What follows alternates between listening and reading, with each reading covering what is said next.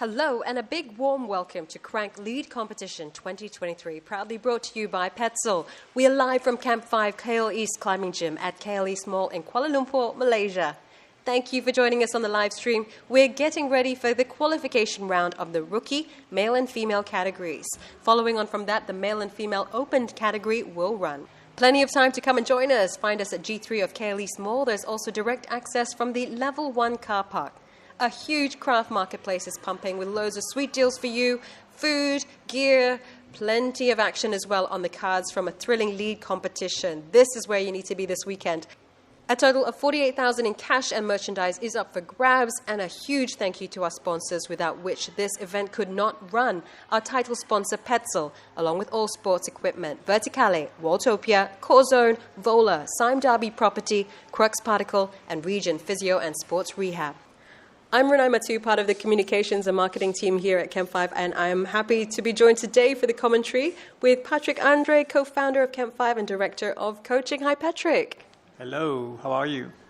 Good, and excited to be here for Crank. Patrick, this is the 6th gym, the 6th Camp 5 you've designed. Are you excited to see it being used in competition? Yeah, it's amazing, and I'm just looked at all those great routes that came up. And yeah, it fits perfectly into the gym. The routes look really challenging, but also pleasant to the eye and good for climbing. So yeah, we're looking forward for a really exciting competition. This is the 6th Camp 5 you've designed. What is special about KL East? First, it's that amazing building we are in with vistas everywhere, a lot of natural light. And the second one is, of course, like a good layout, which good circulation through amazing climbing walls like be it Lead or Boulder. And the key feature, I would say, that makes the signature of KL East is the Tsunami wall. The Tsunami wall, of course, the main event, the main feature today, what we will be seeing all the routes on. Can you describe it a little bit? You can't miss it on the way in. It's spectacular. Yeah, Tsunami comes from, as you know, it's a wave, and it looks like a wave. It's crushing towards the opposite wall, which is the island. And it's also kind of looking as if it comes towards the cafe, which is the main vista point of the gym when you enter. I would say there's a couple of features that make this wall very special. In itself, of course, that steep overhang, which is great for competitions and good for professionals, left and right, easier climbs. That's one thing. But it's also an architecture feature that creates this channel where the main circulation throughout the gym works. So you will walk through there and you will be invited to explore the rest of the gym. It's a wall built by Waltopia. Waltopia is the leading designer manufacturer of climbing walls in the world, and what makes Waltopia walls great are their surfaces, their panel quality. A little bit of insight into the Tsunami wall. We hope you are suitably inspired to come and check it out yourself this weekend. Join the crowd. You are joining us for the qualification round of the rookie category. 18 female competitors are registered to compete and 32 men. They will have 2 routes each to attempt. Points will be awarded, and at the end of this round, we'll have 8 finalists that will proceed to tomorrow's final. You are joining us for the qualification round of the open category. 13 female competitors are registered to compete and 26 men. Okay.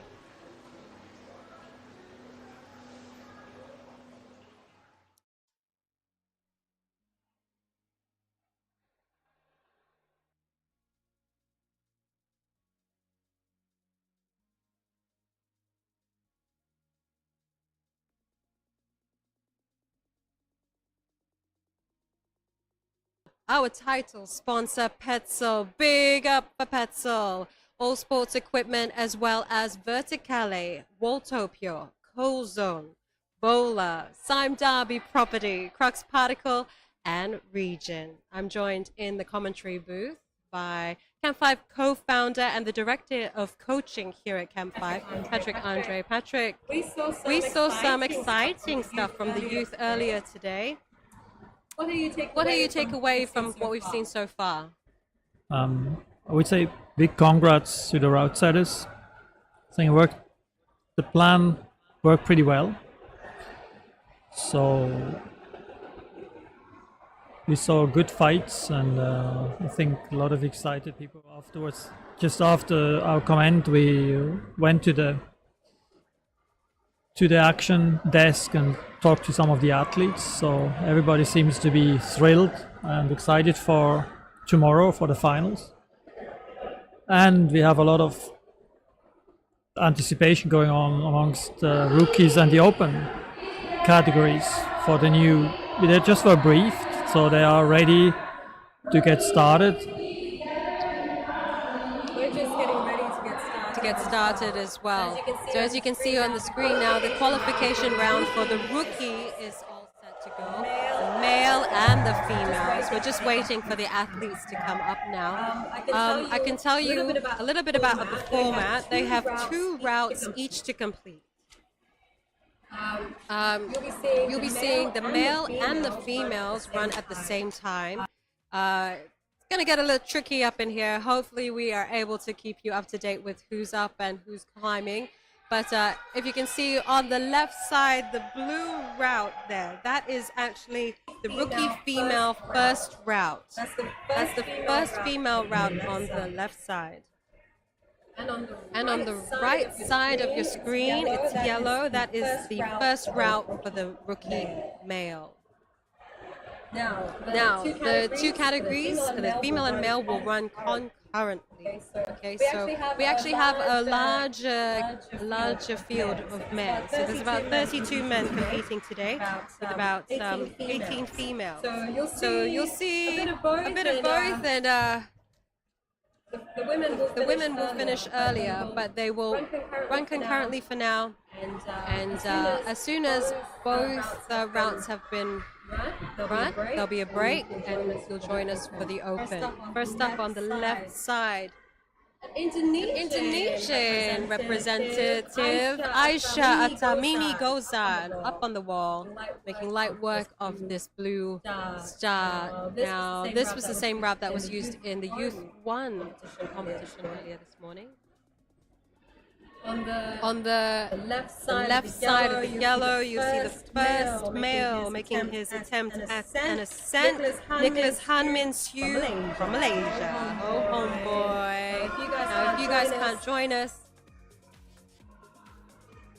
join us on the live stream. Spread the word, guys, and use the hashtags, the Crank Lead 2023 and Crank 2023 to support your mates on Instagram. And if you are not doing anything tomorrow, come on over. A bit nervous because he was the first to come out. He's like a representative of the commercial part of rookie. This guy has climbed 8A and harder, and everybody tells him he should be actually in the open, but I would say he used a loophole in our system, so he can still partake because it's dependent on competition and not what you climb outdoors. So, but when he gets podium, then his rookie times will be over. Yes, of course. But that's a dilemma, isn't it? You want to be a big fish in the rookie category. I guess part of it has to do with your confidence as well, or a smaller open category. Actually, there's quite a number of male climbers, 32 in the open category. And to be honest, the field is very strong. There are some really good climbers here in the rookie category. So the rookie category is also an intro into the sport, and over the time, in a couple of years' time, all the strongest rookies, they will get to the podium or into the final, and then when they once reach the final in the next competition, they will have to start in the open. So it's in this transition phase where some really strong climbers will be able to partake in rookie, and then it will take its natural course. But it's also important to have a rookie category to take this seriosity away from the hardcore competitions and make it fun for people to participate. So exactly that. Isn't a fun, festive prank lead competition? We want something that people can come here and enjoy. We just saw a top, which in the rookie category we expect many tops on this blue route. Let's see how Nicholas is doing. Asha on the top with the sand.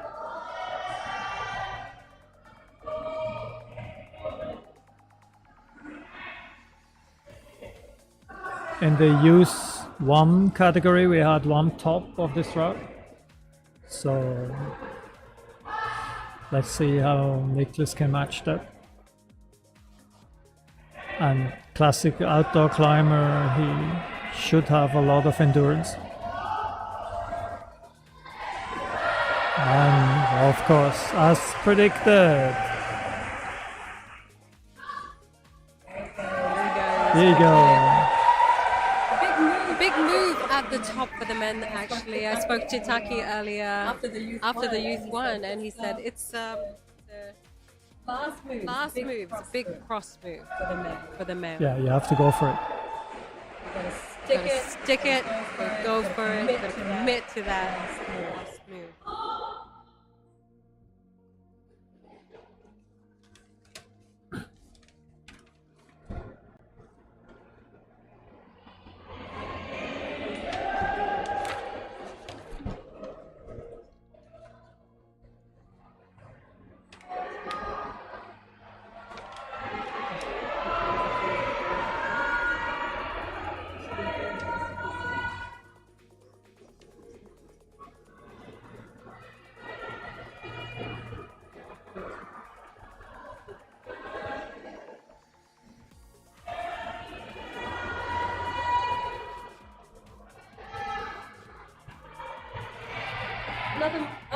A Malaysian, the first Malaysian rookie, Tsunami on the left on the blue route. This is what Taki called the joy route. This is the joyful route for the climbers. It's a very friendly start for a sloper section. You can see that the girls have been like pounding through this first route.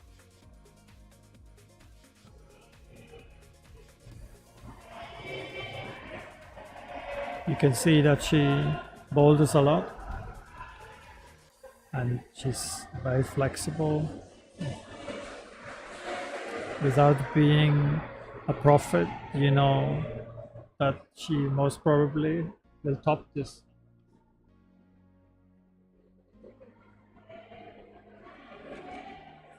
So you were saying that this part of the wall is a slab section, Patrick. We might not be able to see it. It's a slab?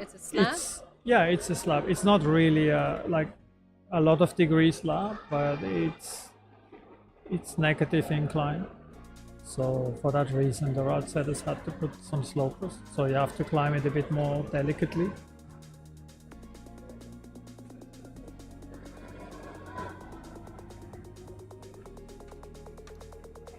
You know, if you take a 2-degree slab compared to vertical, it doesn't seem like much, but it makes a difference in the way you climb and you set. So your center of gravity will be a little bit away from the wall without being out of the line of gravity, which creates much more pressure on the foothold and it takes the strain off your hands and arms. So you can see the triangle is overhanging. So for that reason, to maintain the difficulty, there is a jog.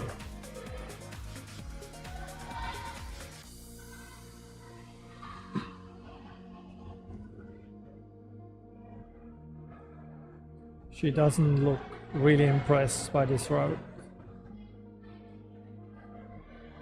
impressed by the beauty, thanks to Taki and team, but definitely not impressed by the difficulty.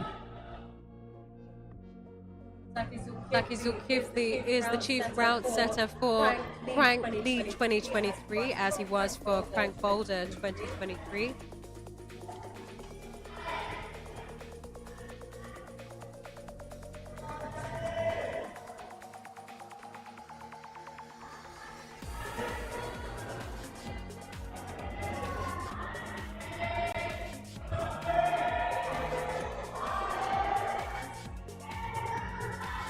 So shoot top.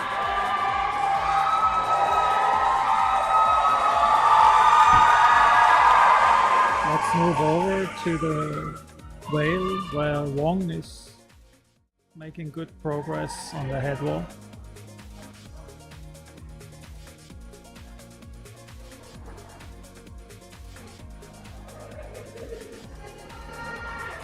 So as you remember from the youth competition, it starts to get tricky as soon he will reach those black volumes. Wang Liang-shan. Is he talking again before? Resting position. His knee is high, his body weight is below the knee. This allows him to shake out and be in a relaxing position for a couple of seconds. I've seen Sean in competition a few times prior to this. Seen Sean complete before this.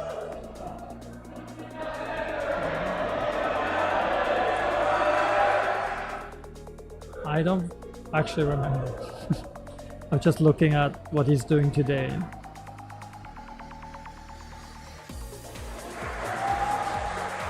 So he took a risk for this move and he got rewarded.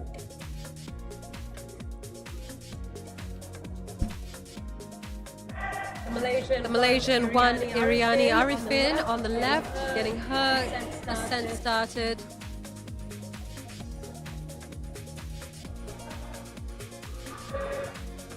And Sean on the right, headway for that final all-important crux move.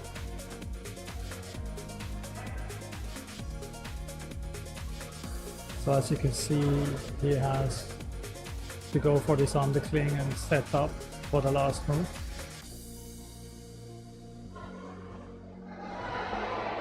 So he has to get in position to be able to cross and launch, and no issue.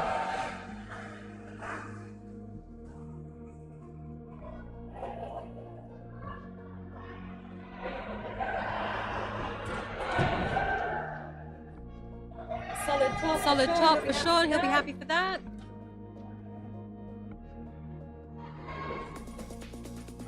So you can see the standard much improved for the rookies over the You can see the difference. We're looking at quite a lot of tops here, and then we are going back to the same style of seeding that the first route is achievable for a large proportion of the athletes' field. Same goes for this blue route, which you have seen that most of the participants female use one manage that one, so we expect similar results on the rookie. So the route setters, they always have, they watch here carefully, because if they realize that too many people are cruising everything, they will have to tweak for tomorrow's final. So that's the opportunity they have, because we have one day in between. And I just had a short discussion with Taki about the male final, and there is definitely two holds that have to be replaced. They look too easy. easy. Way too easy. Well, you know who to look for after you don't make those two new moves. I mean, easy is a subjective measure, but let's look at it too easy for what we expect the field to handle.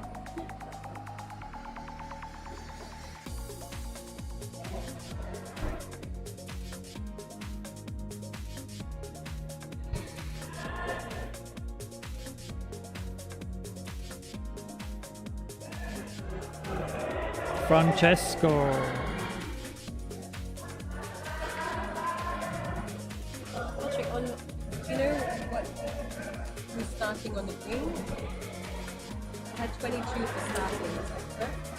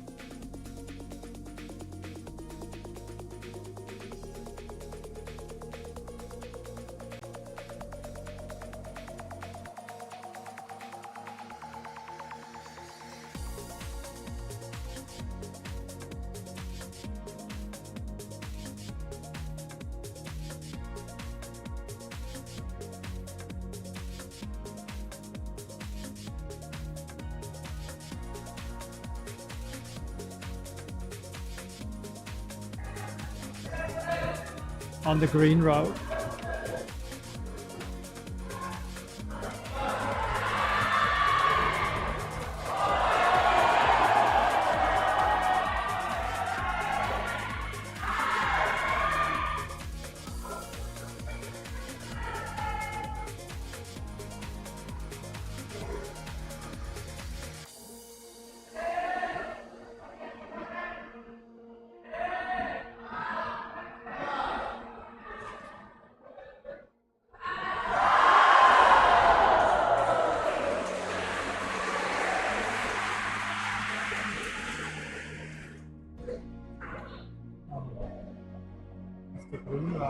The green route.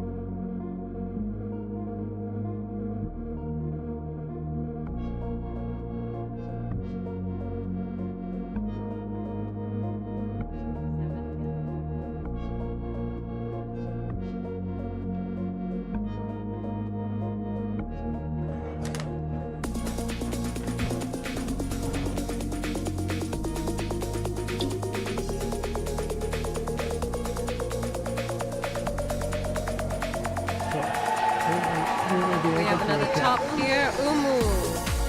Nadira Lewaldin, the Malaysian, making it through that first route. Ryan Fu on the right side. This is the first male route.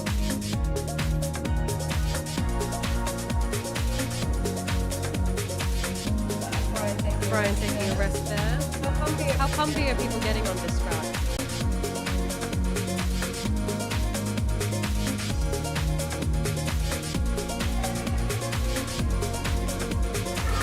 You can see that basically most of the competitors take that rest there, which is good tactics.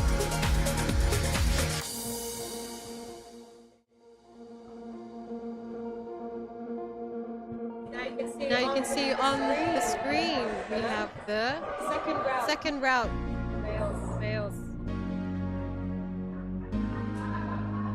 The competitors actually have to complete 2 rounds in this round. So they've split up the field, the rather large field for the male category. This green route is the second route. It's going to be a little bit trickier than the yellow.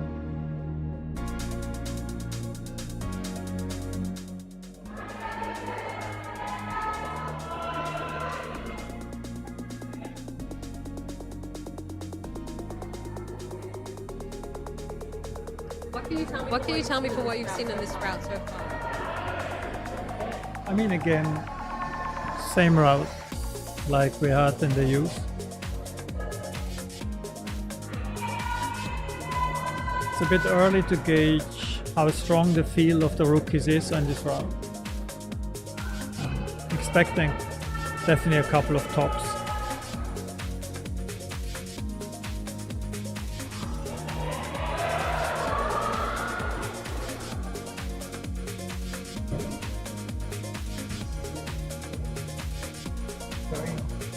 We are in trouble. We need to know where the first one starts.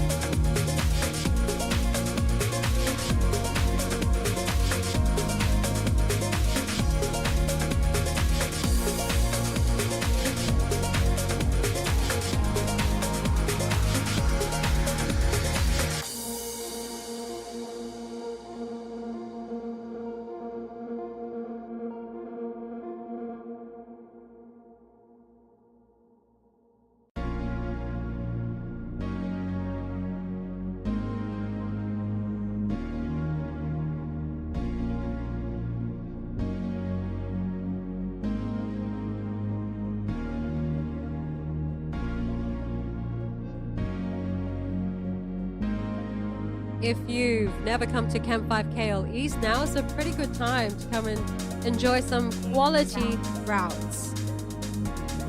These guys will be up for a few weeks. It's always really interesting to come and watch and come and project and at least test yourself. If you didn't test yourself in competition this round, you can try them out in your own time. Loads of kids, as you can see, running around. It's a pretty family environment. This morning we had Youth 1, Youth 2, Youth 3 and Youth Youth 4 qualifiers. So Youth 3 and Youth 4 have been decided. Those categories were decided on points. Oh, he just missed that big cruxy move. The yellow cross move at the top.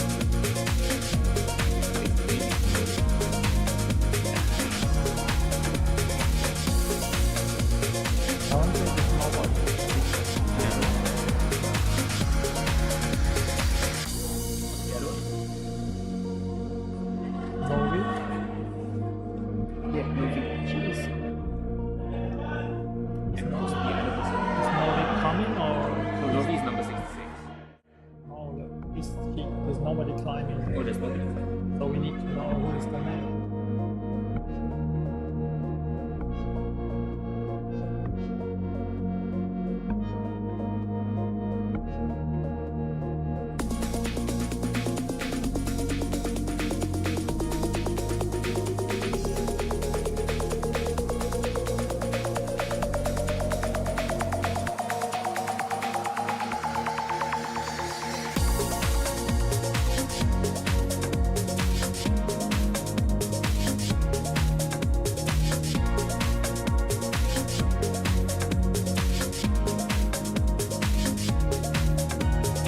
This is where it gets interesting for the man on the second route here, this green one. Talk us through what he's doing, Patrick.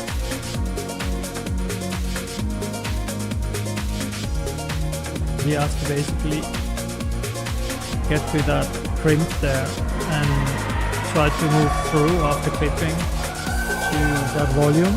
So you can see that some people held it from the side, and some people who are strong with open hand grip, they will hold it from the top.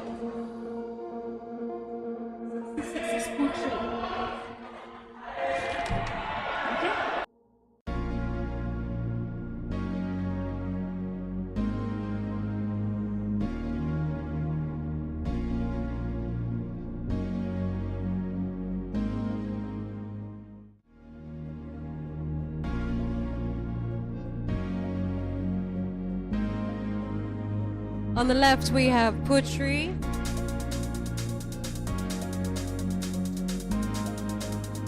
Malaysian climber.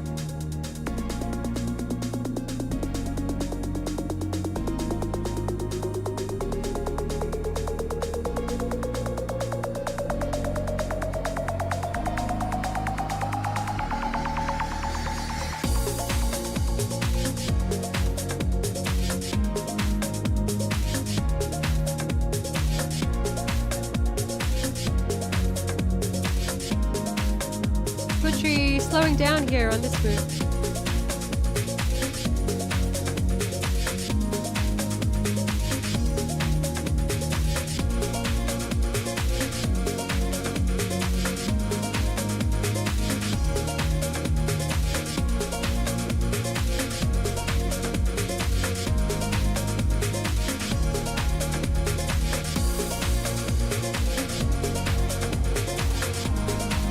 Now the competitors have about 5 minutes each to attempt these routes.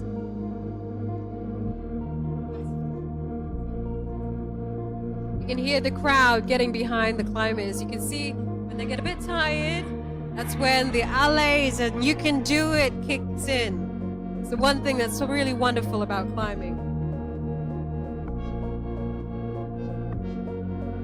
Come on, Putri. You can hear them getting behind their climbers. On the right side, you've got Ko Kanzen, the Malaysian, also making his move up the wall on the first male route.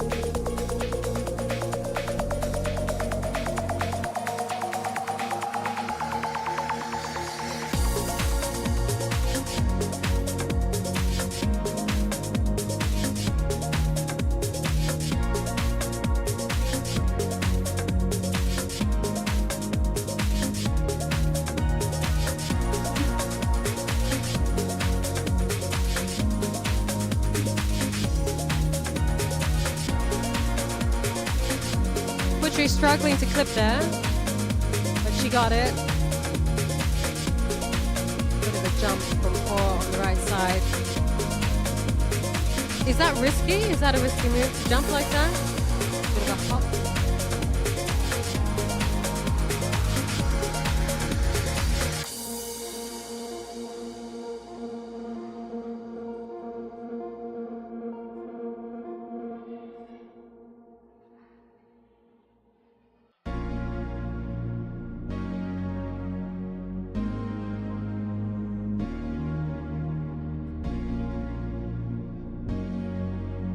Good effort from Kuala there. Putri is still hanging on. She's got 5 minutes to make this route. So for Putri now, she will be, if she doesn't rush, she will be timed out.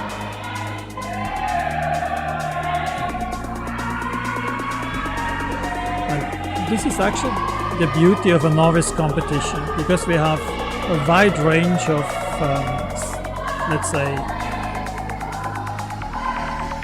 skill level in climbing. And as we said before, we have some quite strong climbers and some people who gave it a go with many years less experience.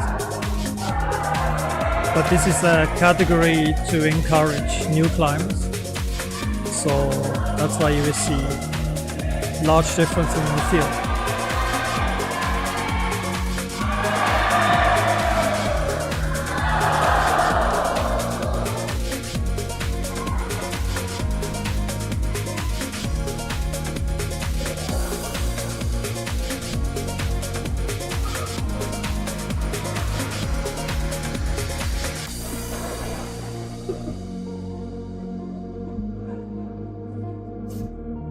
No climbers on the wall, but plenty of space to have a rest apparently, and a good view if you're lying down off the tsunami wall, enjoying the view of the tsunami. Plenty of mattress space to look up and admire your tsunami wall. It's a special wall built by Walltopia.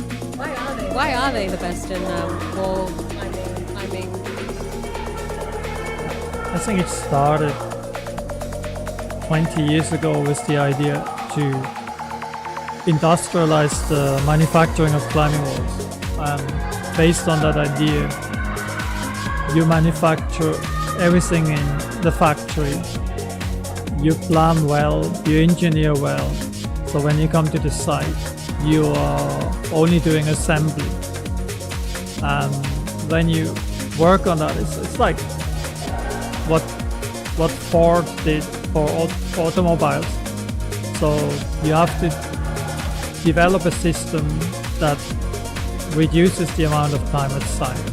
So that was the original idea, and then there was the continuous effort to innovate and improve the product.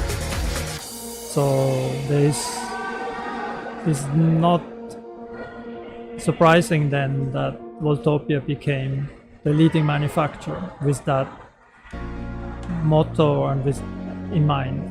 And so they have definitely the best surfers on the market, and they are very good in learning and improving. So that's not the end. There will be more interesting products. There will be failures that lead to better products. And I think if you have this innovation as the basic spirit, you have the right to call yourself the best.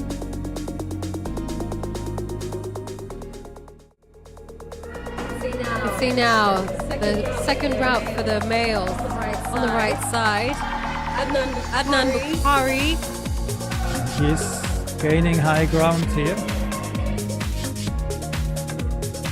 On the left side, you're looking at Daryl Yo, rookie in action.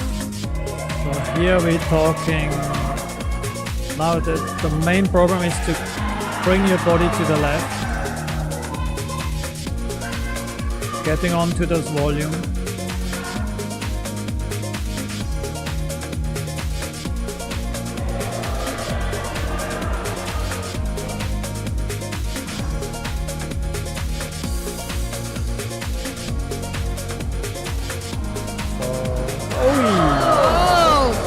I expected him to top now. did make some sweet work of that first half of the round. 1.5 Indonesian. Not making the send there. Still plugging away. Sharifa Hidayah binti Said Ramli, the Malaysian on the left side. And Jarulyo hanging there to the top.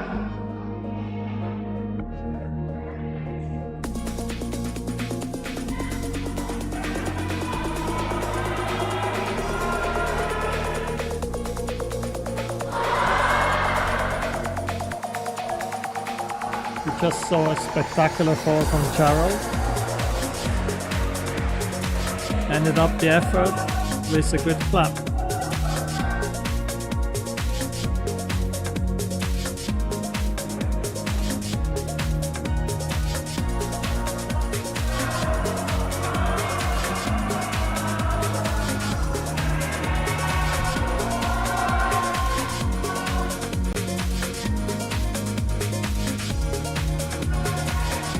Sharifa for the stretch, for the clip. Big sloper section. She powered herself out by trying to clip too high. Always a risk that, but you want to be clipped in, don't you?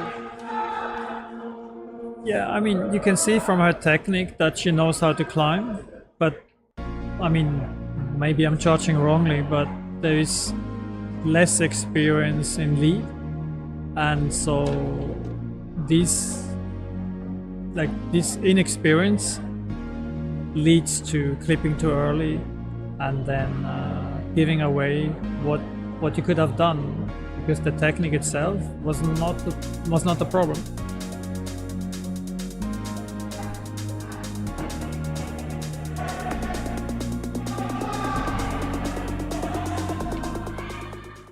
Could be wrong here, but I think we're watching Fabian Ian Balachandran.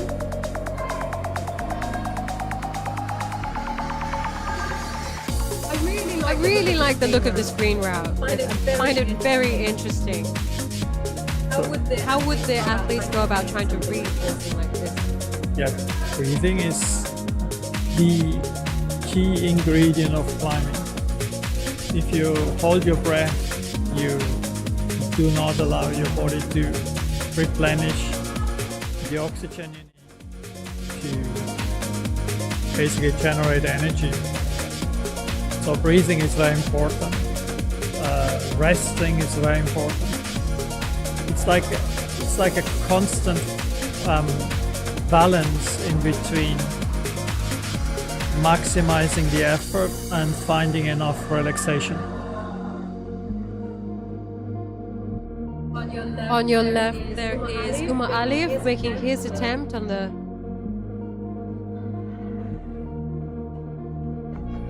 first route, and on the right,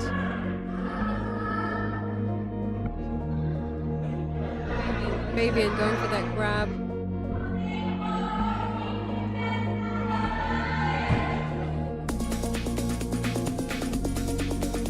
So here we have an interesting transition from like a sloper hole very much to a crimp, and back to not really sloper, but definitely not a hole. Yeah, on the green route, definitely not a hole that you can grab. So here, holding it like this is impossible. So there were two options for him. One would be moving further to the left so you can hold it sideways, or holding it on the top. So he didn't choose neither, so eventually led to his fall.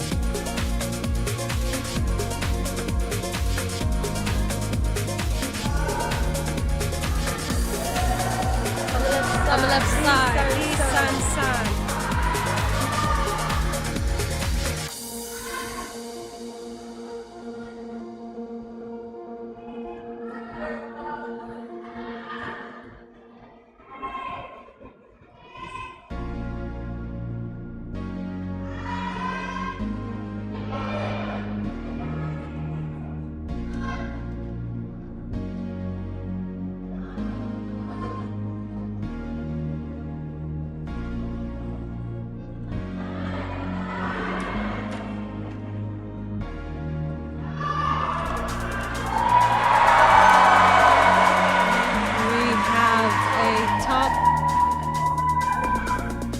actually quite relaxed.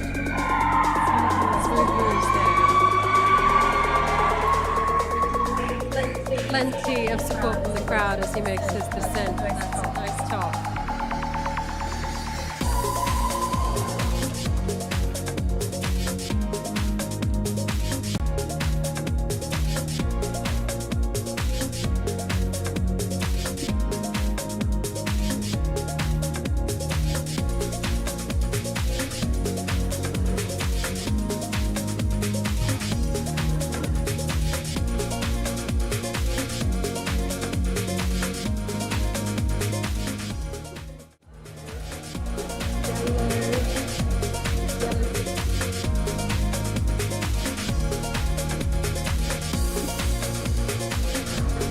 So here we see the lower portion of the Great Run, which are smaller holes which soon start to this sequence of large side pulls.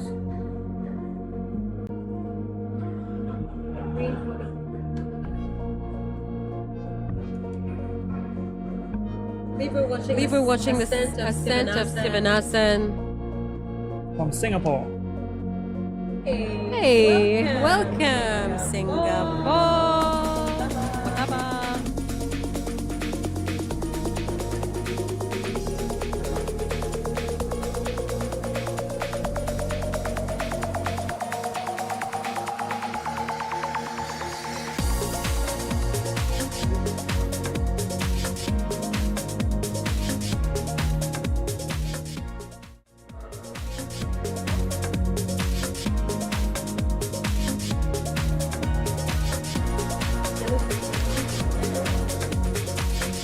We are observing most likely what will become a top.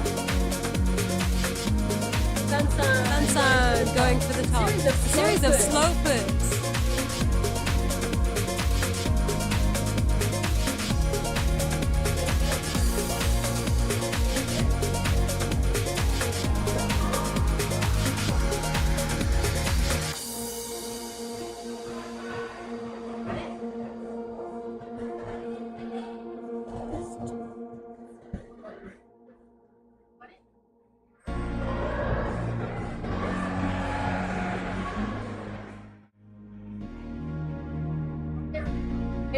Adrian Ung on the yellow route there.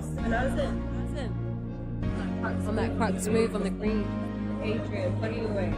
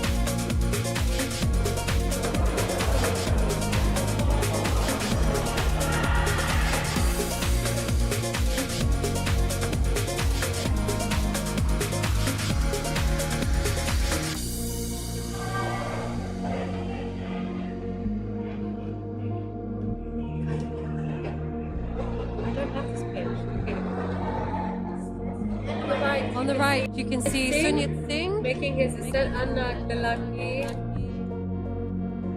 Sunyat Singh on the right there, and on the left side. Making.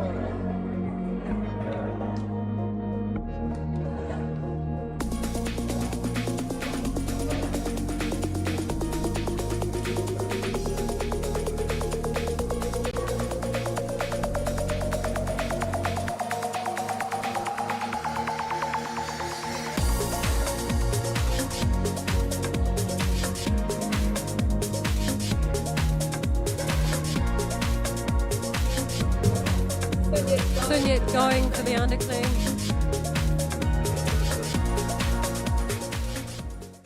Hips in.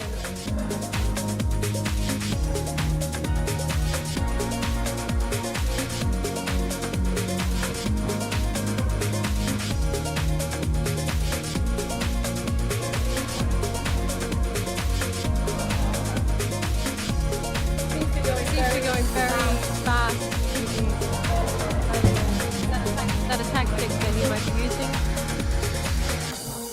Depends how much juice you have. Fast climbing is good, but you cannot do this longer than 1 minute. So at one point you need to find the rest. So far he looks quite okay.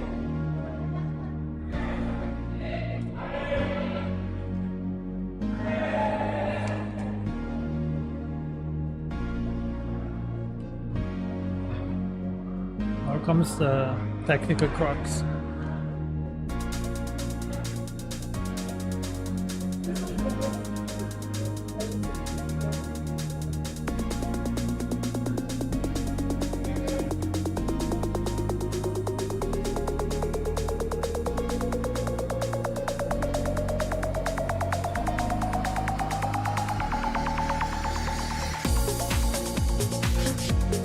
Raising with bated breath here, Patrick.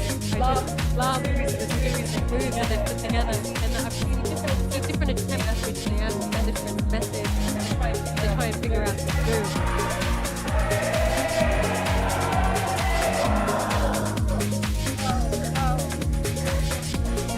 The problem is here, in general, that you need to get to the left. So he tried to do that by matching, but that was actually quite a hard move to do so.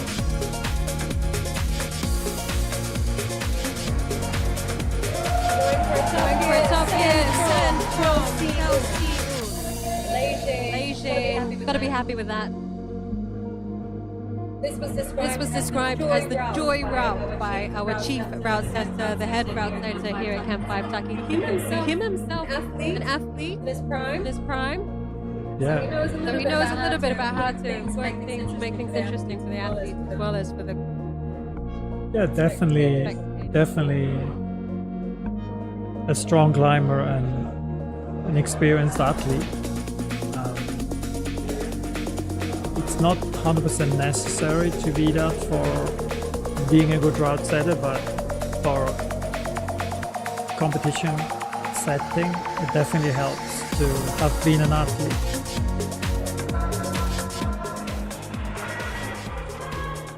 The route setters need to be strong climbers, at least as strong as the competitor, or at least being able to do those moves and to understand how those moves are performed by the strongest climbers. Right right side, Lim Tian Loy Daniel, the Malaysian, scooting up that first half of the wall. Does that help you stay in energy in any way?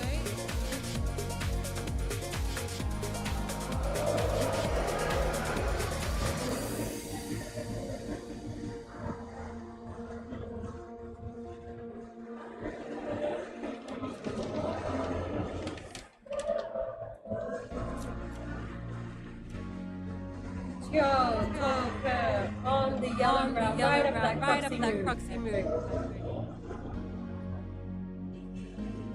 Looks actually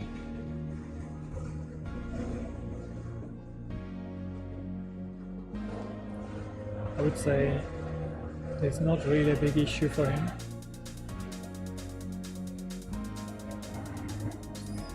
This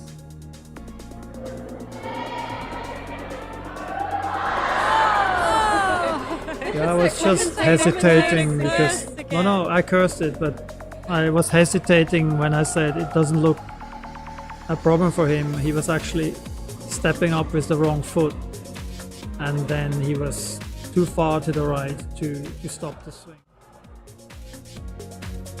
Take the Lim Tian Loy Daniel. Getting as much rest as possible. edging his way up.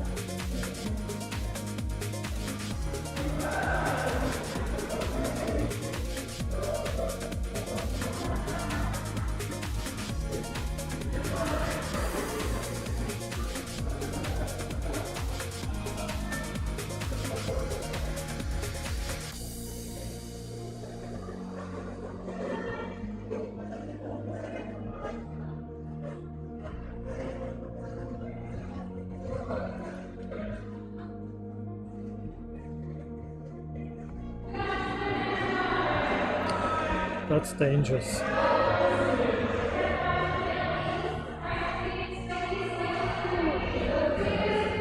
I didn't jinx it.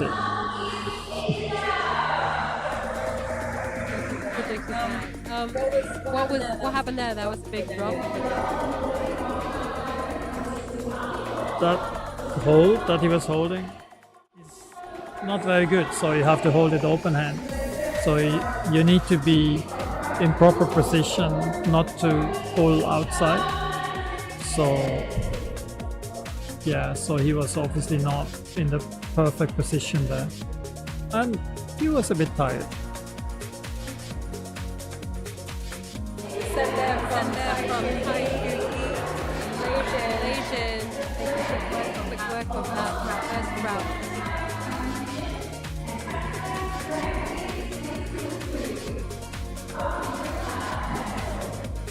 We've been watching Cycle as I've been on the right side here. Pounding it up that yellow. He's going very quickly.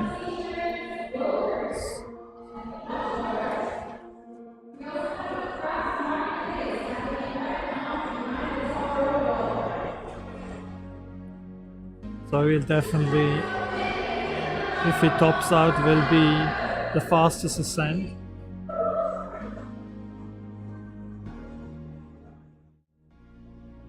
Let's watch him. Not.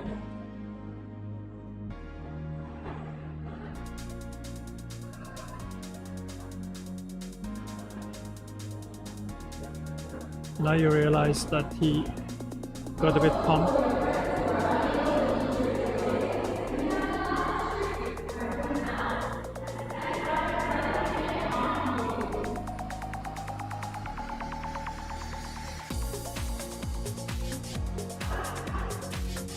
Big cross move coming up.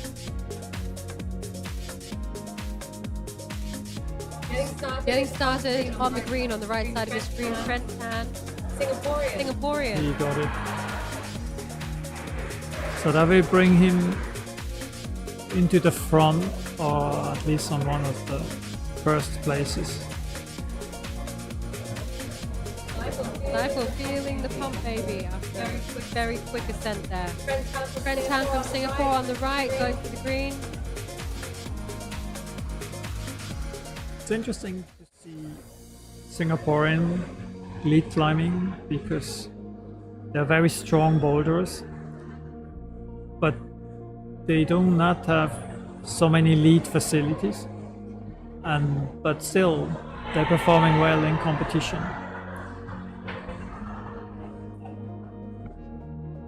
So in the end, strength is a key ingredient.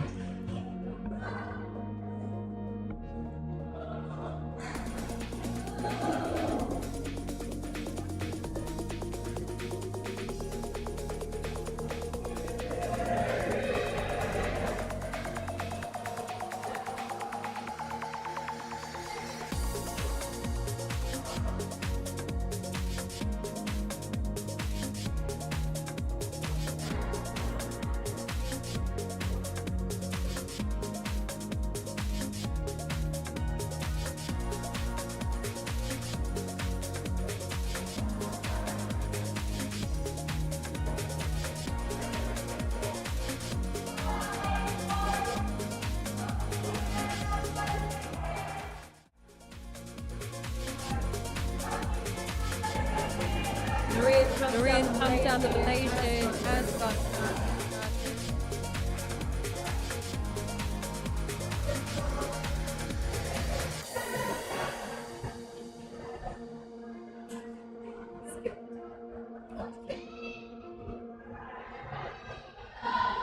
Yeah, I think they're calling him down because it looks as he skipped the clip, so most probably he has to stop. Can you?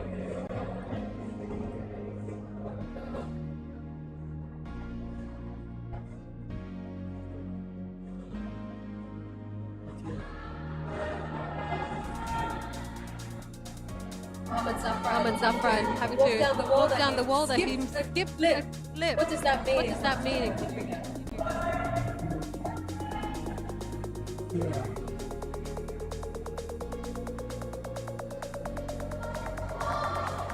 He will pop, so it should be on the video.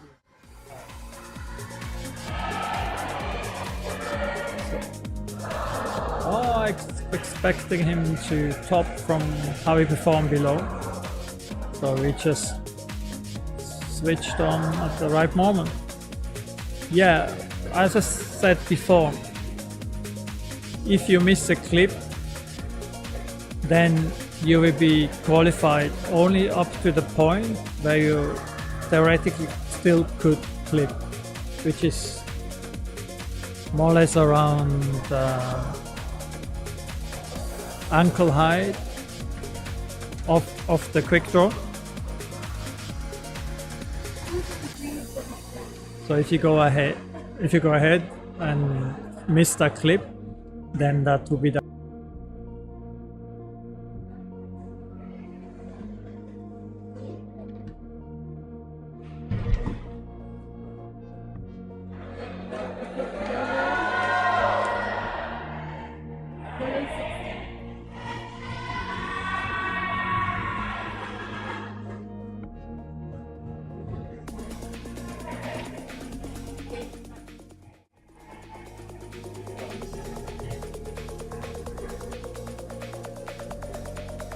On the right side, David Tan making his ascent, the Malaysian.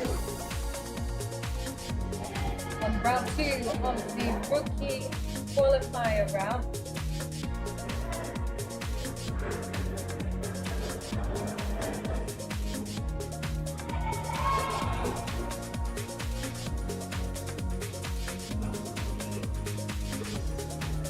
And the yellow route, the Rookie first route is being attempted by Logan and Malaysian. Slipping in there on the left side.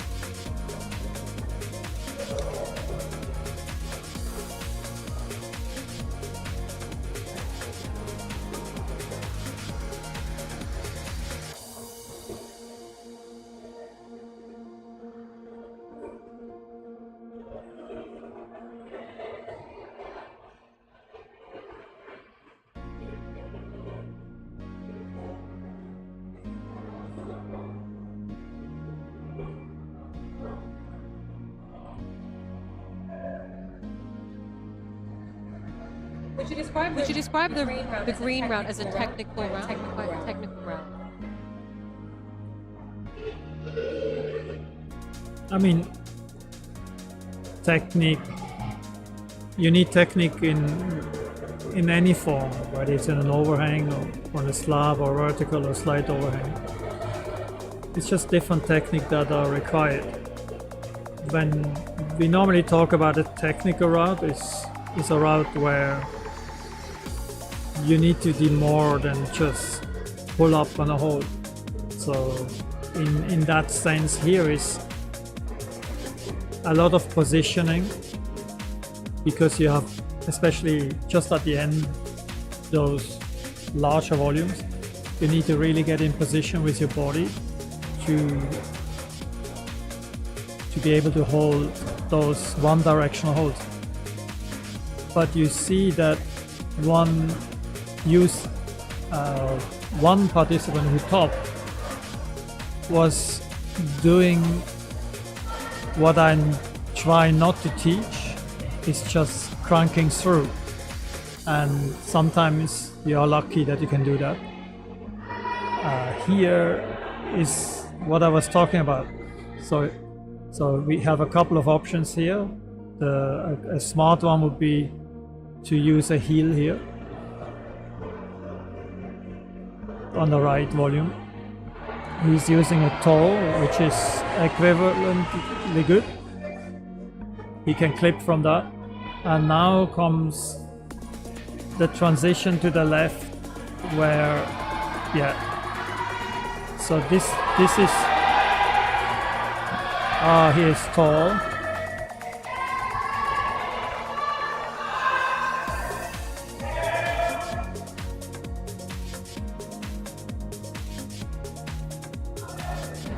So the shorter people could not reach up to that, so they had to move more to the left.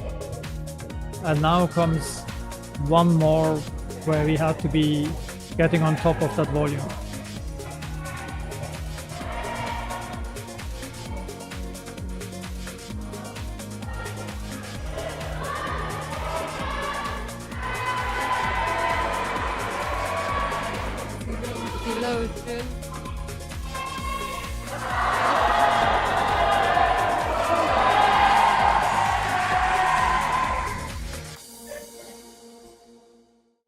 So now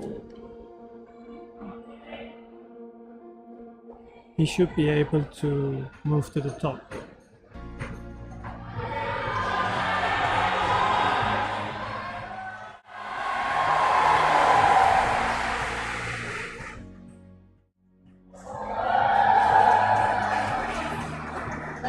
That was a top on the second three round. Just missed Thanks him. out to our director Atiro, who did the perfect cut and the perfect second.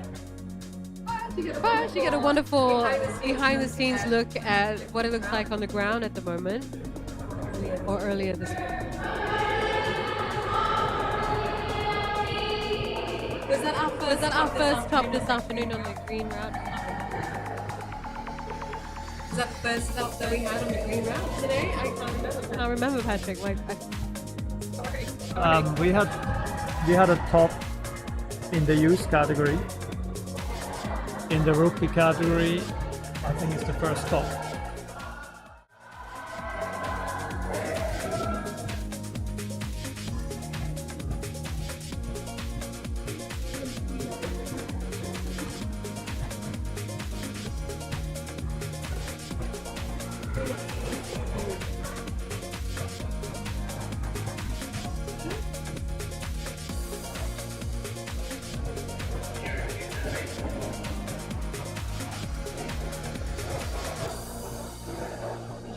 Just joining us, this is the Rookie Qualification round at Crank Lead Competition 2023, coming to you from KL East Mall.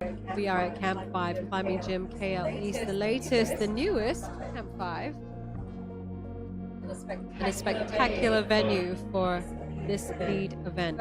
First time the Tsunami wall is being used in competition. Kupe Yi, the Malaysian on the left side.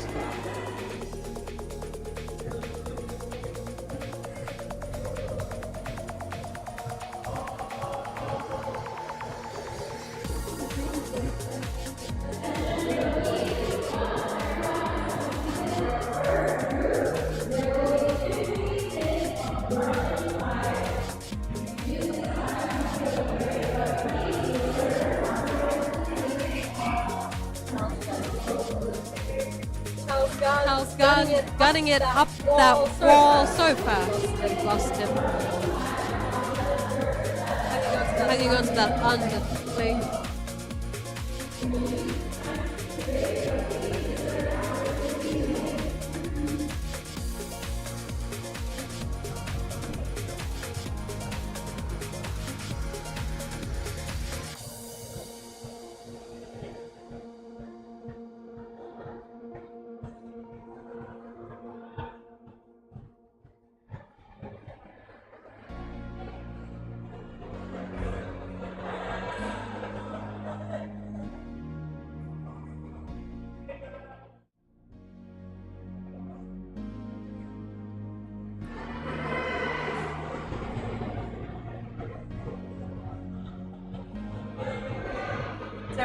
Terence Tan on the left.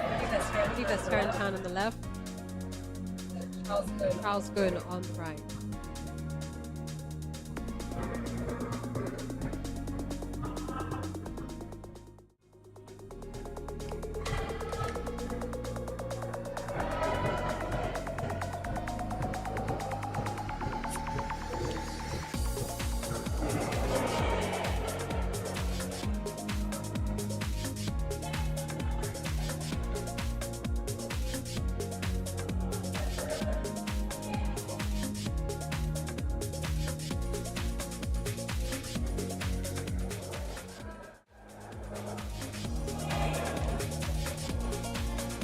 Okay, look at the green route.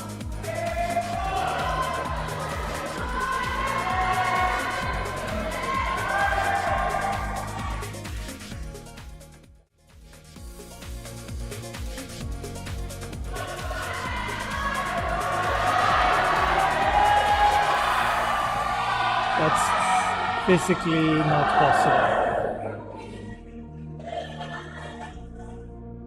Can I have a physics lesson there, Patrick? What happened? I mean, it's gravity. And whatever you try to do, gravity will always be here. So, climbing is kind of applied vector geometry. So it's a fight, or I'll say a dance against gravity, and how you place your body in relation to the handholds is always key. So physically, to do what he tried to do is he moved his center of gravity actually outside of his base support. So he needed a dynamic movement to stop this positioning that normally would lead to a fall. And unfortunately there was no good jog to go for, just a sloper. So that didn't work out. But he's high up, so his chances to go to the final are, in my opinion, still intact. Amimu was on the right there getting his Route 2 started.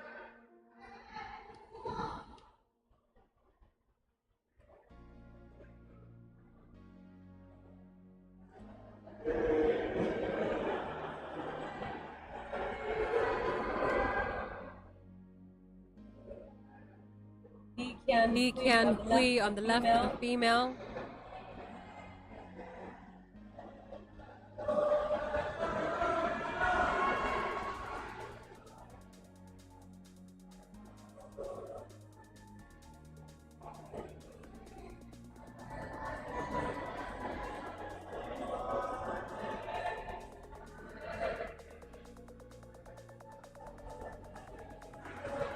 Do we have more competitors come on the yellow road?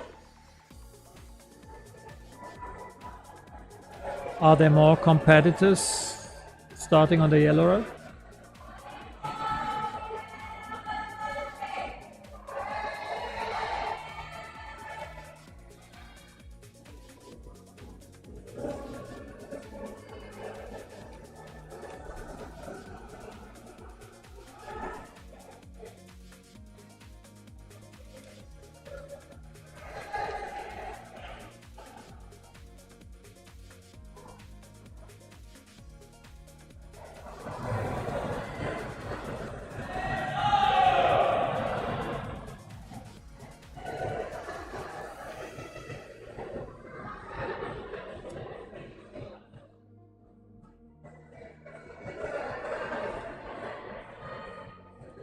He can Hui on the left side, the female rookie competitor.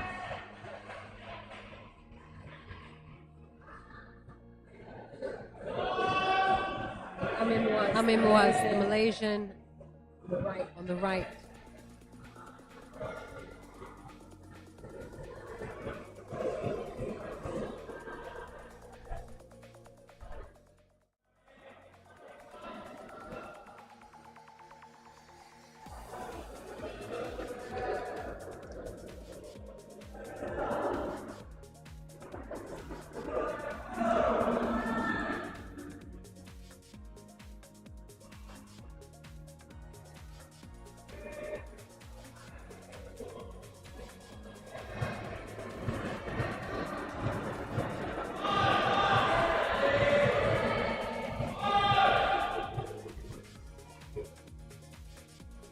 You can cheer them shouting, "Come on, come on!" What is the rules about best people that are coming to watch the competition? How much they can shout, you mean? Yeah, what What are they allowed to shout? Ale, we can do that. People, Shouts are people okay. yell mainly encouraging commands. I think if they start to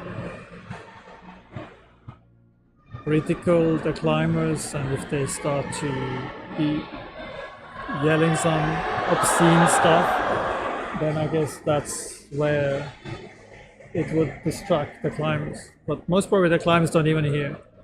But they hear the ale or the come on or the yellow or whatever, or the venga or the vamos or whatever whatever language they will be yelled at. Yeah, so it's kind of common. The coaches are not allowed to yell instructions. That's one rule.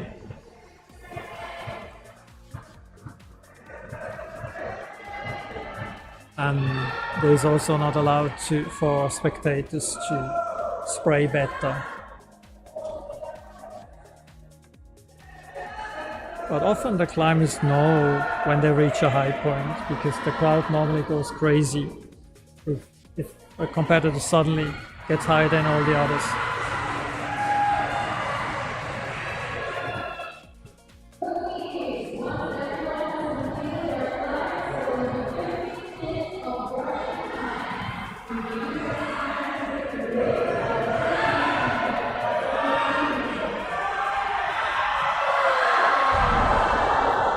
Boom.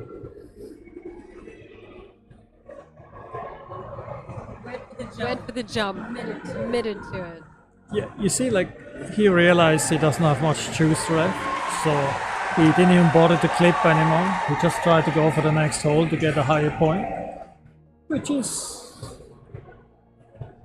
legitimate because I don't think he could have done much longer. So if he would have reached that next hole, he would have gotten a higher point. Tim Warburton, the green route.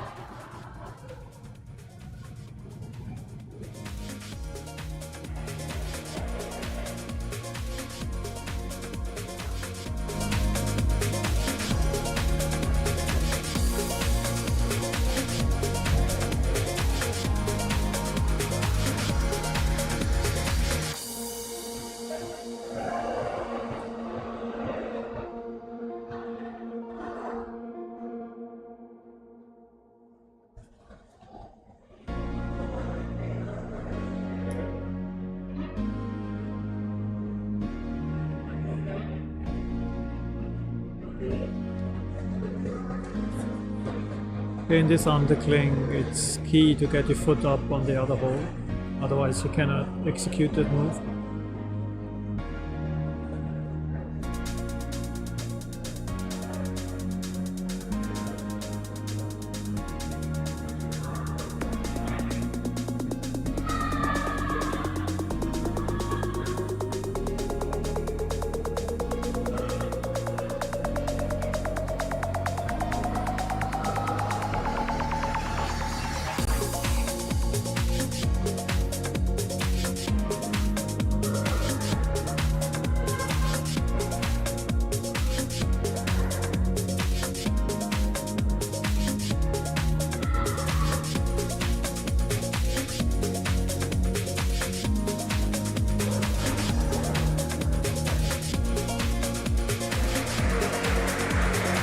Good effort by Tim.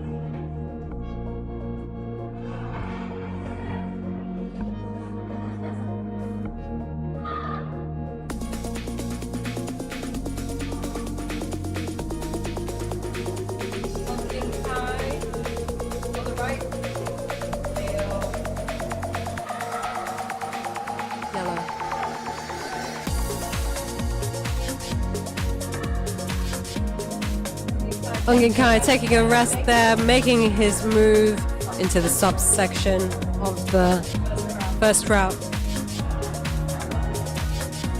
It's coming up to a large, big cross move. This is the move that is essentially the crux of this route.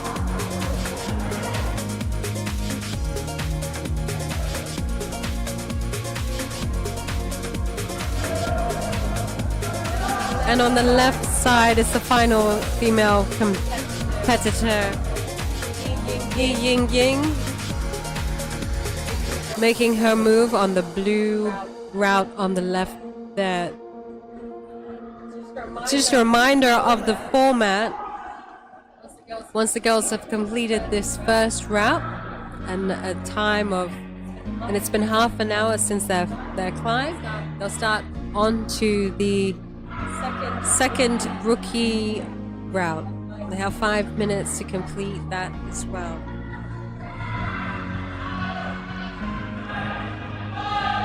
On the left here, going for that final move, not sticking it. Big cross move. It's gotten a lot of people, but he's going to be happy to have made it all the way to the top there. Points scored as high as you go, the higher you go, the more points you score. And at the end of these 2 routes, we'll have our 8 finalists. Looking at Matthew Koo now.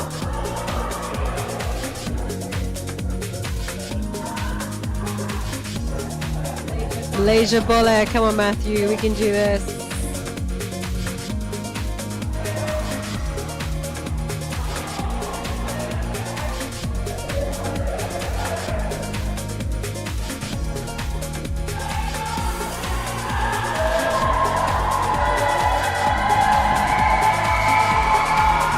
Crowd getting behind Matthew.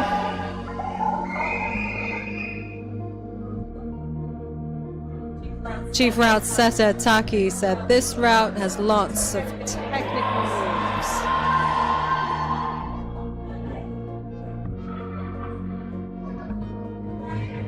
It ends with a ton of compression.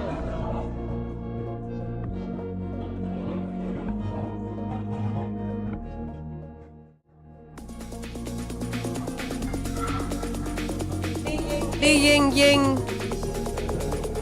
on what Taki described as the joy route, the happy route, the one that's going to make you feel good when you get to the top of that ascent. Coming to the sloper section.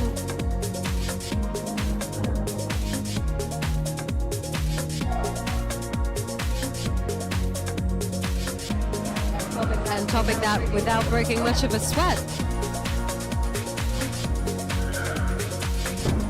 The warm-up route is done. Route 1 is done for the ladies. They'll move on to their second route now.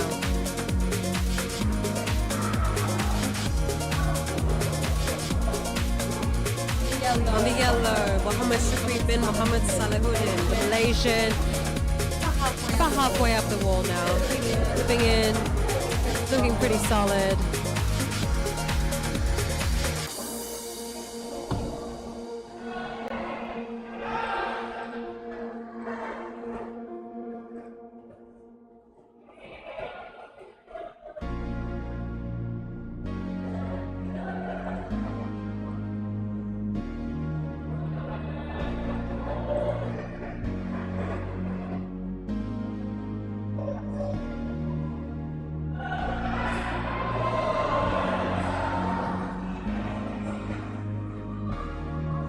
If you've never actually been to KL East,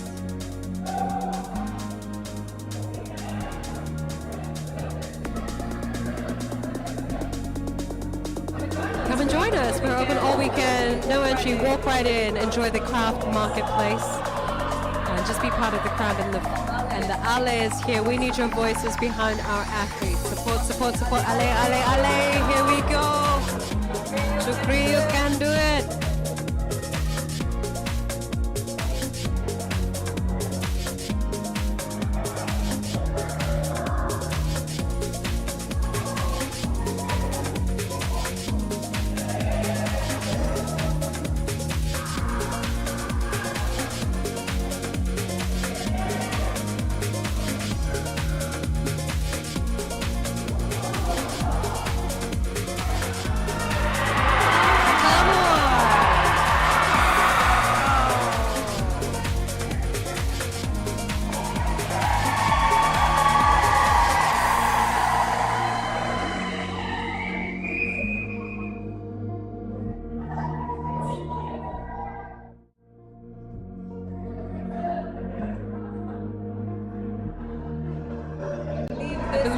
appears to be Fahmi Abdul Rahman on the wall. Please apologize, Fahmi, if it is not you.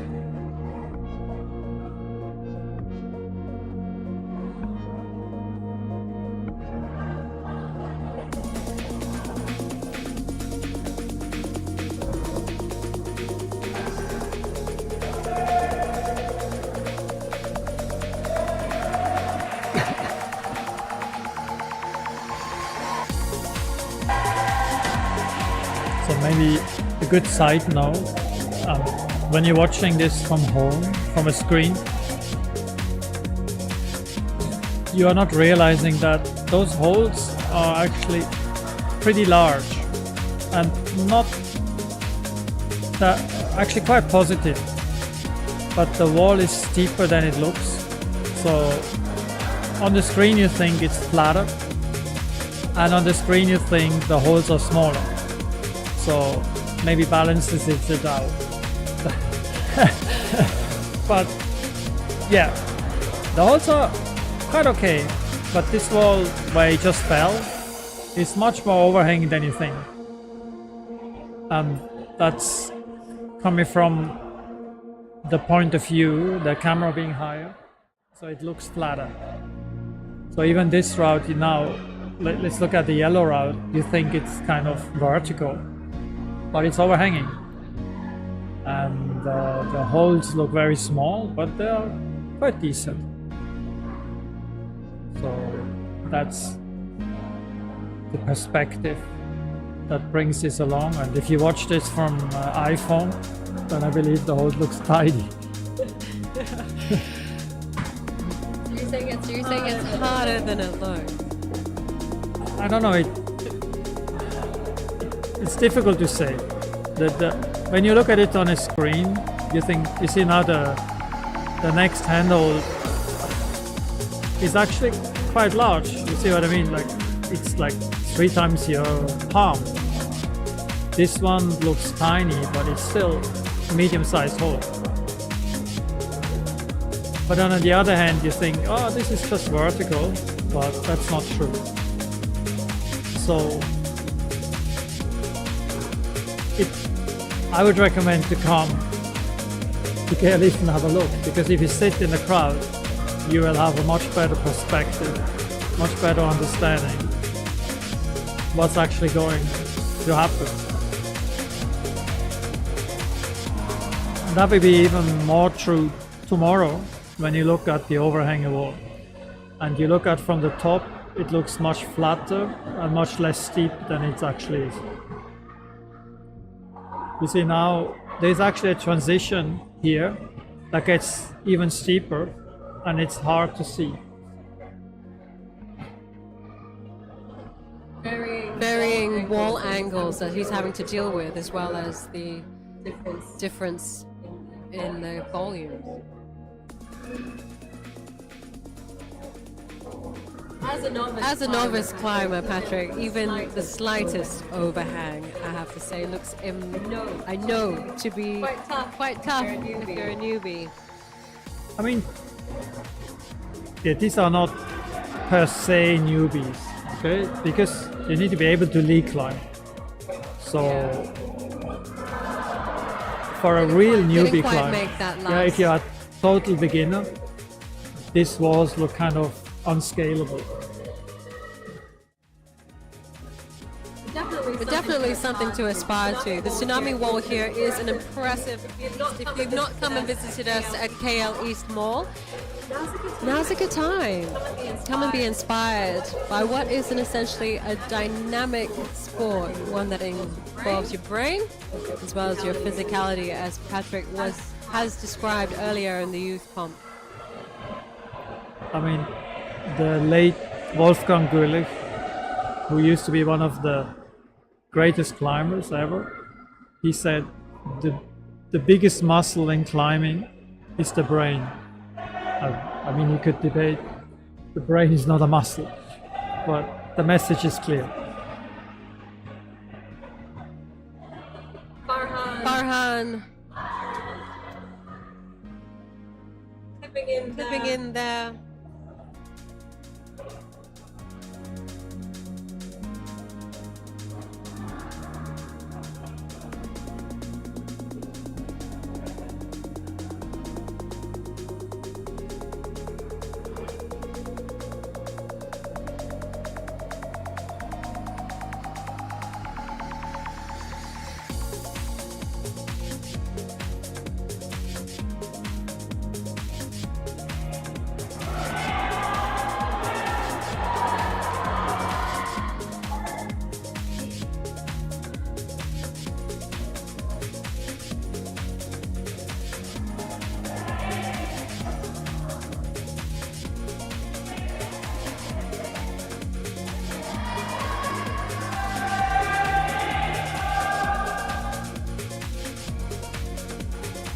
So when you watch this from the screen, the left hole looks big, but it's actually a huge surface at the back that you can hold comfortably. But of course it's sideways, so you have to get in position. So now comes the problem. You see his handhold, that's where actually his center of gravity needed to be exactly below, but he was way to the right. So that's why he swung and he could not stop the swing.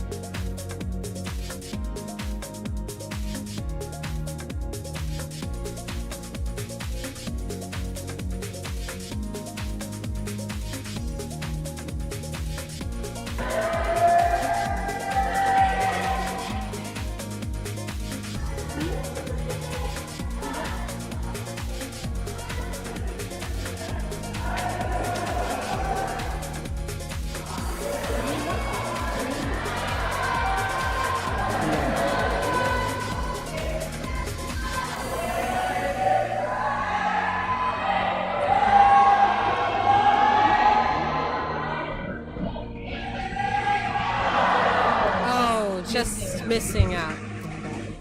Love this green I love this green route though. When they make it, they make it, and it's fantastic to watch. When an athlete is in his flow, as they say. That move where he fell, that was a crux for many, and quite a number of participants fell there. We are glad for the route setters again that some people went beyond the point. So the whole point of the route setting is to be able to separate the good, the medium, and the strong. The higher up the wall they go, the higher the points they score. And at the end of this round, we will have 8 finalists from the male rookie and 8 finalists from the female rookie. Correct. The routes quite okay now with the separation. So let's see. Just a big thank you to Petzl, our title sponsor for this event. We're also joined by All Sports Equipment, Verticale, Waltopia, Horzone, Vola, Sime Derby Property, Crux Particle, and Region, Physio and Sports Rehab.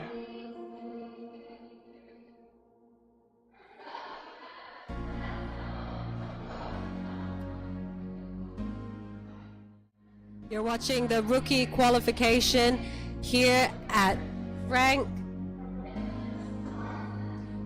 This is not someone in the competition, but they have a vital role of scrubbing the chalk off.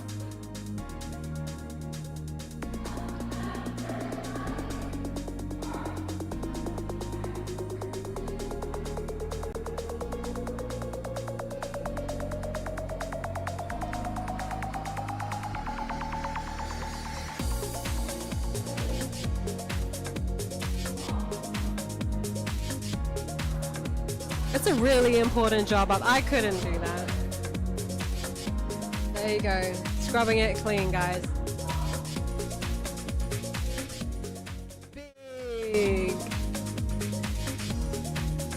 Big hello to the Camp 5 crew that has to get up there and clean off your chalk marks.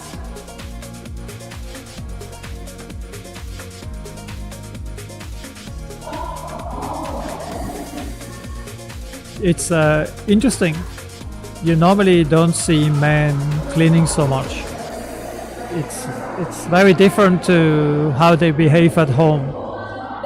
This is a very unwoke comment. I don't know about. Maybe your husband is very domesticated. Are expected to clean as much as women these days. I don't think so. That's not the reality. It's a better generation. Guys. Maybe your husband is well domesticated, but that's not the truth in general.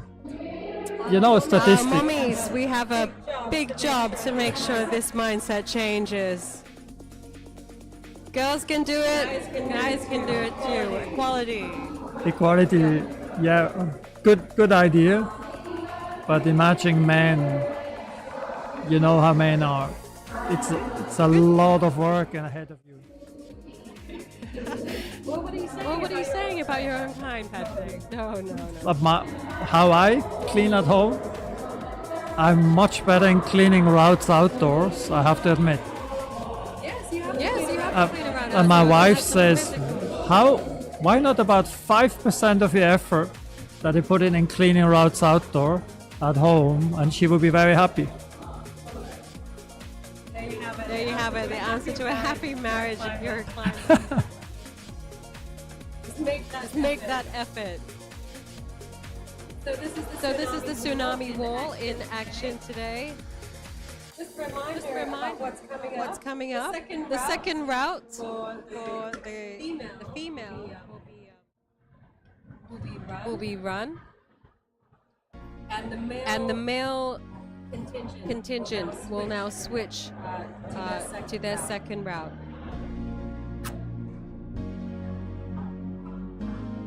They need a half an hour break, so we're just waiting for them to get started. But after this rookie round is done, we will move pretty much straight into the open category. Both the male and female categories will be run at the same time. And we'll try to make sure we stay organized in our notes and figure out who's who. Thank you for bearing with us as we go through some teething problems. Our advice to you this weekend is to come and see it for yourself. You don't have to. You can come to KL East Mall, Camp 5 Climbing Gym, and experience climbing competition for yourself right here. Yeah, maybe it's a different experience. It's definitely a different experience when you see it live. And you also see the crowd. The camera on the live stream doesn't really catch the crowd.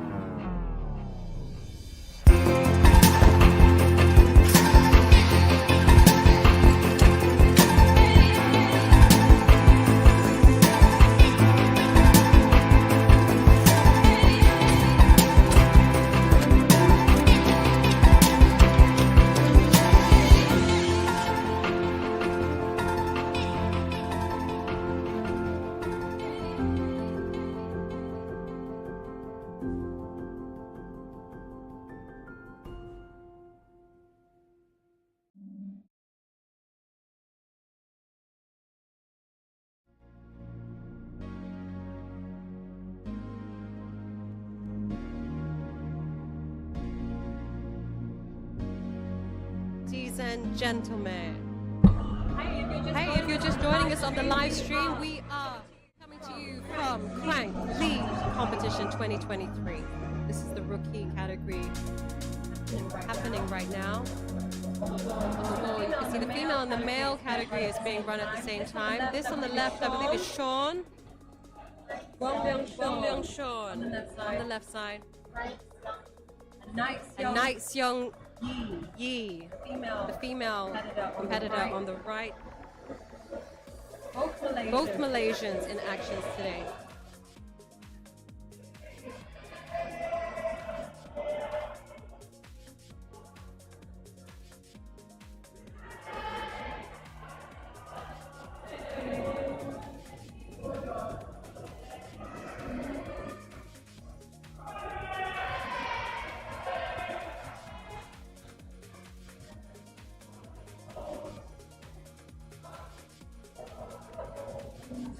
So the guys have had half an hour of rest since their last climb, at least. Hopefully that's enough to have refreshed them for this. This is the more technical climb for the male category on the left side, and similarly for the female category, this is going to be a little bit more tricky for them. The blue first route earlier for many tops, described as the joy route. So this route should separate the stronger climbers. Nice resting position.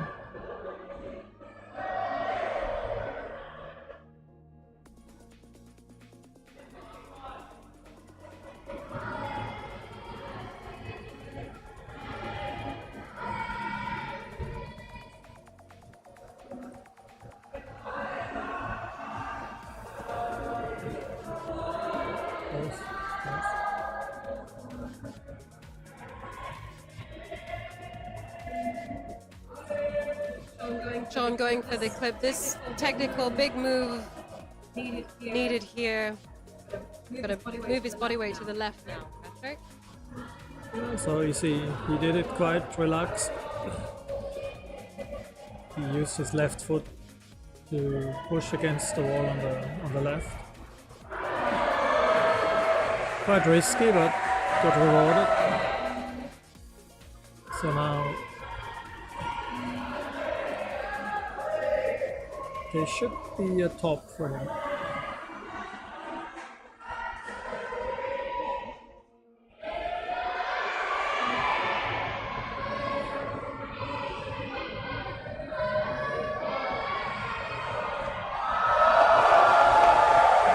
Here we go, going for the clip.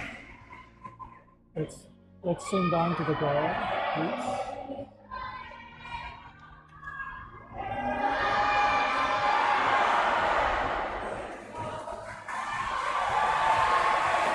Top for Sean, he'll be happy with that.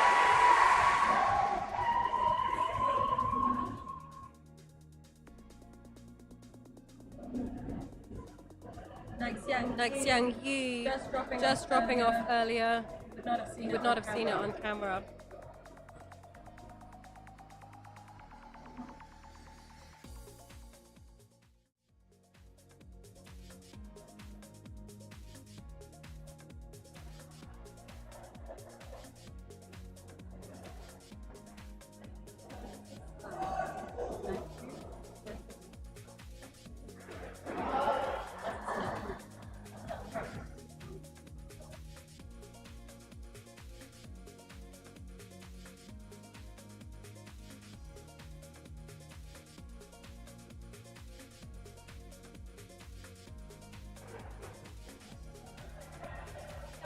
Come and join us for a weekend of climbing competition. Only quality routes up on that wall. And on Sunday, post the finals. Actually, you're a checked-in member here at Camp5. You are allowed to come and climb. For all other spectators and marketplace visitors, walk enjoy the food, the deals on offer. Loads of booths for you to come and check out. One Iriani Arifin.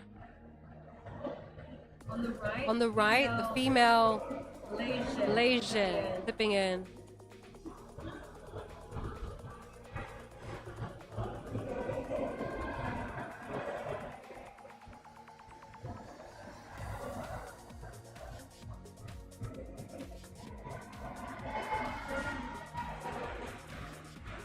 Taki said that this yellow second route for the women is very slopey and very pumpy.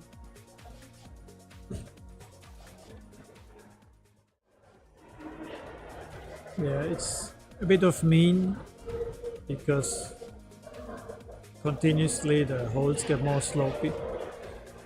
So while in the beginning it's relatively okay to move, and it gets, from now on, it gets considerably more dicey to move. Francesca Corbetta on the left on the green route. United Kingdom representing here, ranked 2023.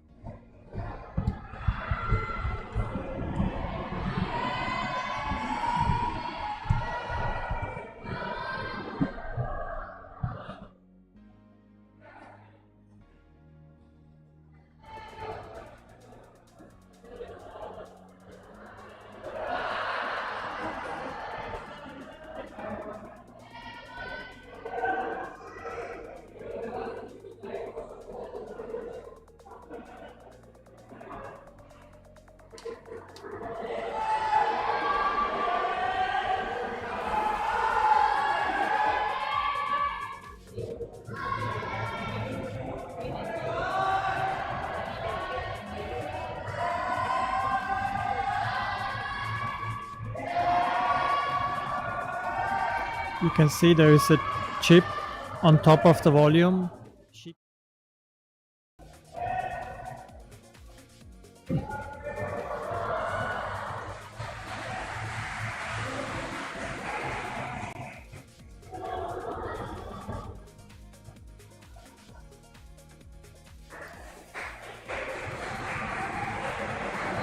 Losing Francesco there.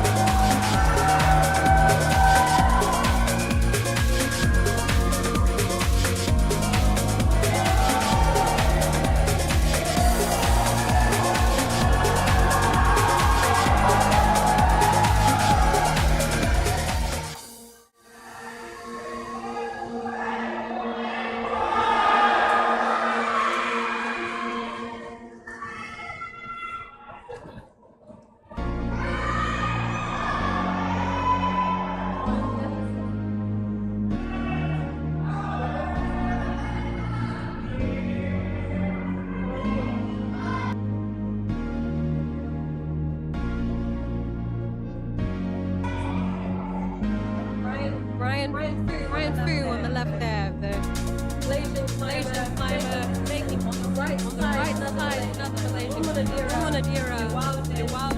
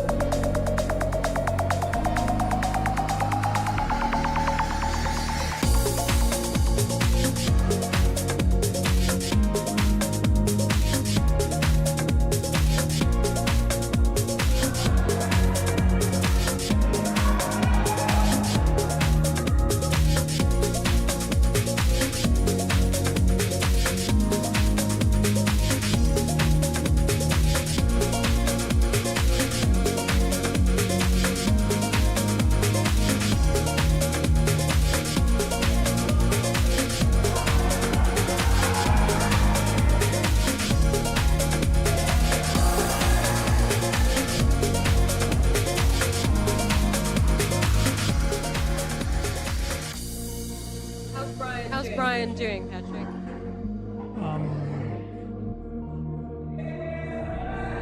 A bit struggling. We got the clip. So that will count his point. He will. Don't know. I mean, now he has to get his leg, but he's very pumped. So for the next move, he needs to get his foot up on the hole, lean back and reach through. But you can see that he's pumped.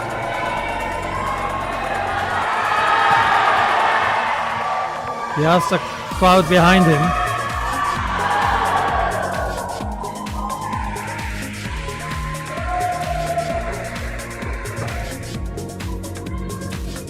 So now that's very difficult because you need to hold as a side pull.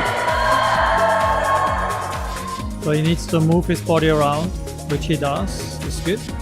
So surprising, but lucky for him, he's still on.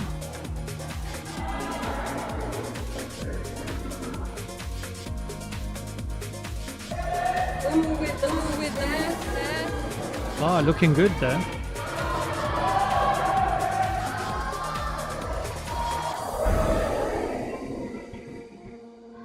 So now it's a tricky one for the girls because they don't see the chip on top.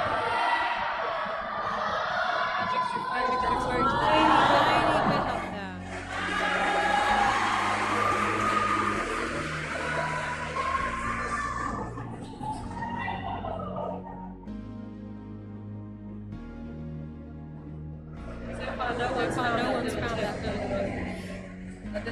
little grip. Yeah, if they would go straight for the chip, they could maybe match, or if they knew that there is a chip. Some might try to basically go to hold the top of the volume, and they'd be surprised to find that chip, which makes it much easier. But we have the advantage to look from the top, so it is very obvious that they don't see it. What Patrick is referring to is on that yellow route, the black hole above the big slope yellow hole. Black hole above there, and it's very white chip. And that would be a little bit more costly for the climbers. If they were to hold on to that, they might have a chance of getting past this cruxy move. Actually, Route set is a bit cheeky. yeah. The volumes, all the black volumes in the routes are by Vola, one of our sponsors. So throughout the whole competition, these are all Vola volumes. Big shout out to Kuala there. Along with our other sponsors. Petzl, title sponsor. All Sports Asia.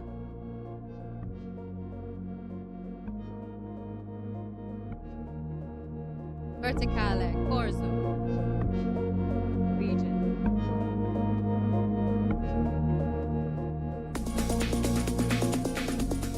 The Nazira Raiha, female Malaysian. And on the left side,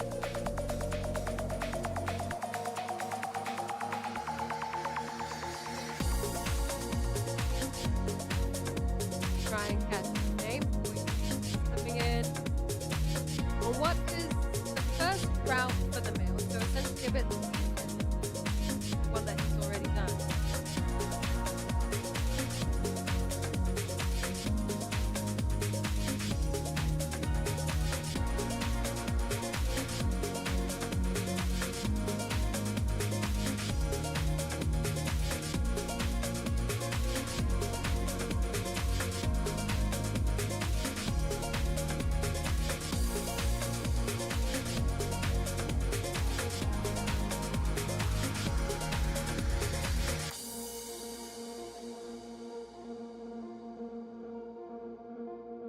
Mohammed Akashia bin Zainal Adnan on the left.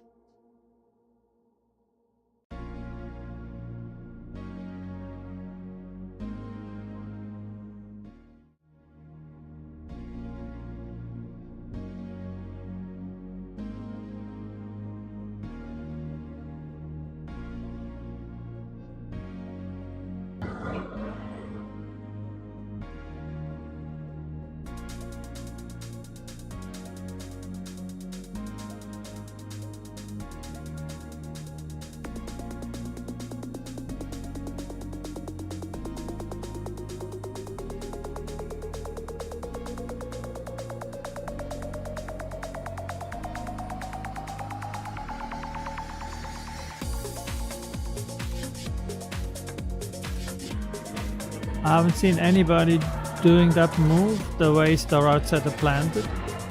There's actually a foothold under the left volume, which if you stand there, you can use it.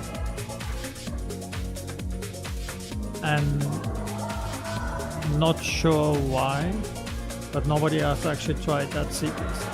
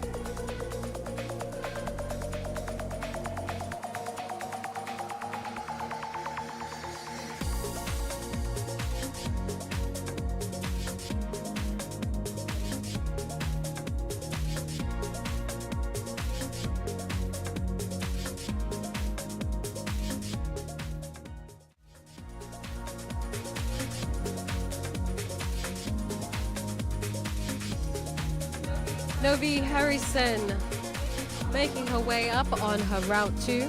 The Malaysian climber is joined on the left side by her male compatriot.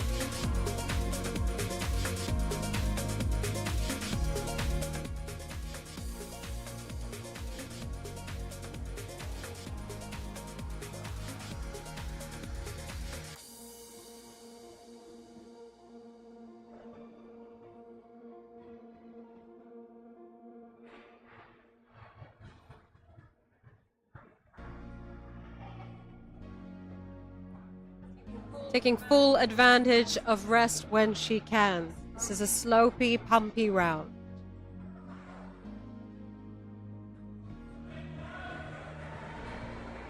Novi not making it past that last move.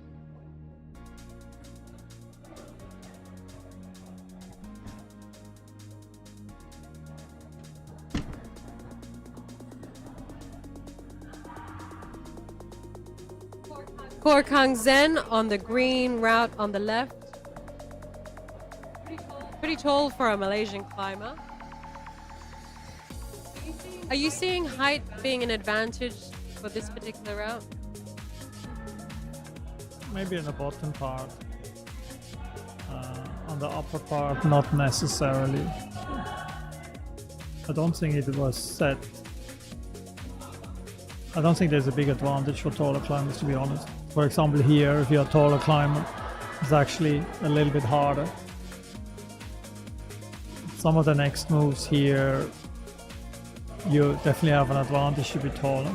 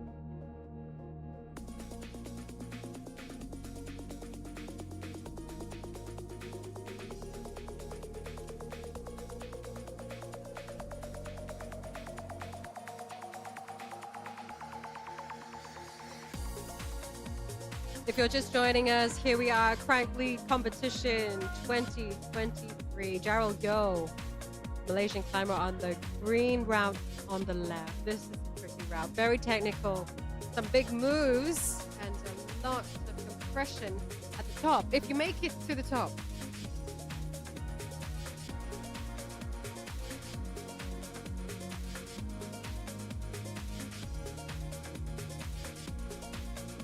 come on down to Camp5 KL East Mall.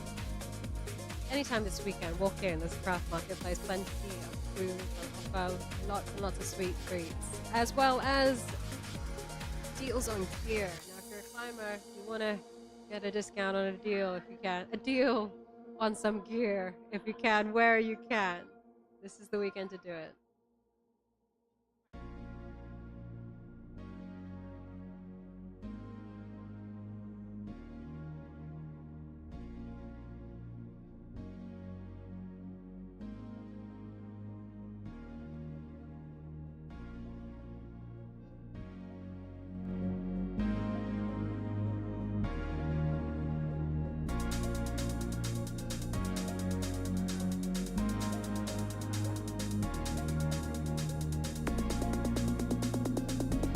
Daryl going for the clip.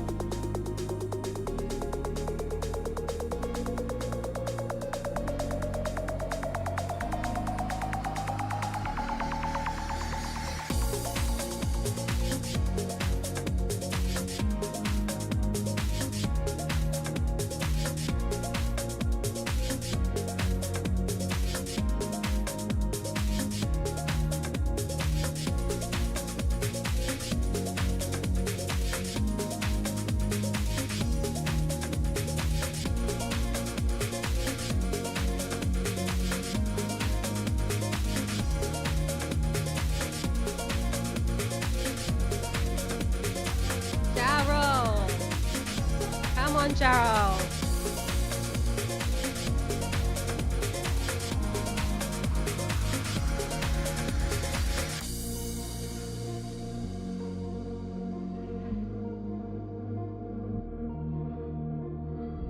You might not be able to see from the screen, but there is some angle here on the wall.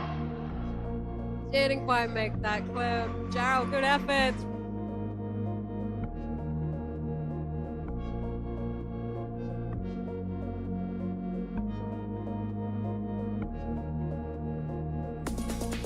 And on the right side of your screen, Lee San San, the Malaysian climber, making her ascent of Route 2.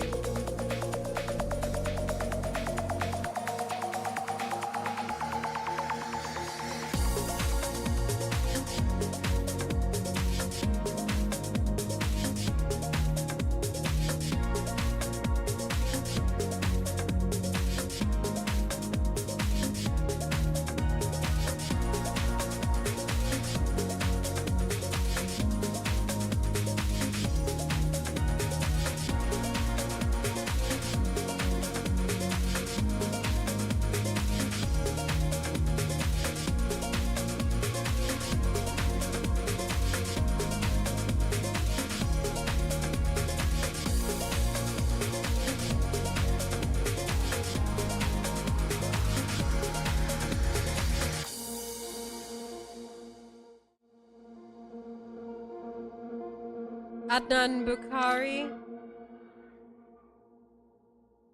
joining us from Indonesia. Climber on the left side.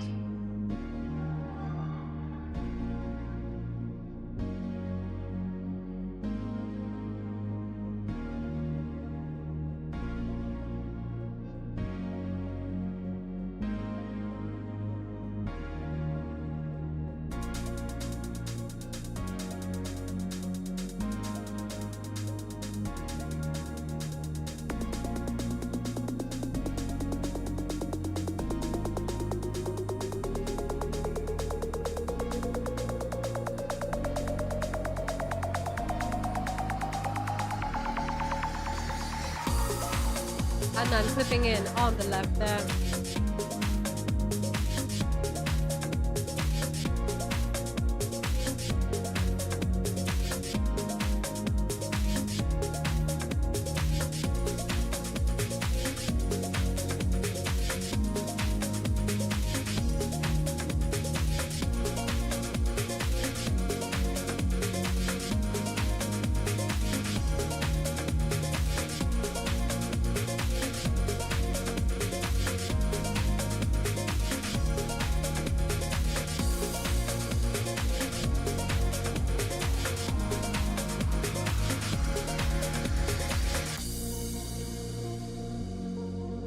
Anand Bukhari coming to the crux of this move up here.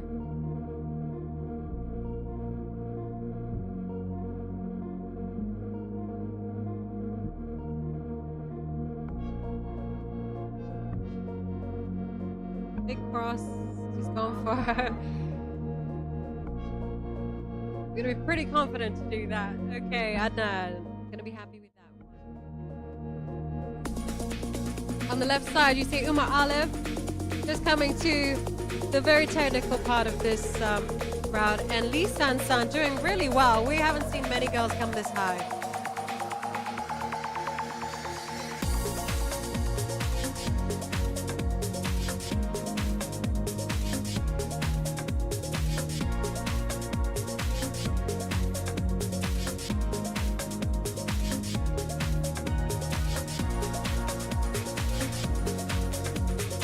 Olive.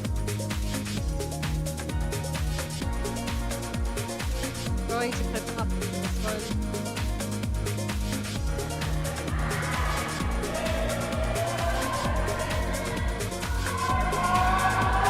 Come on, Umar. Come on, Umar.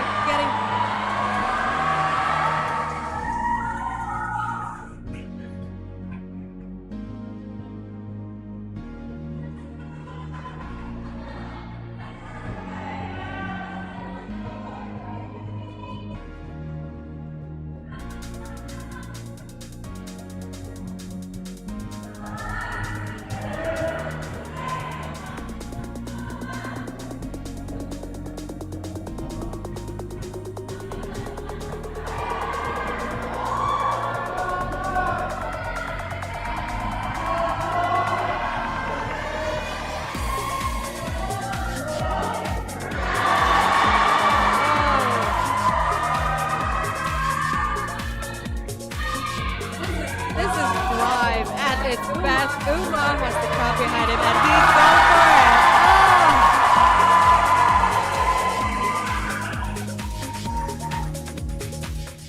Oh! Umar Alif. It got pretty sketchy for a while, but he did it. Figure out that big crop.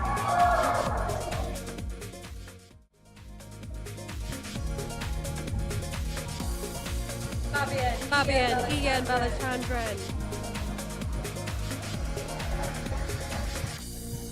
Another tall climber on the left. You have on your right Chelsea. Good.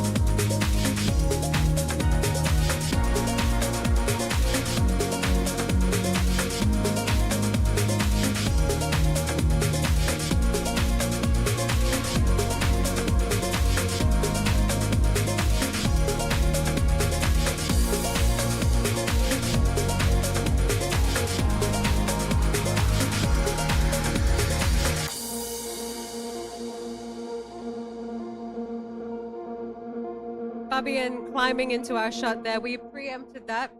And here he is going for the last move. Very risky.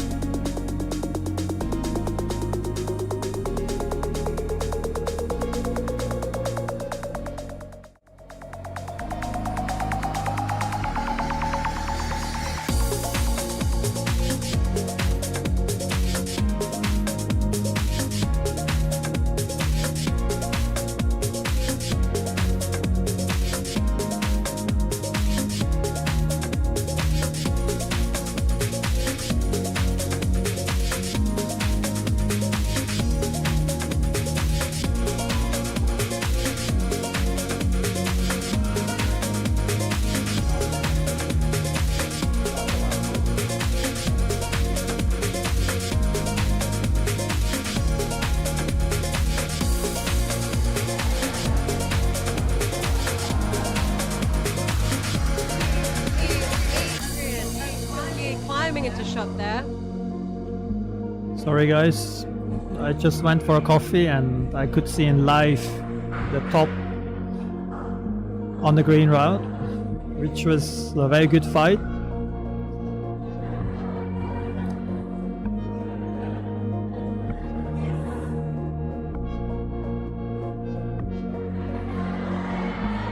What can you tell us of what Chelsea's doing? Chelsea is hanging in there. She's looking pretty solid at the moment, Patrick.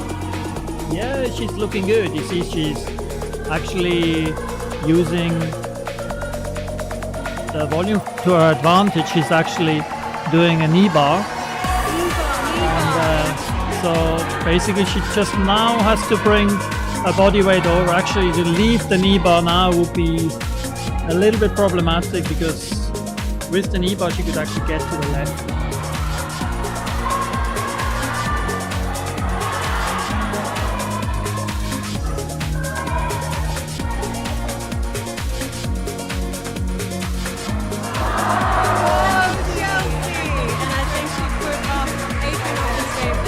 I think she definitely, yeah, she definitely had the highest. I think she got the highest so far on this side. Unfortunately, she left the knee bar, and from that knee bar, she could have basically reached the hole and went higher.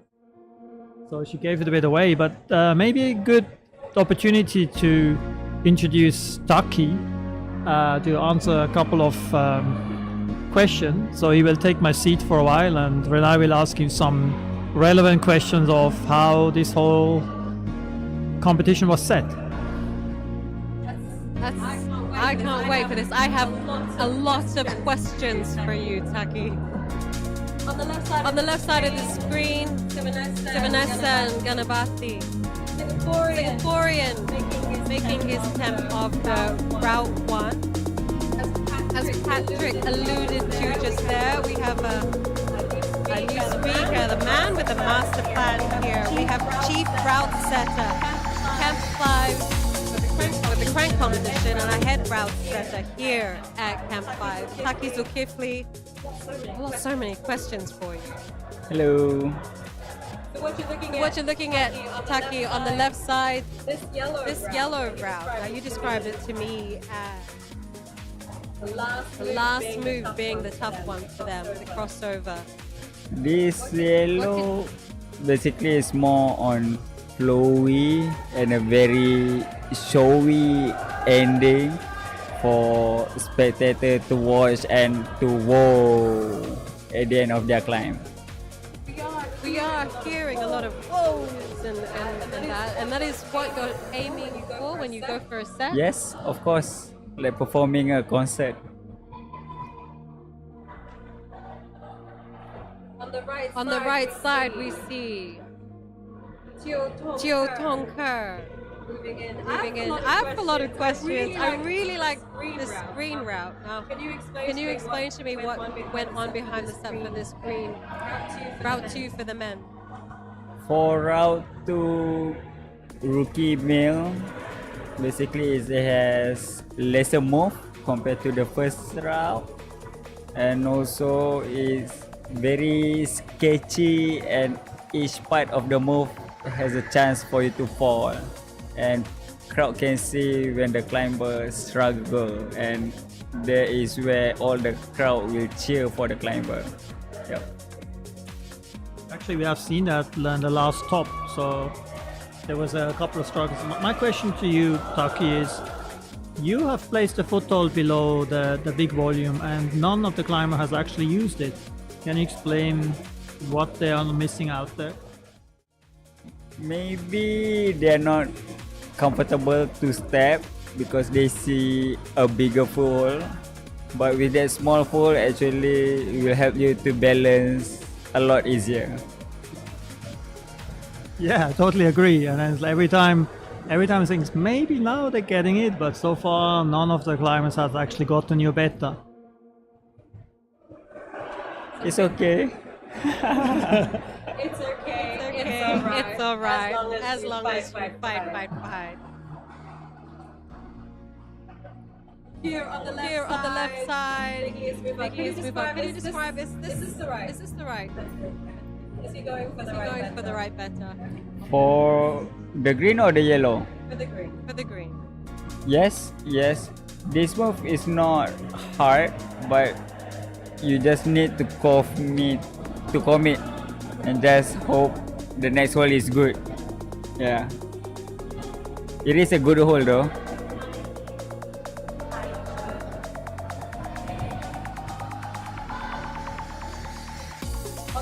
On the right side, the yellow route, the female climber, Tai Chu Yi. What we've noticed on this yellow route here is a lot of the climbers are not realizing there's a chip on the top of the black ball. Actually, to be honest, I just saw it when in real that it's not a chip. It's not a chip. It looks like a chip from here, but it's just my mistake. It's the Vola tag. It looks like a chip from here, from the screen, but when you go to look from outside, it's actually just a Vola tag. So I gave wrong beta here. Are you telling me, Patrick, that we are not HD enough today? No, but look, it's actually possible to do without that imaginary chip. Tai Chu Yi going for an imaginary chip there. Missing out. Anyway, maybe last question to Taki, so he can go back to his scores. Taki, I have a question. This yellow route on the left here. Now, I've seen the last couple of climbers come out and try to jump that last move. Is that the better for that? Yes, 100%. It's a jump and cross move. I mean, got the jump, you struggle with the foothold to clip the anchor. Leveling up on the thrills for that last move on the yellow route. Seen that as well when the people were lining up too much to the right, which kind of there was a right foothold, so they tended to be too much to the right. They could not actually do the last move, so they had to move more to the left before they were launching, and that was good, clever setup. So that separates a little bit from if people are not really in position, they will not be able to do this move. Is my analysis correct, Mr. Chief Route Setter? Yes, correct. If you lean more to the right before you launch, you will have a bigger swing to the left. And if you are strong enough, good for you, you will top it. But if not, there's a chance to fall. Exactly. Thank you very much, Taki. We will bring you back tomorrow in the final. See you again.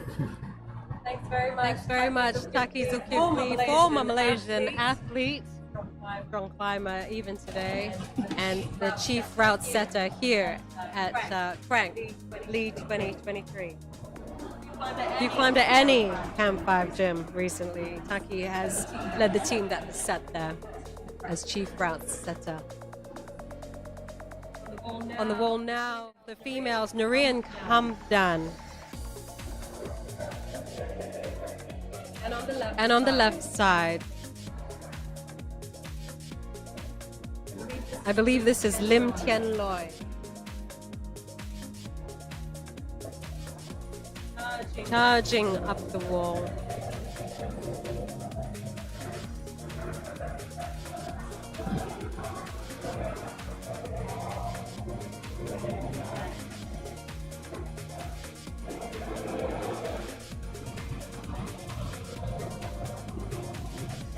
Oh, he's using the same beta like Kuan did, and it works for him.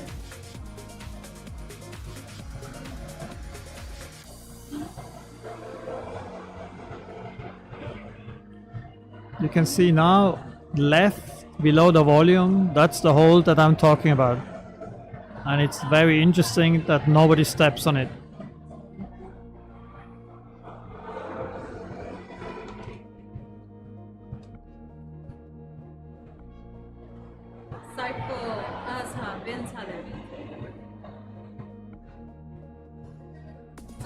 Saiful Azhar bin Talib there.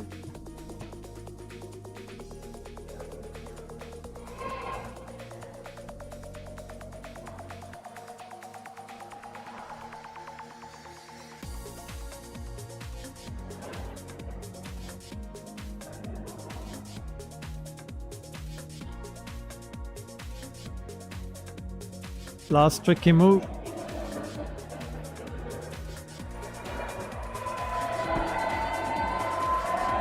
He knows it.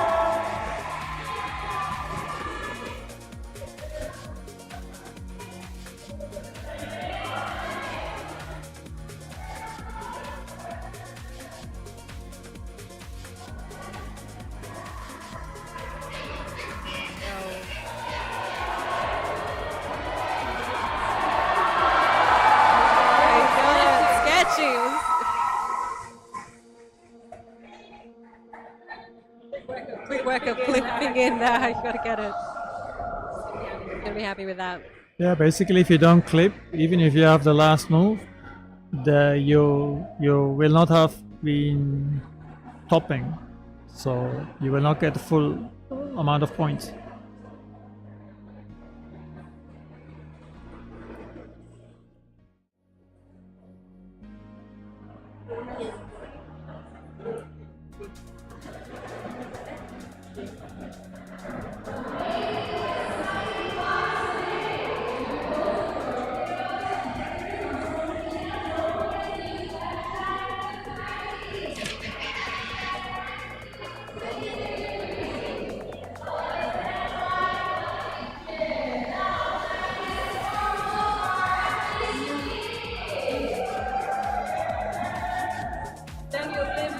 On the left.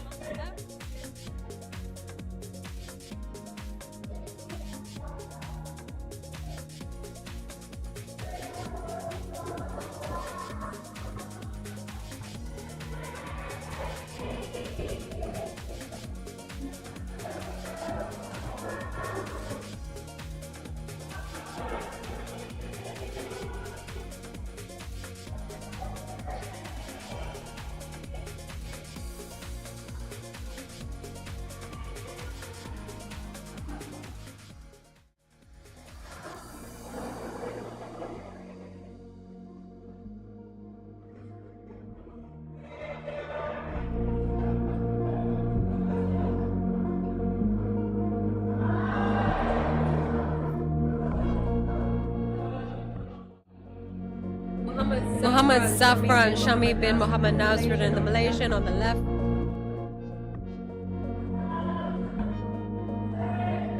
On the right, Nabila Muhammad Zaid. With the female and male contingents of this rookie category are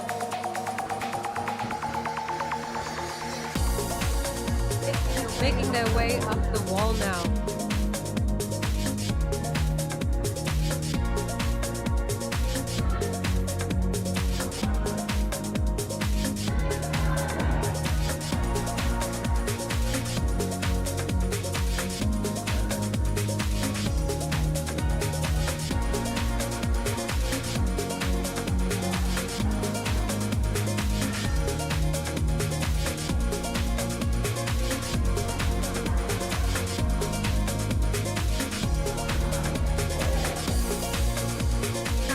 How is Zafran doing on the left there, Patrick? Struggling a bit.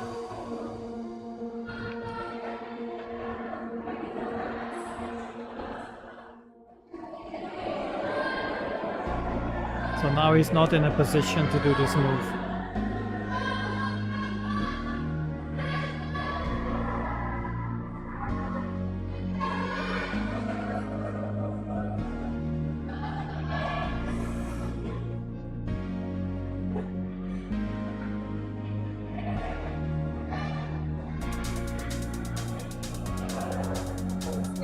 Sketchy.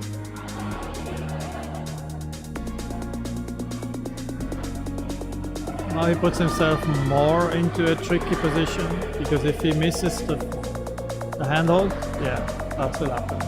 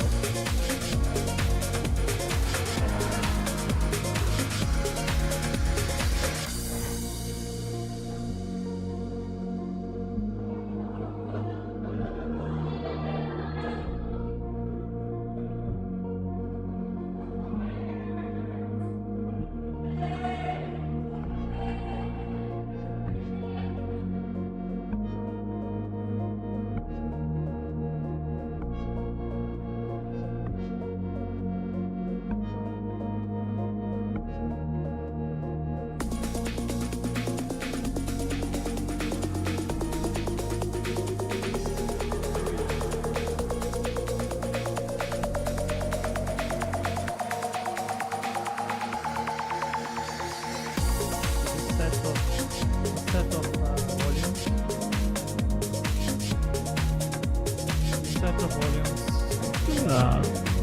seems to be the nemesis of that route. So far, none of the competitors could pass this.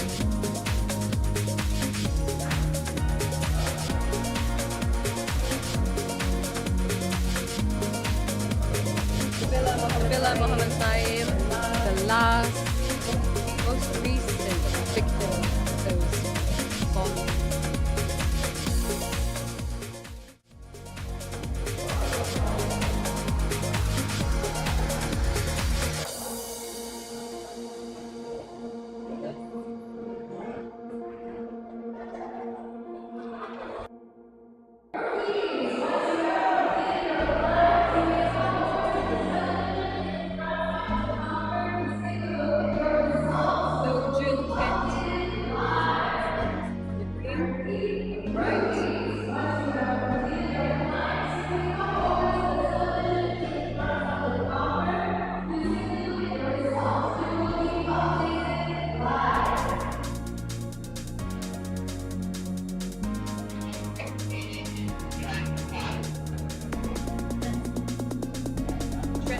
Coming up to the final move up here on the left, the yellow route to the left. We heard from Saki earlier, it is meant to be a jump and a hop and a skip. Good turn. Making it up here to the final move. Crossover jump. They didn't make it easy for them, did they? Like I said, this is a big showy move.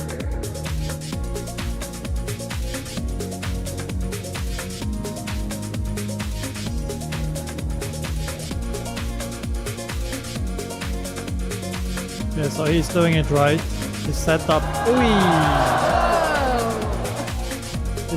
His setup was correct. So he was moving to the left, you have seen that. And then he was closer, less sideways mover. But maybe you run out of juice.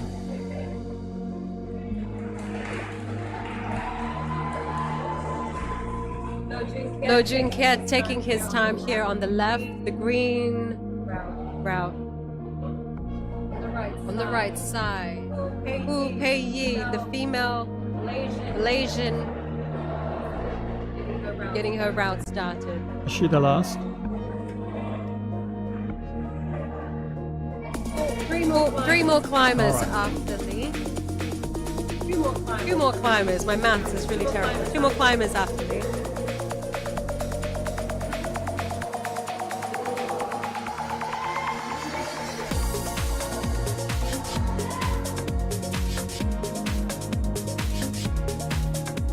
Oh, now I'm so happy to see that.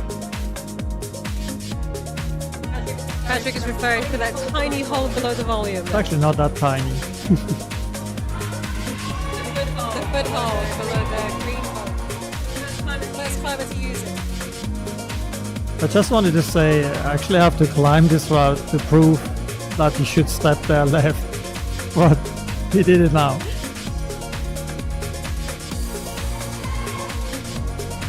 Though taking his time on each move, very slow and steady. I feel very calm. Feel calm watching him. Now he's a bit pumped, so he needs to rest. And he wants to clip from here.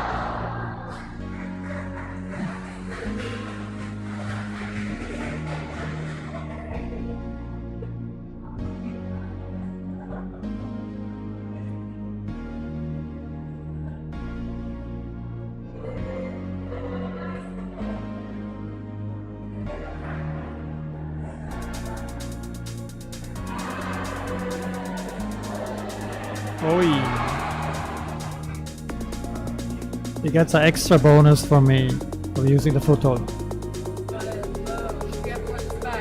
the only person who has used that before. Patrick gives you the nod. Yeah, maybe you have to give him a vegan roll or something. A vegan roll to come to us.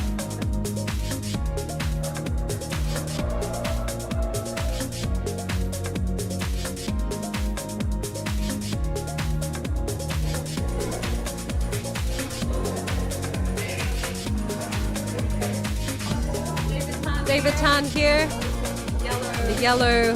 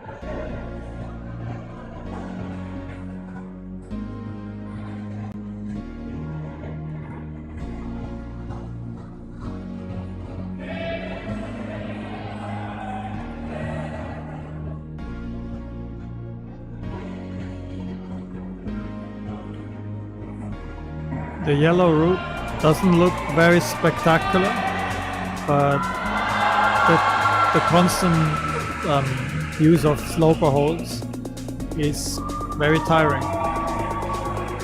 But as I said before, it's a similar effect on the forearms when you always have similar holds to hold. So then the same muscle fibers are activated, so you tire quicker.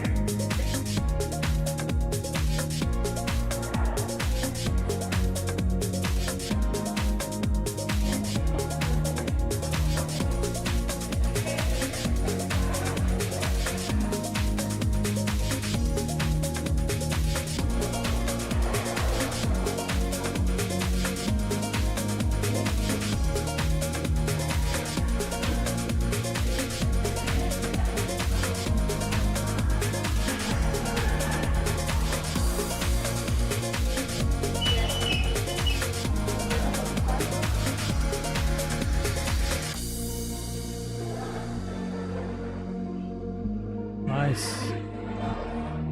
And look at that.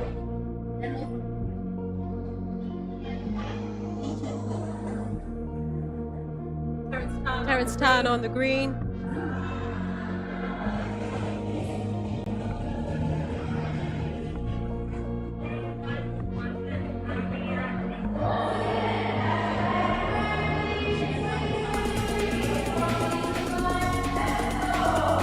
Wow, it's a tricky position. Sorry, my apologies. That is actually Chair 1, Mohammed Amiadzim. Watching him. Just lost it there. Didn't get quite his open grip there. No, the problem was that the hold he went for was very, very much left, and his body was very much right.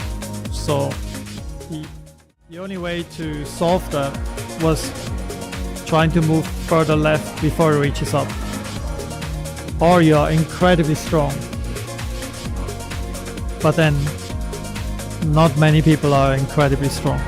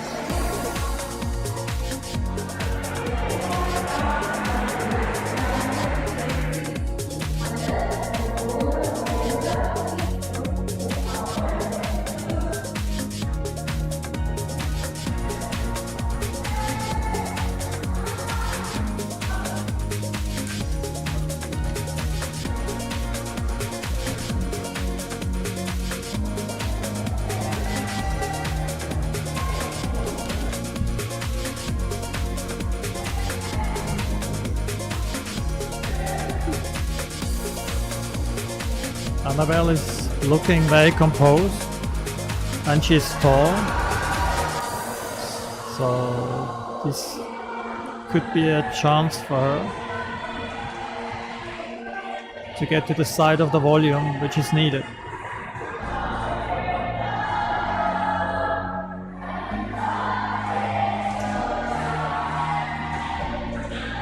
Yes, that's the way to go. Get the knee bar in. Yes, here we go.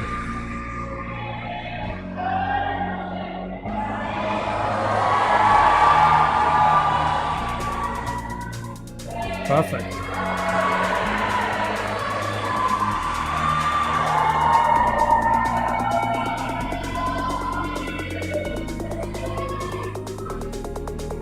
That looks very promising.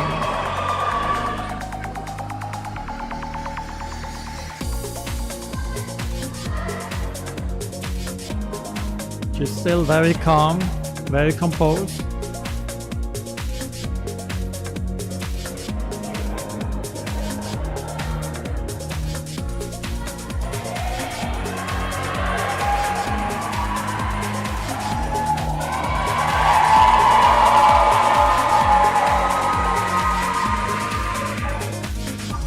Great to see that we have a top.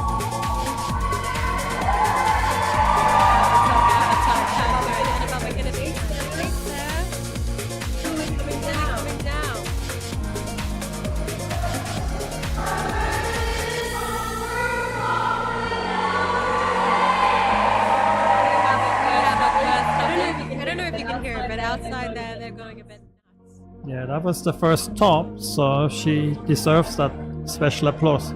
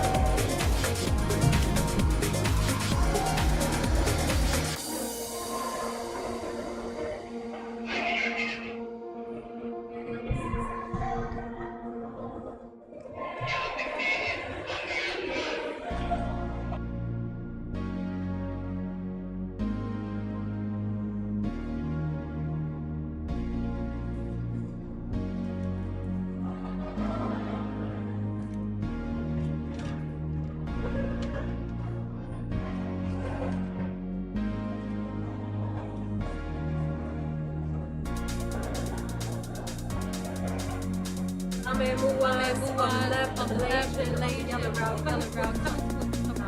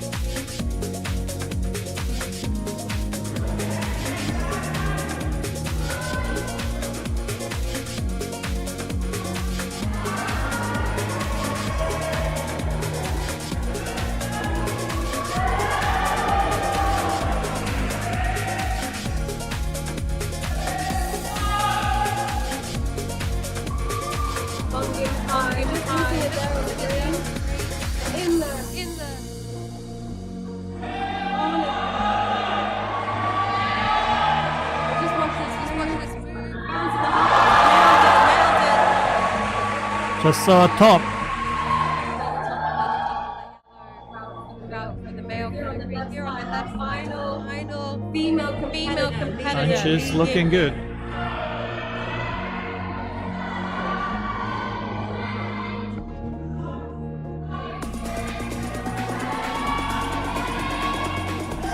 So basically you need to understand that this is an EVA.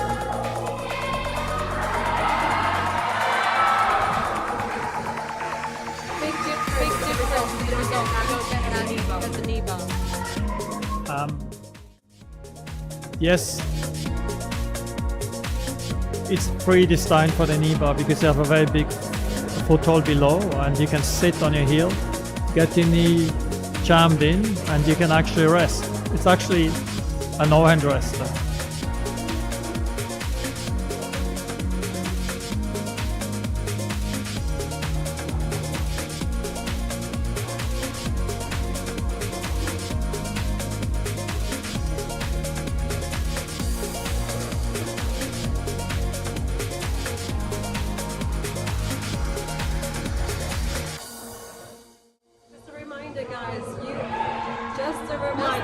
You're watching qualification for the rookie male and female. The female contingent is just done. We're still waiting for a few climbers, the male category, to make their ascents. After this qualification for the rookie, we will take a short break. The live feed will continue. We'll join you back here for the open qualification, male and female route. On the left side here on the yellow Tim Warburton from the UK.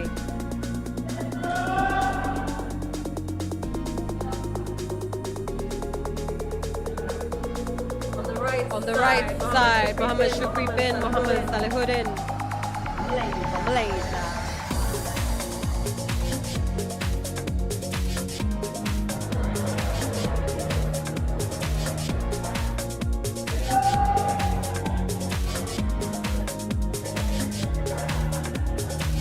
Just a reminder, this league competition is open to everybody. The Crank Series is held. Crank Lead Series is held once a year. The Bouldering competition also held once a year. Earlier this year, we saw the Crank Boulder competition get going at Echo City. This is the first time that Crank has been KL, Camp5 KL East. Obviously didn't exist prior to this year. Brand new climbing gym getting tested in competition. You can see that not only the wall, but many of those holds are fresh from the press. So we have a huge variety of different brands on the wall.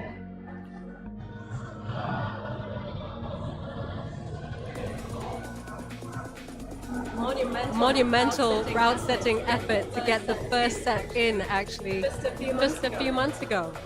It's actually a lot of the series of the holds are official IFSC holds. Especially for the final, you will see a lot of flat hold, a lot of cheetah. We have kilter. Then besides that, we have brands like So Ill, Working Class, Kingdom, Lacuna. So a huge variety of some premium holds on the market.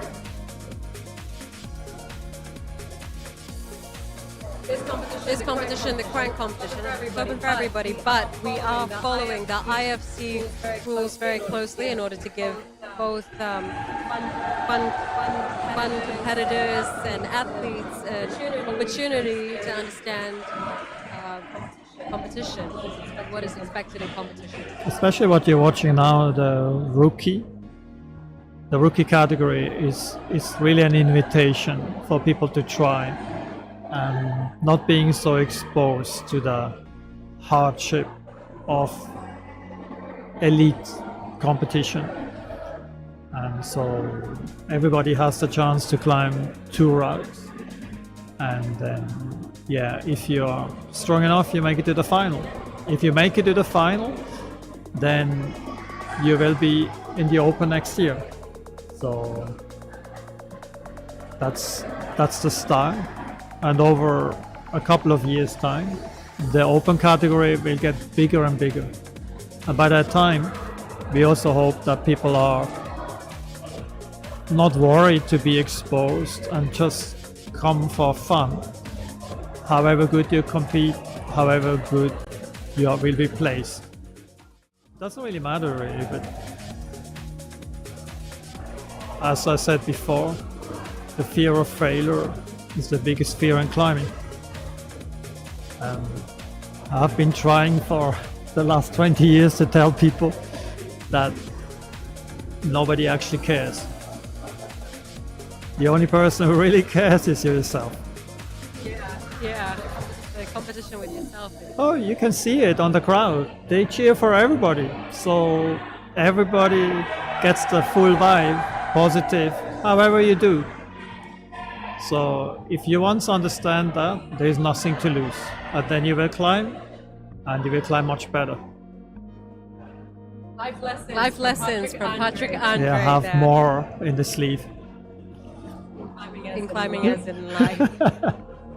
On the left-hand side there, you are watching one of the last few climbers get his game on. That's Matthew Koo, Zheng Kui. On the right side, we've got Kamil.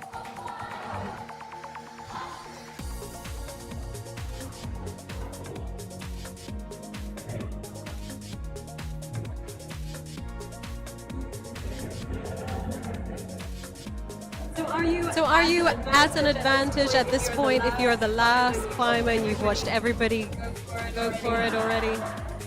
Not necessarily. I mean, if you are the first, it's maybe a small disadvantage, but then we had forerun videos, so you would actually be able to see exactly what you need to do. So watching the video 10 times might be the better choice than watching 10 different competitors, because you might copy a mistake. So you also have to be observative. Maybe you watch the video a couple of times and then you watch a couple of the stronger athletes and see how they perform, and then you make your own conclusion. In general, watching the video should be sufficient, and then doing your observation and come to your own conclusion how to do that. So advantage to come out first is also you have less chalk on the wall, less chalk on the hold. So if you have 50 competitors in front of you, definitely a lot of chalk. Matthew Koo in the danger zone, and that was it. Yeah, climbing can be brutal. That's why some people are not so keen on climbing itself, because you either make it or you don't make it. So it's a life lesson. You have to pass the project and you have to work hard for it. So if you just walk around in gear and brag without performing, then you will not be taken seriously. So you have to really climb those projects, and it's a good life lesson. Just waiting for the last few climbers to get their climb on. A reminder that this rookie session will be followed by the open male and female category. Yeah, we will definitely notch up a bit. It gets steeper, holds get smaller or larger, but less good to hold. Some quality climbing ahead in the open category. Very interesting climbers. I'm looking forward to watching, and I hope you at home stay with us. And of course, there's still time for you to get here to enjoy the marketplace, the craft marketplace here at Camp 5 Kale Eco City.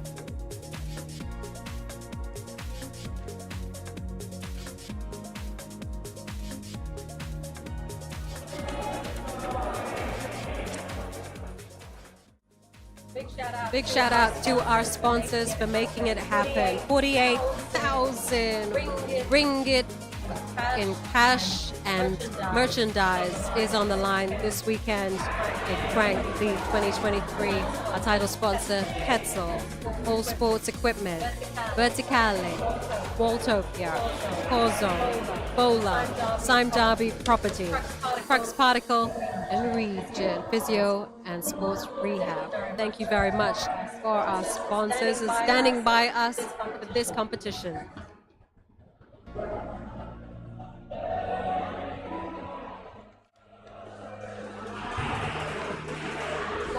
Last few climbers on the wall now. Making his up way up the yellow.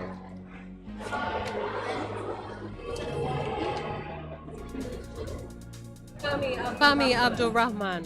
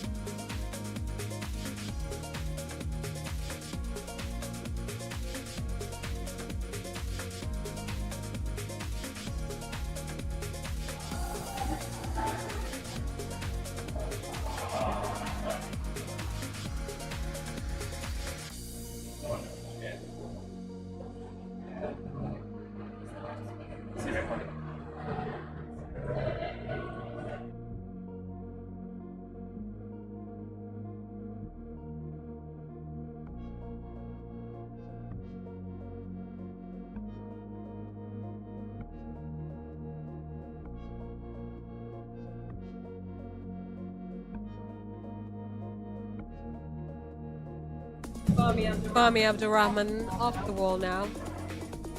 Just a reminder that after the rookie category, we will be going on a little break as we set up for the open category, male and female. Just leave us on the live stream. We'll be back here. I'll give you a more exact time shortly.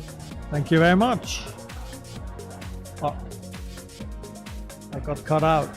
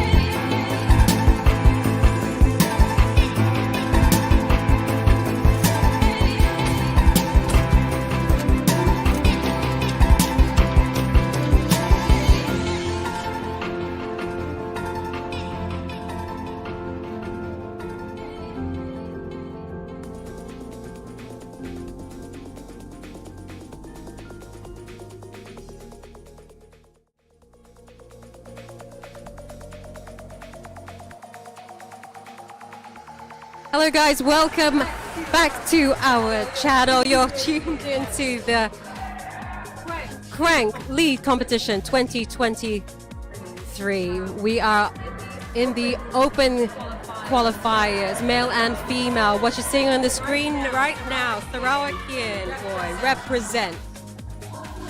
Ambrose Gia, Hilton Michael, the Malaysian climber, just getting himself started on his first route today.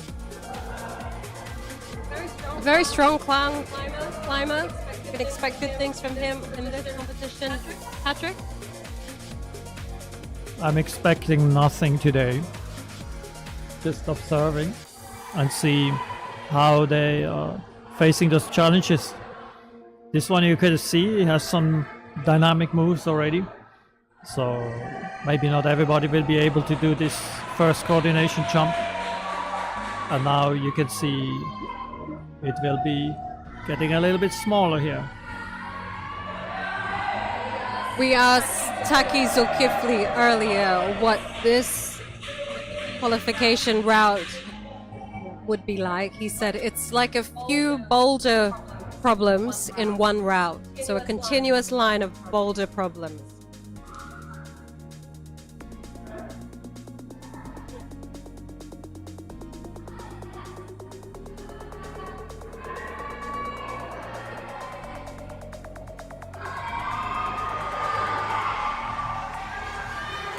Yeah, with the smooth moves, going for the heel hook.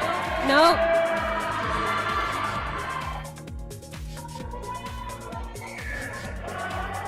Clipping in. A reminder that all these athletes did get the videos with the beta for these routes prior to them coming into the gym this morning. So they've had a chance to study what is expected of them. Unlike tomorrow, the 8 finalists to tomorrow's final will have no idea what's coming for them.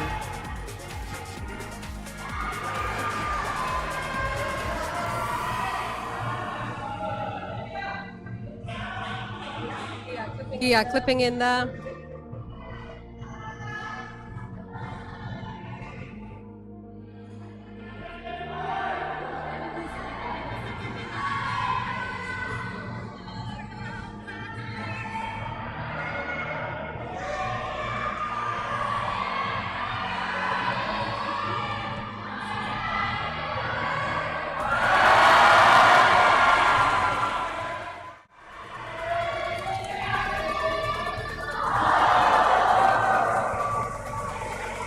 Good effort here from Justin.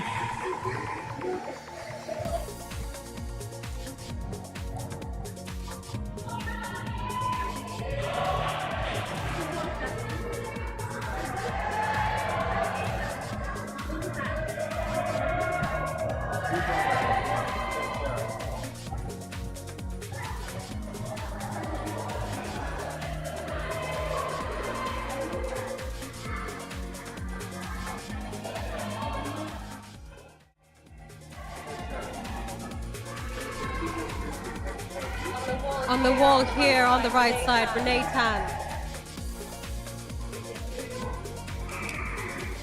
She represented Malaysia in the Student Games earlier this year.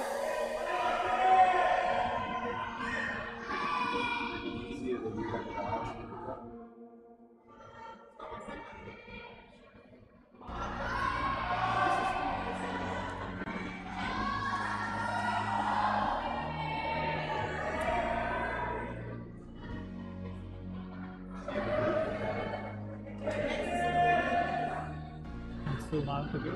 Can you see those?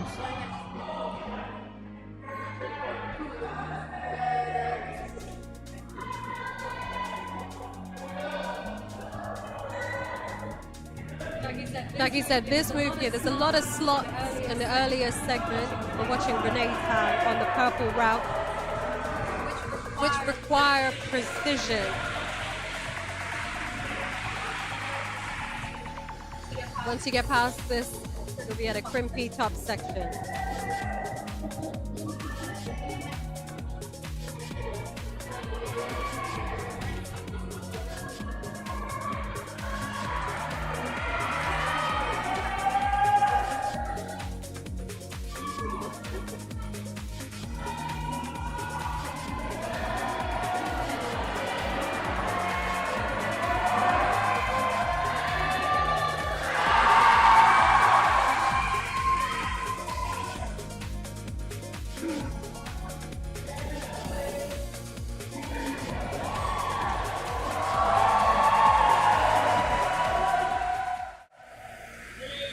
Tsunami just missing out on that.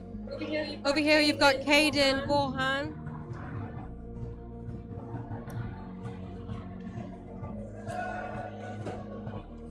I've seen Caden compete a few times.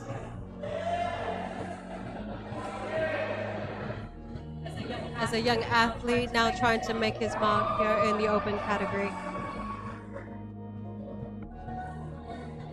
Caden won a novice competition a couple of years back, and now he's of course climbing the open.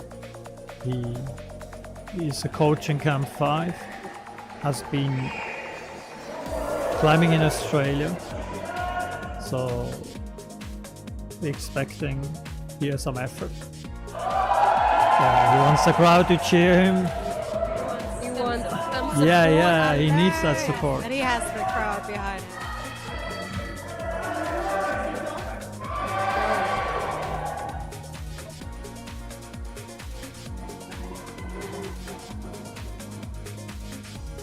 Can you tell me how much strength do you need for this move here, Patrick? How much strength? Yeah. It's like hard to quantify strength, but look at Caden's arms. So there is a lot of juice in there. So he's Got that. very strong physically. So, but his technique is very good as well. You see his heel is really good. That's a very difficult clip. Hasn't quite got it yet, and if he doesn't clip it in, he doesn't get those points.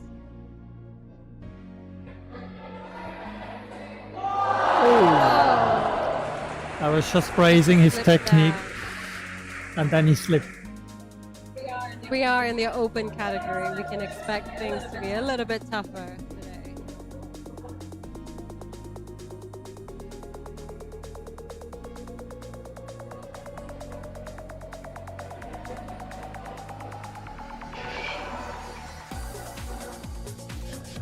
As Paki mentioned, it's like quite physical and bouldery. So you have to jump and you have to press, you have to get your heels high. So it's like a series of boulder problems. While this route here is the easier of the two for the women. So it's a bit more consistent and technical. So let's see how the field will do here.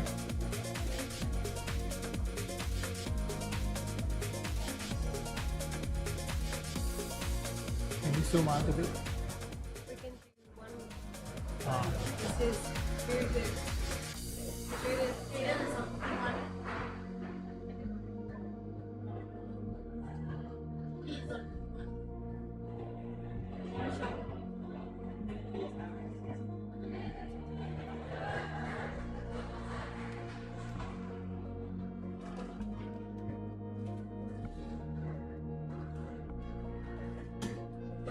We're watching the female climber on Route A.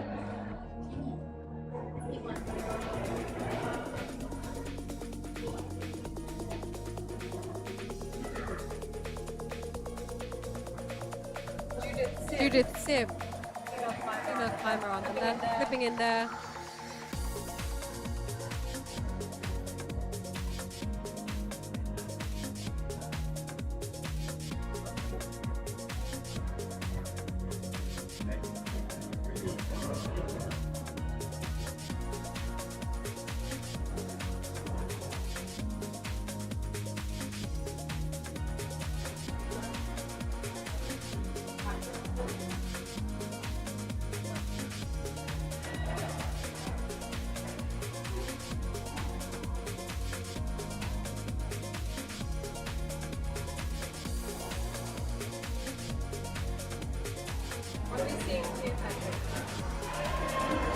I'm seeing like a French climber in the corner.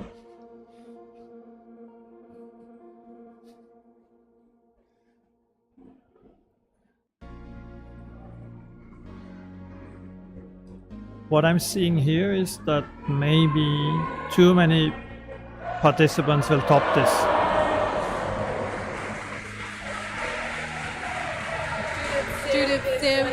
joining us for this competition from Singapore. Correct. And so she's rather strong. So I'm expecting her to top out as well.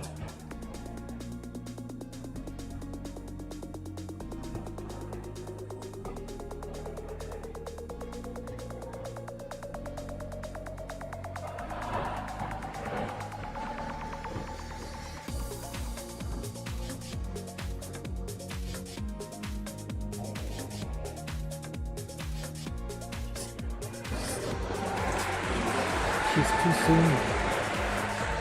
She's topped out here. Go for the clip. Beautiful volley.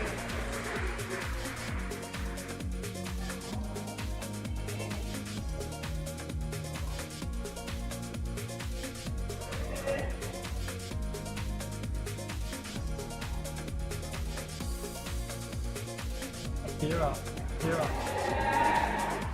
Akira.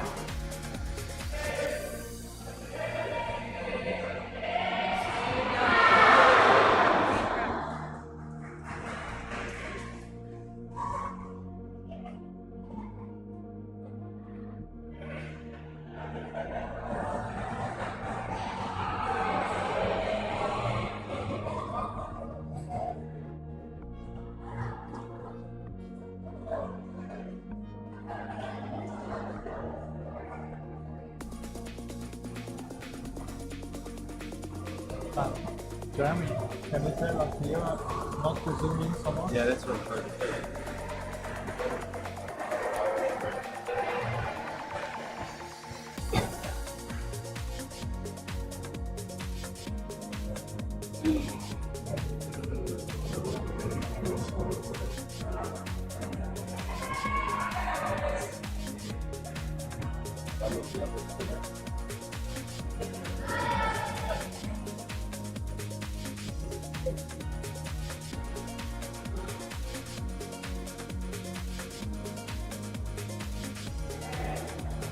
If you're joining us here at At the live stream, if you'd like to yes, see we'd like to in person view. So come come in KLE. KLE. We are on G3 level, which gives you an opportunity to check out play climb there.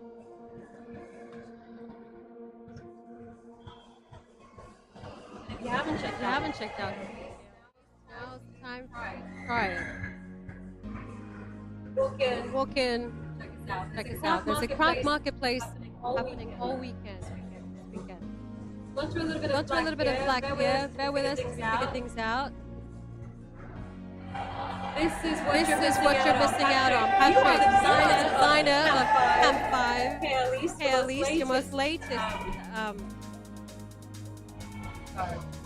Camp 5. Camp5. We are in Camp 5, in case you didn't notice. Camp5. KLE is fantastic. What I'm looking now is the is Tsunami. Can you tell me a little bit about the features? What is So special about this? As the name says, it looks like a wave. It's crushing against the island. And as a fun fact, we are actually sitting inside of the island today. So we're looking into tiny screens and don't see the action. So the tsunami wall is that wave that is hitting towards us, and it's also hitting towards the cafe from this view. So it creates this channel. It's an architectural feature. So when you look down this channel, you are actually desiring to go to the back.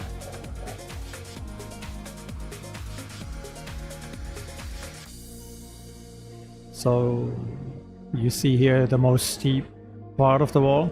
That's where the finals will all be. And this is 30, 38 and 35 degree overhanging. So there will be a lot of challenge for the competition. And if you have watched the competition, you saw that left and right, there were the qualifications. And the finals will be, of course, through the king portion of the wall. okay? So we can expect some Big climbs, big excitement tomorrow. Absolutely. You joining us? We will kick off the live stream tomorrow morning. A full day of climbing ahead, a full day of finals climbing ahead.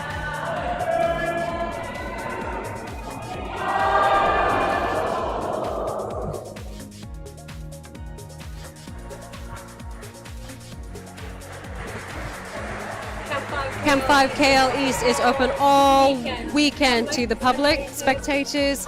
Come and join us at the craft marketplace. Loads of booths set up where you can get a deal for sweet treats and climbing gear. Whenever you can get a deal of climbing gear, you should come and get it. Exchange rate is not too favorable these days for Malaysia. So come get your climbing deal. We're just sorting out some stuff on the back end here. We'll bring the action to you very, very soon.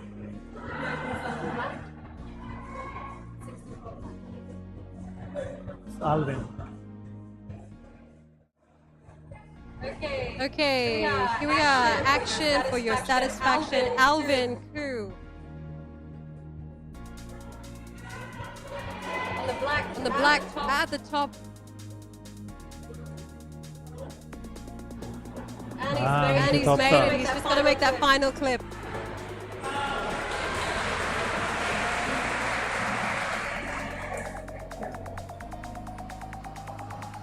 So it's top there from Alvin Koo.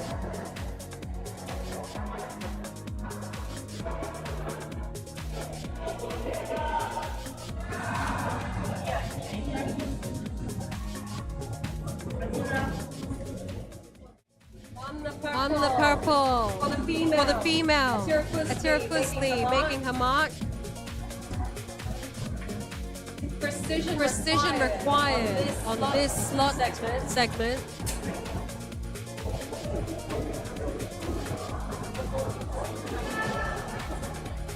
Going for the clip.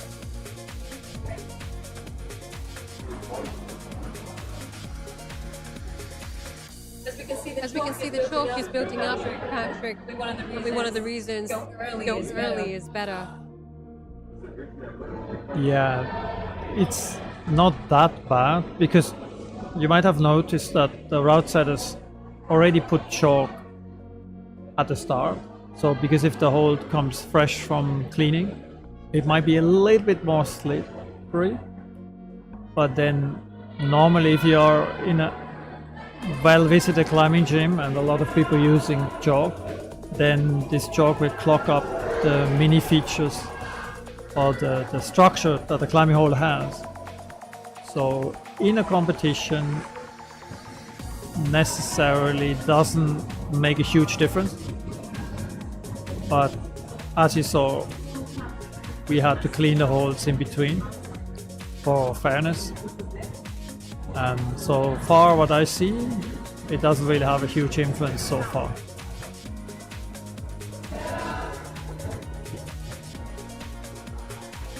Tira making it up there. We've seen a couple of tops already. Another strong. But that's what we have to expect here for the first route.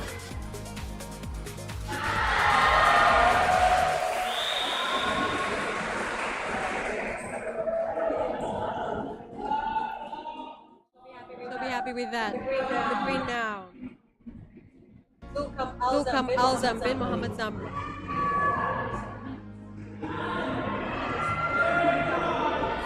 Sorry, my apologies.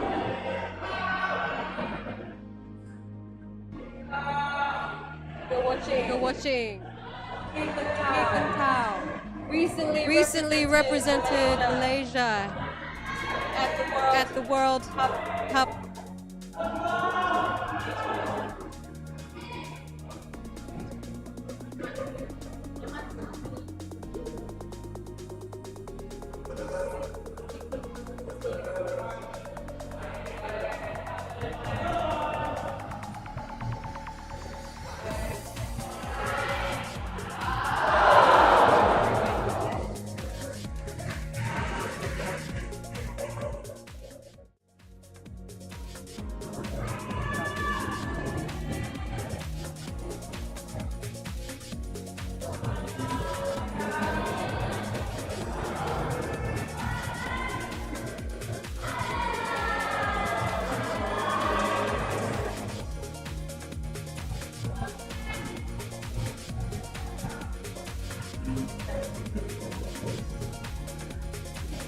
can see here, interesting position at the end of the slab before the overhang, doing a back stack into the slab using the features properly. So now it's a transition from this big volume to a small hole on top. Lukam Azam bin Muhammad Zamri. Going for the clip.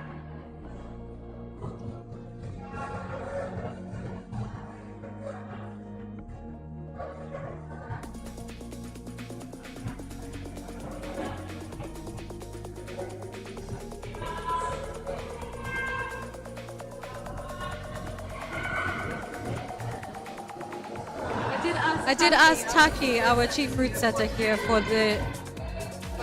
his thoughts on this black route. He says it's a technical, sketchy slab, and the guys can fall at any time. Zulkan making quick work of that, though. This is the first route for him.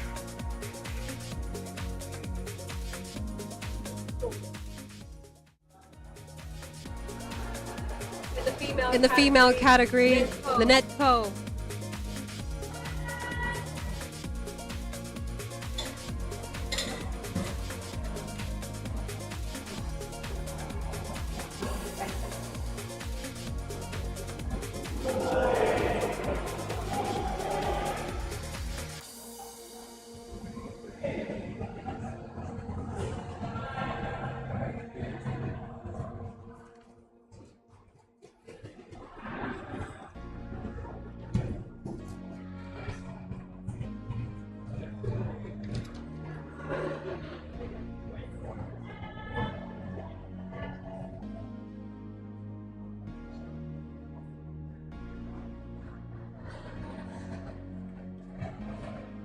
Also, Lynette looks very comfortable. Another Singaporean climber here to make a mark on Malaysian soil.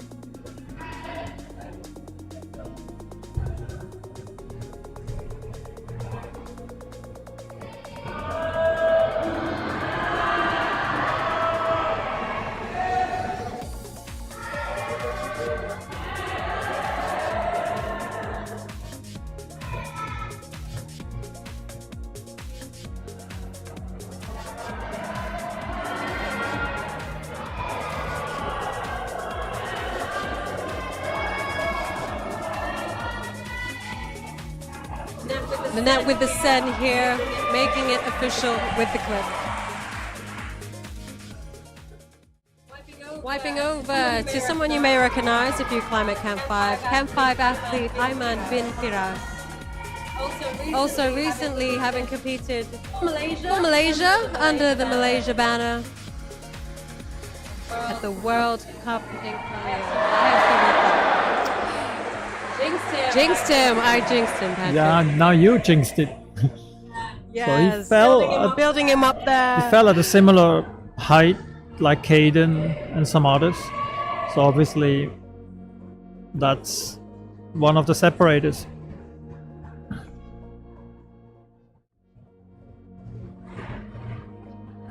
Watching the black first route, the technical, very sketchy route, according to chief route setter Taki. Akif Nukman with the smooth moves.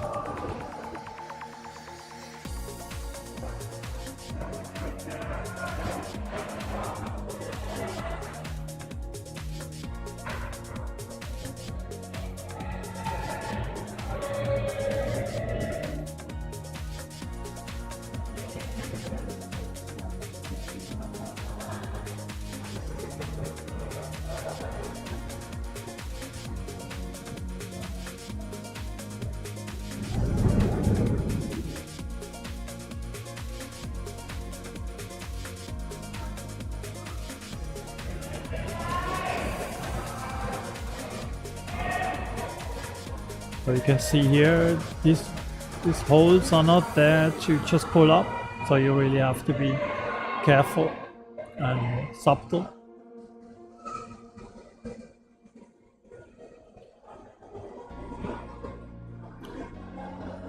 But that's the thing about climbing, on slabs. It's easy to stand, but hard to move.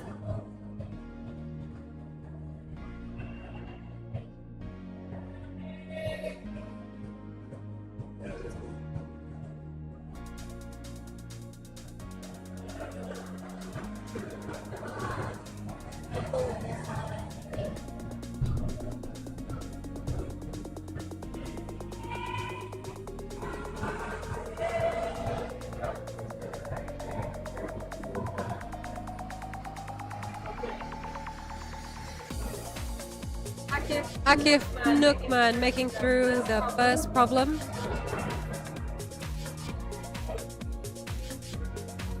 Using the knee there is not the best of all options. So now he's in a better position.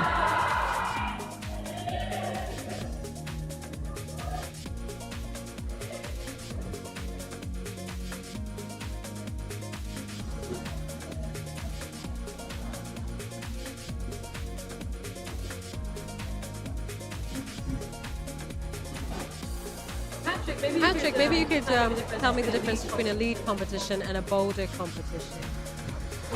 We're watching a lead now, but I've had this route described as a series of boulder problems. Is that let's look at the IFSC competition.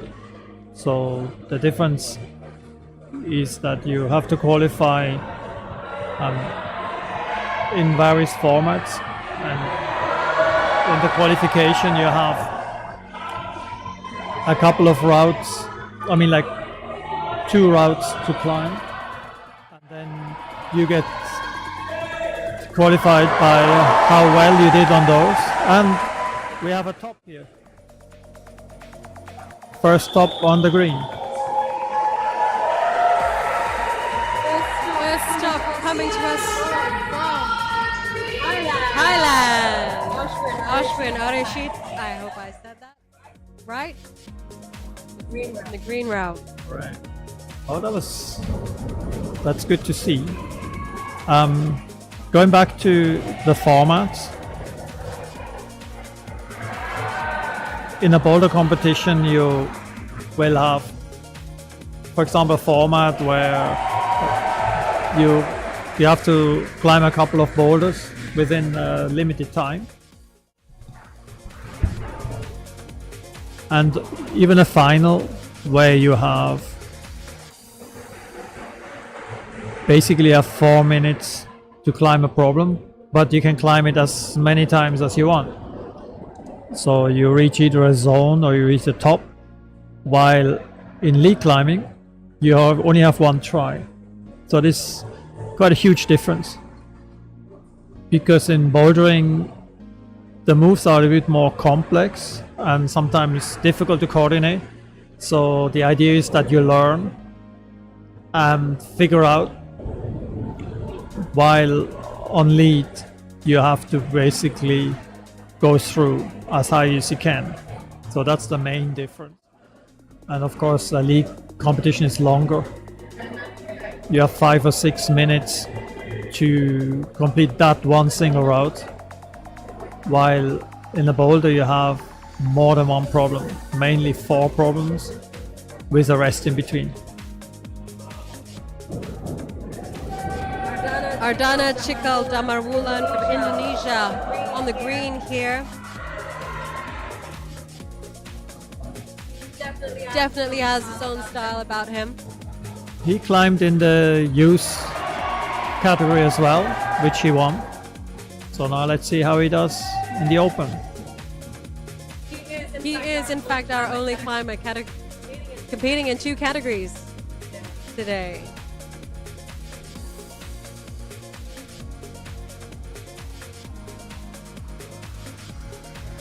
So obviously he's quite convinced about his endurance and his recovery. Very flexible.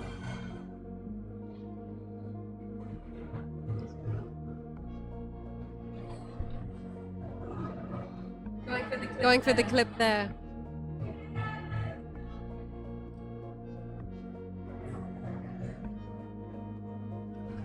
approaching this. They seem to be an issue.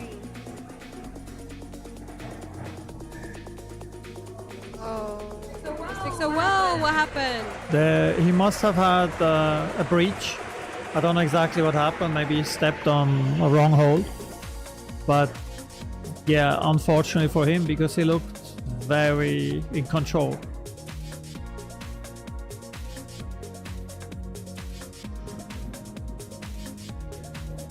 So the judges called him down.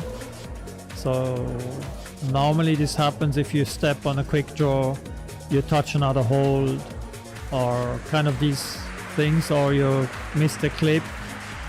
I cannot really see it from here what happened, but yeah, pity for him. Unfortunate there for the Indonesian climber.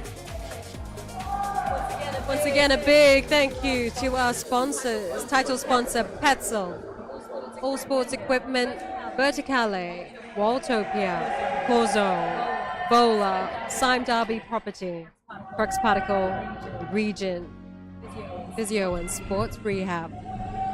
Just waiting for some climbers to join us on the wall.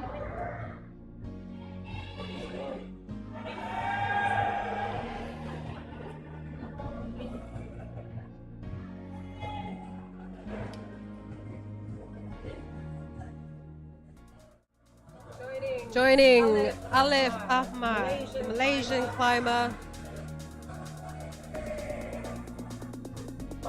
Well known on the Malaysian climbing scene.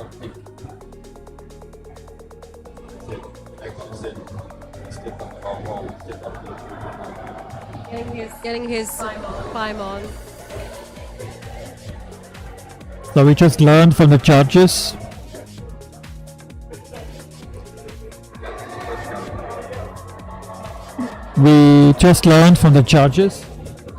Aleph, in fact, is the founder of Verticale, one of our sponsors here today. Go, Aleph! Go, Aleph! Oh, he stepped on a... Now he stepped on the... Yeah, so that will be his call down. Very similar to what happened to the former climber.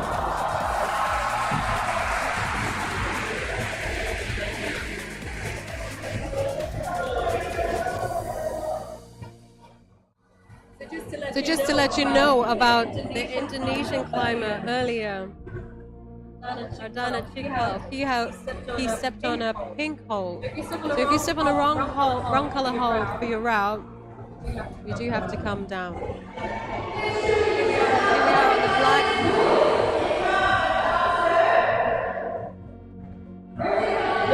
No Hafizi bin Ishaq. Strong Malaysian climber here. He was on the podium last year, second place. So let's see how he's doing today. Currently he leads in the cranking. He is number one in the cranking. The cranking, of course, is the points ranking system, Camp5 ranking system for athletes and climbers. No Fizzy bin Ishaq.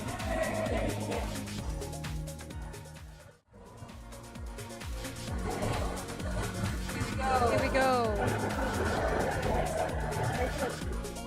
Kanshi Hui, we've also seen her multiple times on the podium in various crank competitions.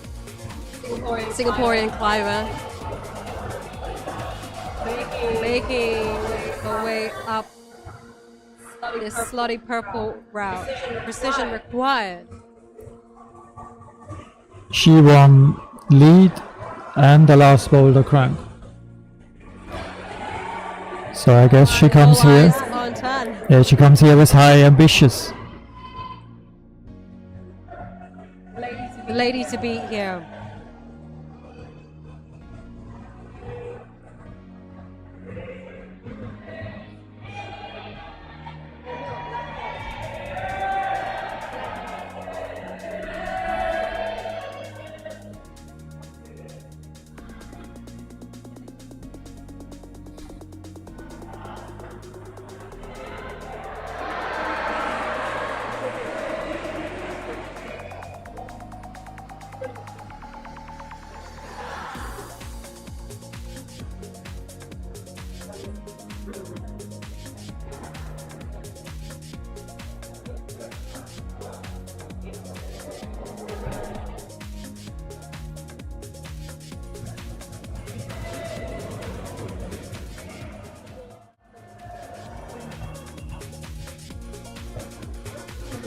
wall now. Eagle, Manlu.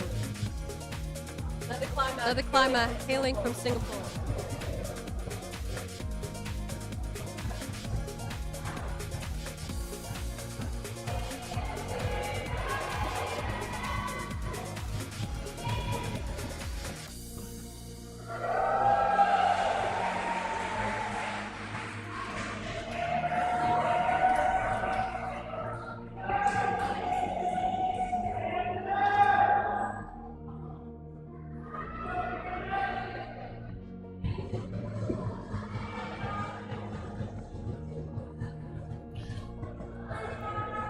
He seems to have trouble to clip, so let's see what he decides to do.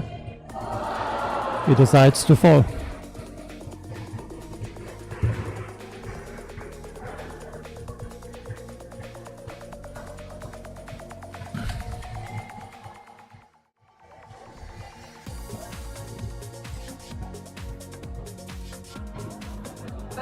Back to Tan, Swedish Victorian.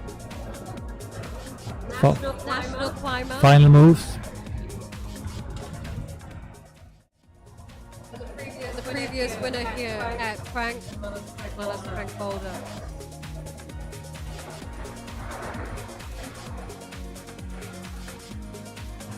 Making sweet work of this. Reaches the top.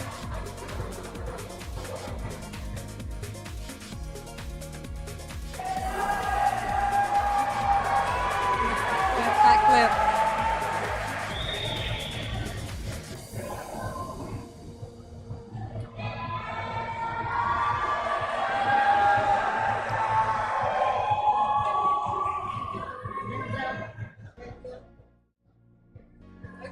Okay, guys, a very special athlete to us here at Camp 5. Denzel Ngung, still the youngest competitor ever at Crank Lead competition. Last in the open category. Of course, the open category. And this year, he's definitely stronger. Stronger. He's been working hard. At 11 years old, he was the youngest competitor in the Crank Open category last year. He climbs with his father, Donald. A really sweet story. If you've ever checked out any of our YouTube clips or our Instagram, this is a father-son climbing duo that we have a lot of heart for. They climb with a lot of heart, Denzel.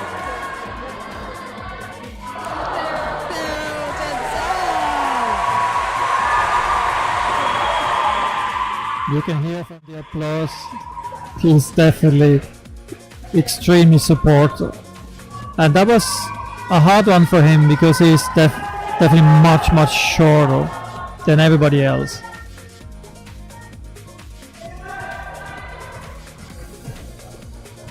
Watching the black route. Muhammad Nur Jafni bin Jamaluddin.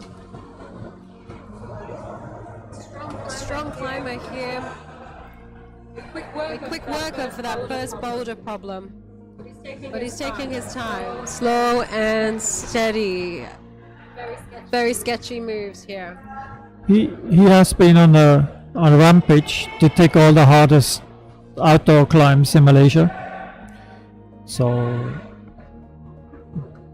let's see how he transfer his skills from outdoor to the indoor.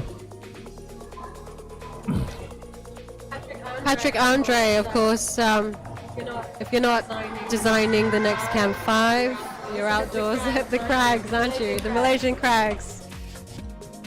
Yes. Developing them as part of the Malaysian Bolting Fund. Yeah, and I'm definitely an outdoor climber. So when you see me in the gym, you think, what's wrong with this guy? But outdoor climbing is very different from indoor climbing. And so in my age, I kind of missed the train of all this coordination moves, and so you would consider me like old style. But when I get to crimpy moves and technical stuff, like on not too steep walls, I can still do some moves. But then I go to a coordinative boulder problems. I'm just scared that I hit my shin. So then I'd rather go and have a coffee. Yeah, the boulder problems are a bit. I mean, I think that's what people don't understand. Boulder is pretty dangerous. Well, I like it because it's something new for me, where I'm actually weak at. So what does it mean? I'm weak, so I have a lot of potential to improve. So when I That's a climb good on way of crimpy looking at stuff, it's like I have done that. So I'm learning, which is good. After 45 years of climbing, I can still learn. Or maybe that's the attraction of that sport. Heel hook here. Nice rock over. Nicely done. No Jaffney. So when he comes to this stuff, I don't think he lets go. He's making easy work of this black route. Doesn't look like he's too troubled by it. Slow and steady.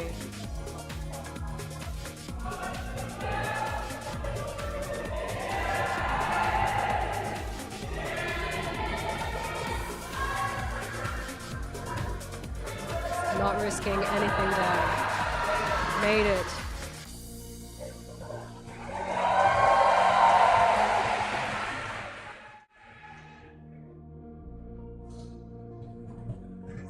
Switching to the female category, Janet Goh, another Singaporean climber.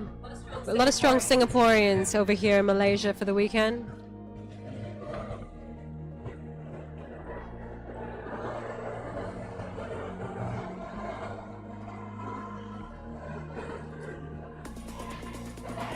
We'll see a lot of tops on the purple route here. This is the first route for the female.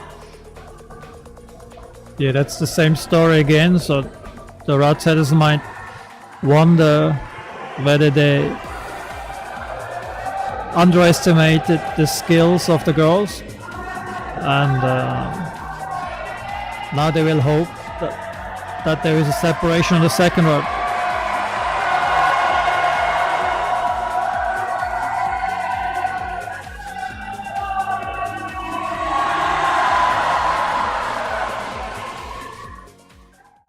That looks like This looks like very wild. Camp 5's. Yeah! Is that Adrian? This is one of our route setters having the task to clean, and you can see our route setters can climb. Yeah. Of course, if you route set it for this competition, you can't climb. Ah, he's cheating. Of the crowd as he goes to brush off the holds. Over here on the black route, a proper competitor for you.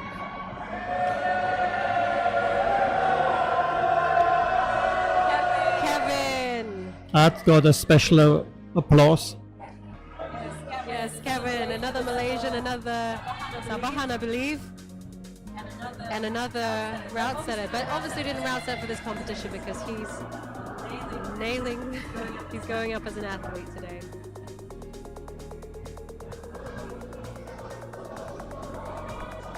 Kevin along with Renee were in international action earlier this year, flying the Malaysian flag as student athletes.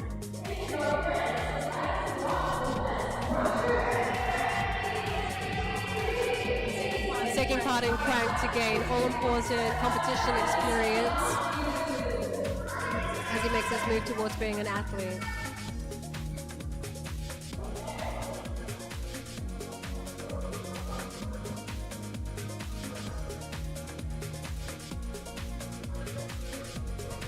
Kevin is part of the Camp5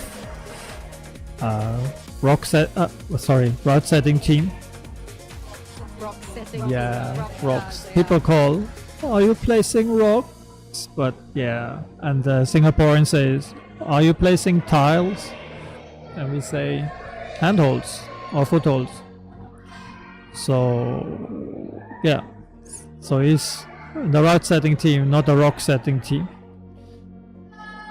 And it's nice He's wearing the hat of to see his athlete. progress for over the last couple of years.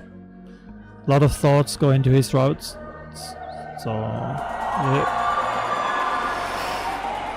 so there's a kind of a crossover in between coaching and route setting. You have to understand movement, and you have to be able to understand what your clients are capable to climb. You need to have empathy, which is maybe one of the biggest traits you need to learn, because you don't set for yourself, you set for other people. And of course it's a little bit harder in a competition because you never know how good these people are, and they're getting better every day.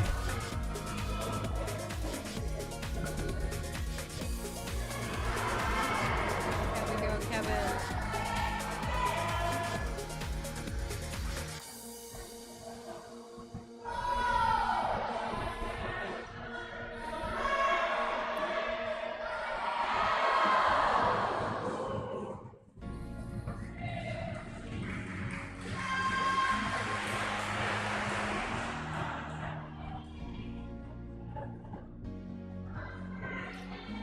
If you're joining us, this is the open category, the qualifiers for the men and women of Crank Lead 2023.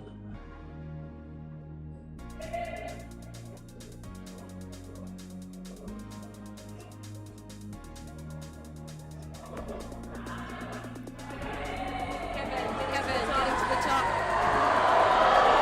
Oy, oy, oy, oy, oy. Is that a joke? Is that real? Oh, Kevin, you're playing with my feelings. Waha, waha.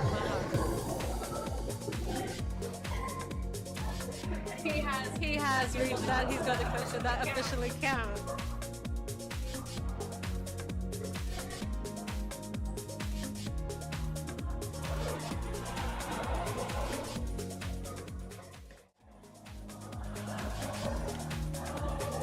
This competition is brought to you by title sponsor Petzl, All Sports Equipment, Verticale, Waltopia, Corzo, Bola, Sime Derby Property, Cox Particle, and Region Physio and Sports Rehab. 48,000 ringgit in cash and merchandises up for grab, as well as bragging rights.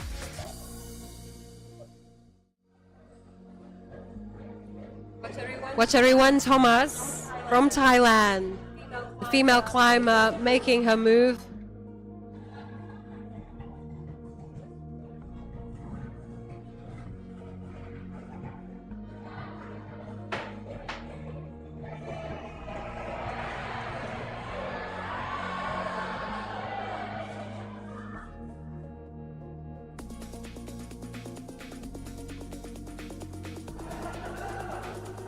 We are coming towards the end of the female competitor list.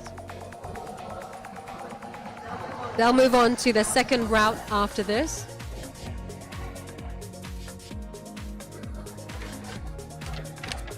And the field of 13 will get whittled down to 8. That will progress to tomorrow's final.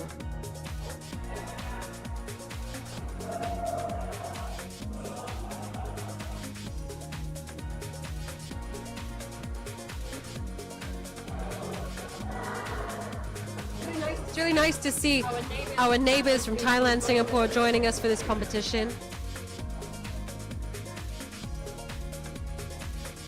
That's in part, I believe, due to the fact there's not many lead climbing competitions in Southeast Asia being run. Yeah, unfortunately not too many, and it would be good to do more of those, so we could actually have a kind of a league where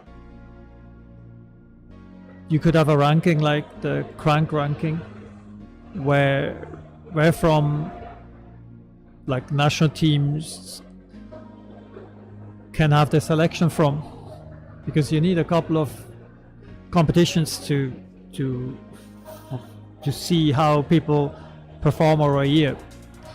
So if you just make a selection based on one single competition, there's very high possibility that you don't get the best. You get the best of that day, but do you get the best of the year? And that's of course one of the reasons for the cranking. Correct. I mean, I say crank is Camp5 ranking, but the idea of crank is that we integrate other competitions in other gyms, not only Camp5, into this ranking system, which then is not an official national ranking, but it can serve as a guideline and hopefully also on Southeast Asian level. So if we are organizing more regional, over-regional competitions, there will be the opportunity to use such a ranking. And we were working on this also to include the youth and the rookie even into this ranking system. It gets a little bit more complex, but yeah, we have some formulas to work on. But in the end, it would be nice that every competition you take part will create some points, which will influence your ranking overall. The idea, I guess, is to see a more reliable, more competitions. You take the more competitions you take into account, the more reliable the ranking of athletes. Yeah, it's like done in other sports as well. Like so you have even kind of formula how to use local, regional, and international competitions, and that's the IFSC as well. So when we do something like that, and we focus on more on international participation or national, then it will be unbiased and fair. And if you would then choose the people from this ranking system, then there's no debate, because otherwise there will always be somebody complaining on the choice of selection.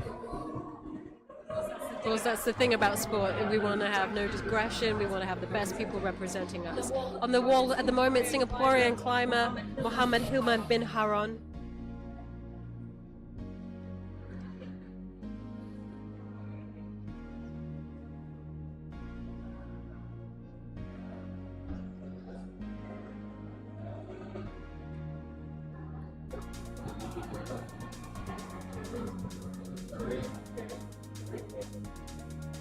Huh?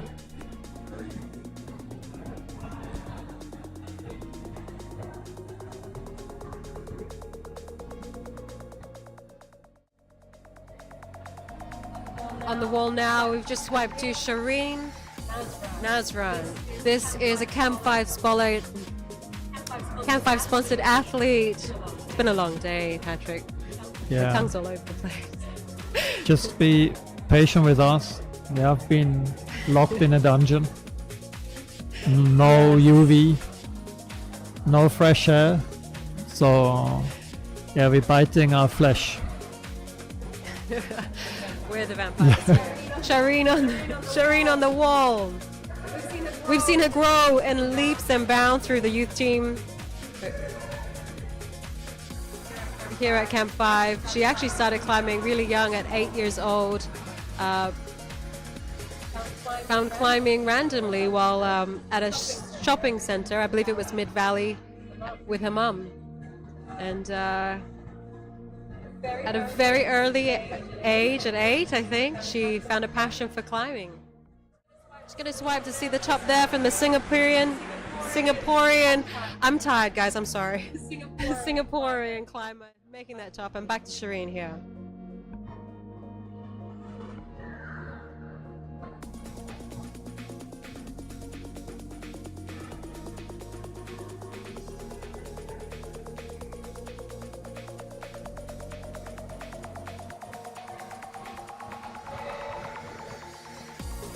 How young do you need to start climbing, Patrick, to really consider being an athlete? I think to be able to compete on a very high level, you need to start climbing before 7 years old. Many of the really top athletes, they started with 3-4 years old. Doesn't necessarily mean for everybody, but imagine you have a 16-year-old kid who is climbing for 12 years, or you start climbing with 14 and you climb for 2 years. So of course it's a huge difference. And there's a different approach what you do with young athletes, how you train and how you climb with them. But they learn it when they learn it in young years. You see now Shabrin has no issues with this route.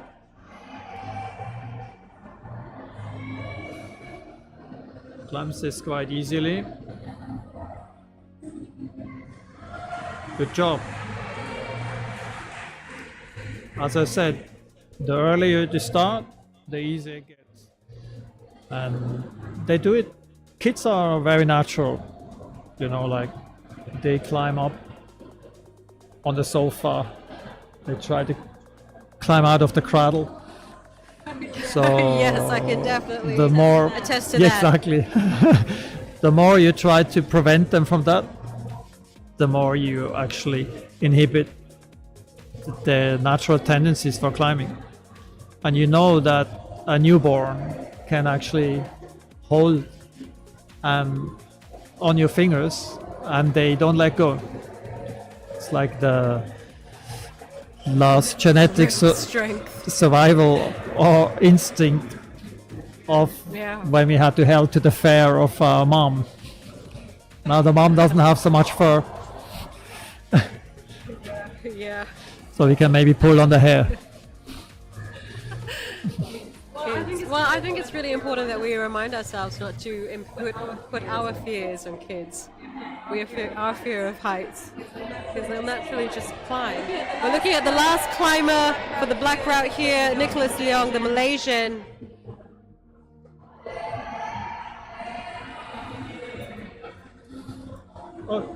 Climbing is similar to swimming. You know, if you look at infant swimming, they have the natural tendency that when they're very young, when they get underwater, they don't breathe. So there's a lot of survival instincts on infants. And if we stop them, if we inhibit them by education, then we take a lot of potential talent away.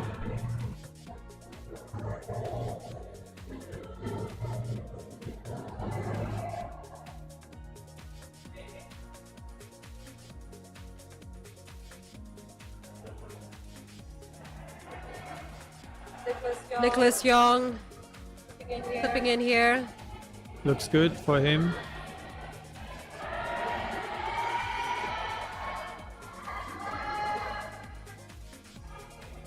Here the route setters could have made it a bit harder for them.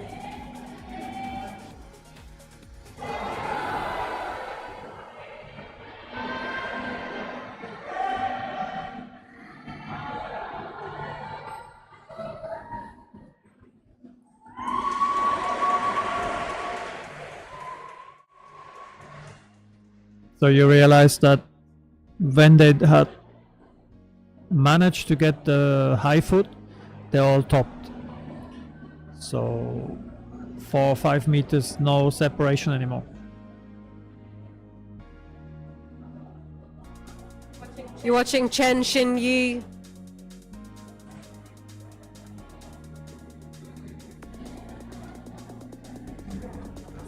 So for the men, they're all done with their first route.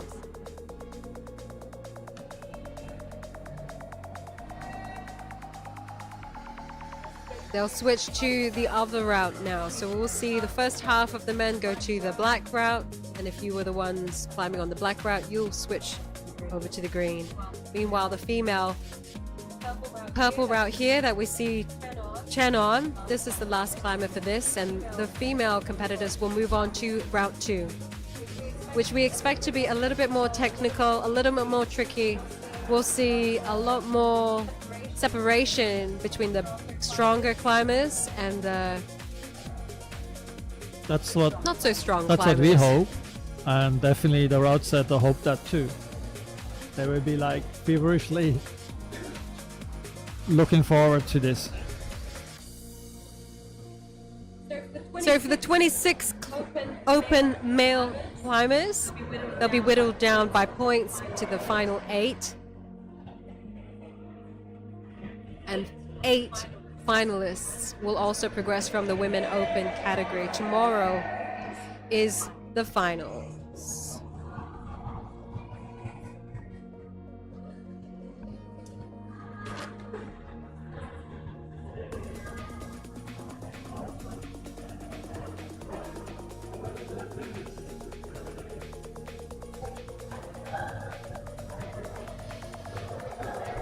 Another top here.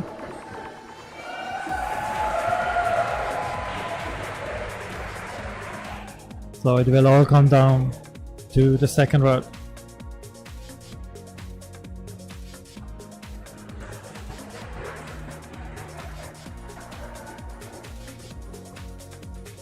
So we have a cleaning fish.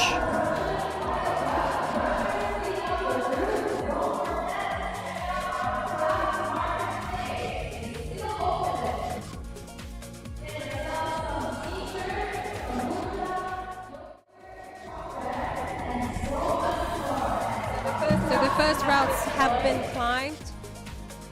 We're going to wait for the athletes to reset for the second round.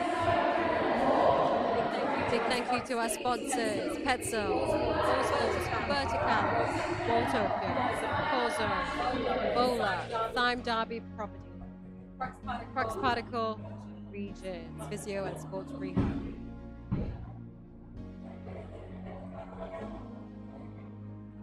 It's been a big day of climbing here at Camp 5 KL East. We started this morning with the youth categories. Groups 3 and 4 were decided today on points. The kids were up there on the auto wall. Youth 2 and Youth 1. Their qualification swimmingly, they will progress to tomorrow's final. You can see the schedule here. Sunday, 8th of October. Join us in person if you can. Youth 2 male and female category will kick things off. That'll be followed by the Youth 1 male and female finalists. We'll show the award ceremony for that before we roll into the main event. 12:30 p.m. we'll see the rookie and male and female finalists get their game on. Top 8 from today's, what you've just seen, the top 8 will progress to the final, and the top 8 from the male and female open will progress to the final. So a big day of climbing ahead.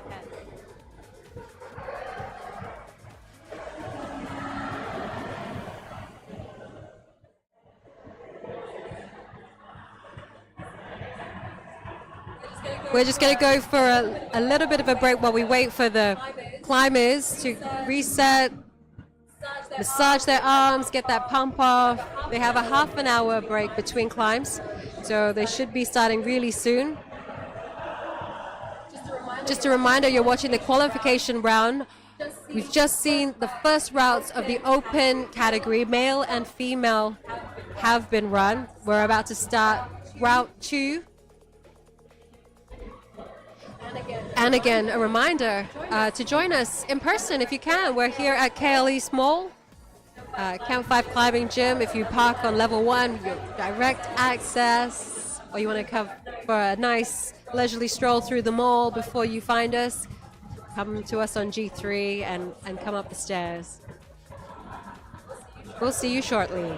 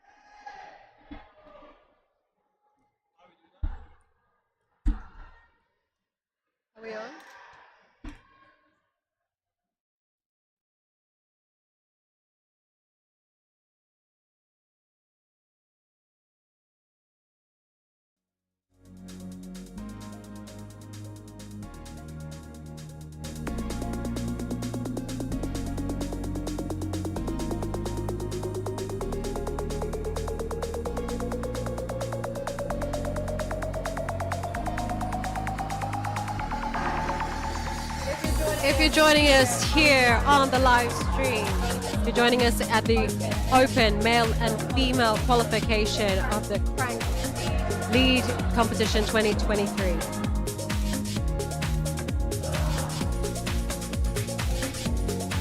This is the second route for the climbers. Vincentillo making his move, edging his way up that first boulder-like problem.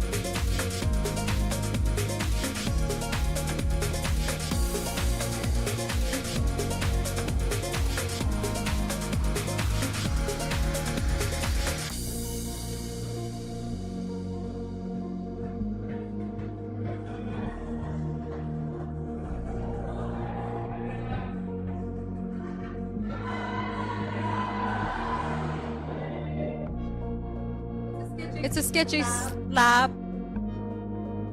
To fall possible at any time.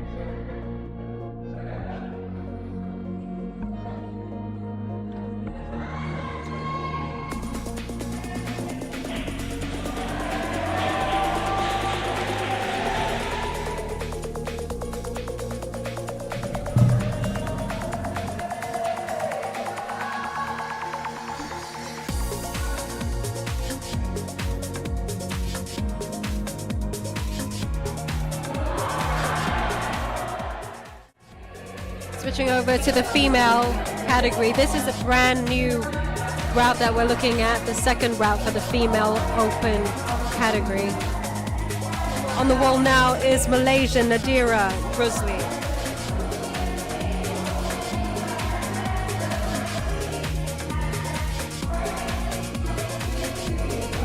Shout out to Vola.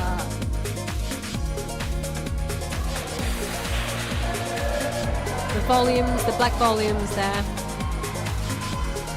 My name is Renai Matu. I'm part of the media team here at Camp5, and I'm joined by Camp5 co-founder and director of coaching, Patrick Andre, for the commentary here on the qualifying. So what we see here is definitely the first separator. You need to push towards this volume to get into the undercling.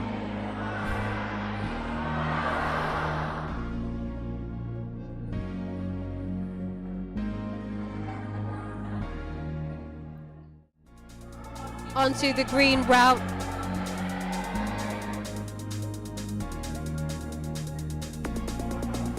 We're watching Eugene Lee. The Malaysian in his second attempt, second route.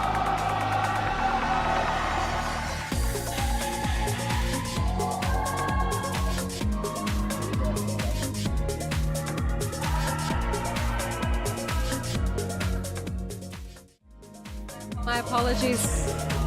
We're now watching the bracket.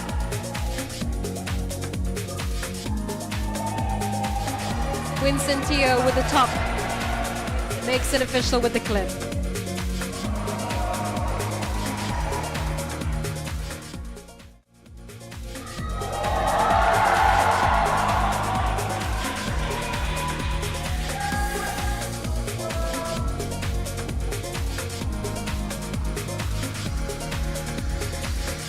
Justin Yee here on the green.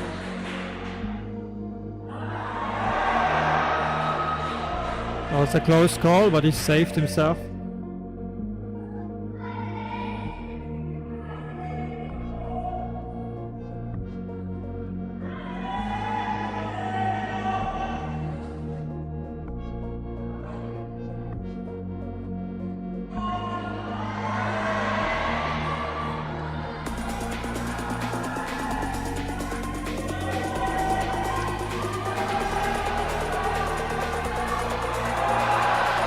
Justin.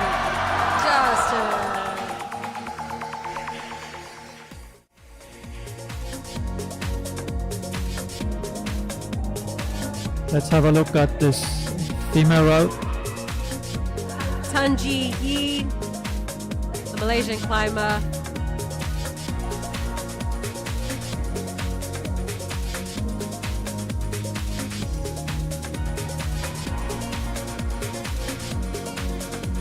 This blue route has been described by Chief Route Set Taki Zulkifli as a buffet of pinches.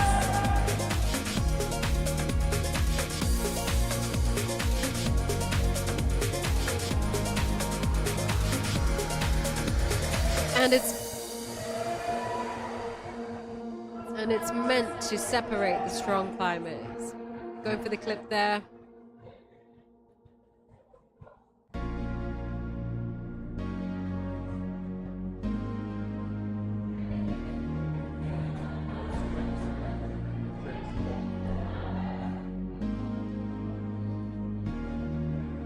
Maybe if you didn't recognize the name, she's known as Trix. She's also a coach in our youth program and a coach of Camp5. Trix, a Malaysian athlete making her comeback into the climbing scene after being away injured for the last couple of months.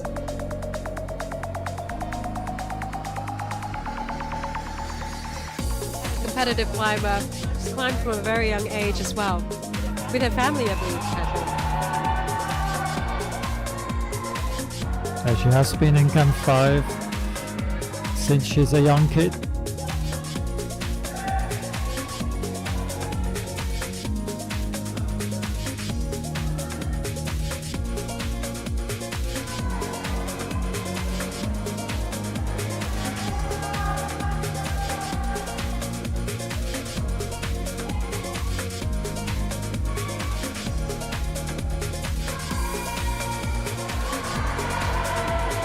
Now you will see us toughening up.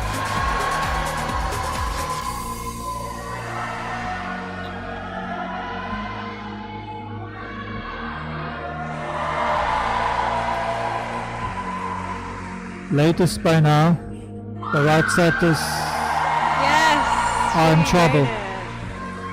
Squeal at the top there. No tricks. Here on the green, you can see Guillem. A French climber.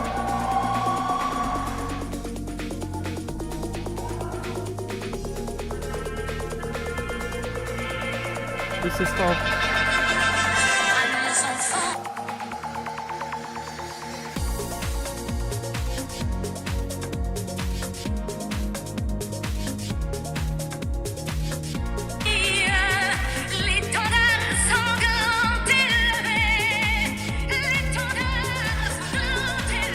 some supportive French music there for you.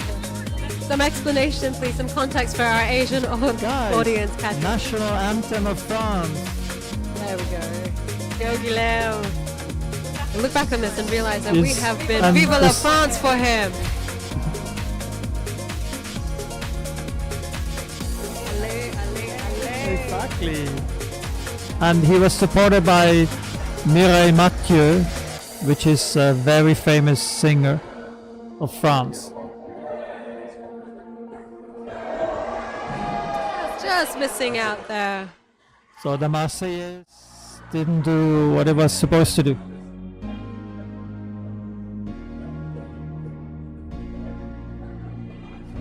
Mohammed Zahid Mohammed Asha on the black route here.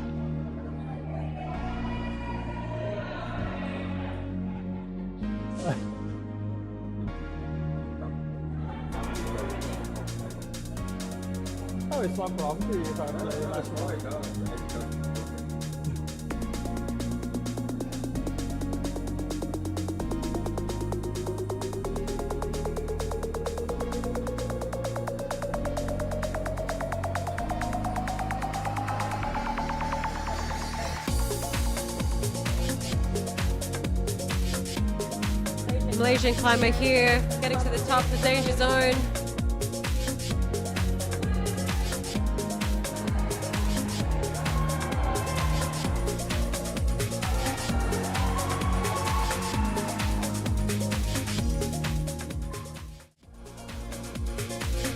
Renee Tan, second route for the female open category.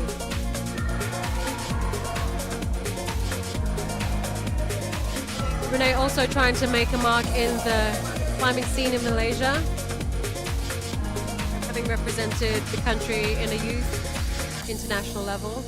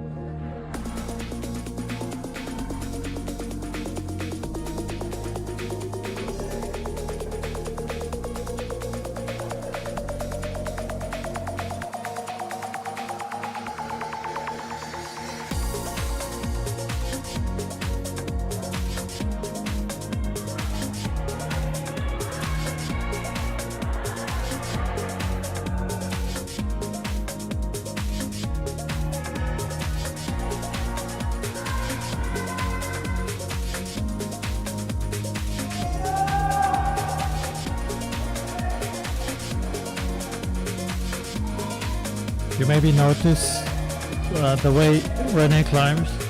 She's a very strong boulder. So lead climbing requires a little bit different skills. And now I hope she doesn't forget to clip. See that clip right there? I think she's eyed it. Or not. Renee. Plenty of support for the young athlete there. On the wall now you can see Sarawakian climber Ambrose Hilton Michael.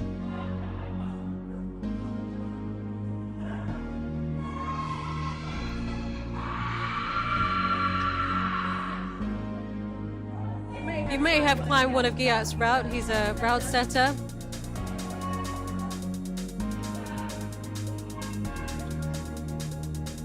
Very creative, dynamic moves he's interested in. And here we see him executing.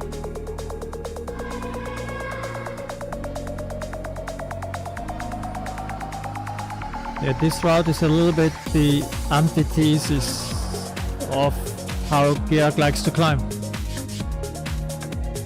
Explain how so, Patrick. Like Giat likes coordinative moves, big jumps, where you need to throw yourself, like what we call a pogo. And so Very dynamic climb. Very dynamic. And so this here requires a different style because it's a slab. So it's more about slow and like subtle positioning, but he's doing well.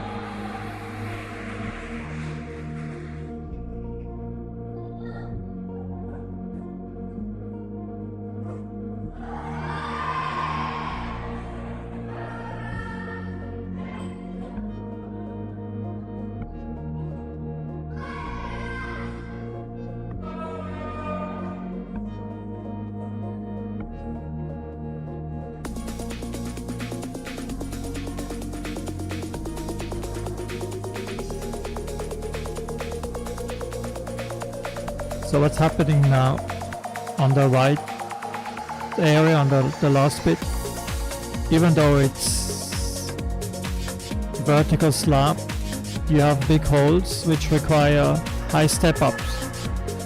So that will be more comfortable for him.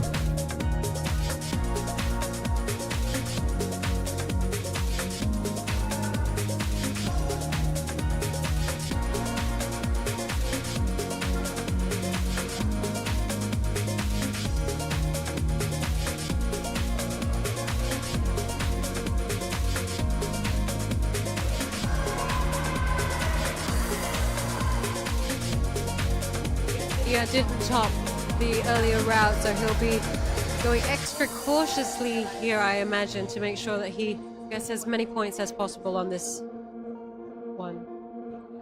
I mean, he knows that if he tops this, He has the ticket for the final.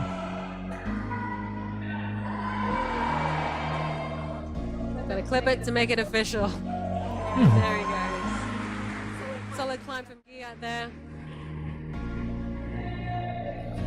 Joining the women again.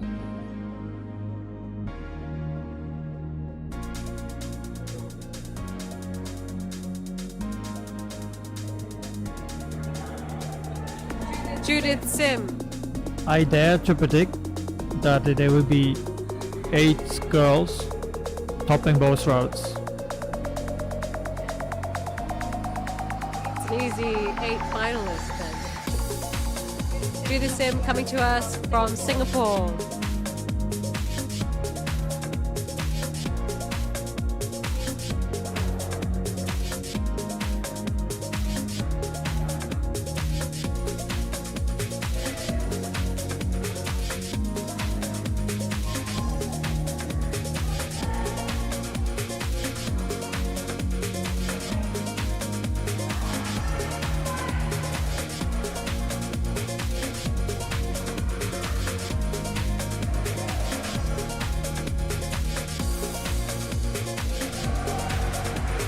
Two of 6.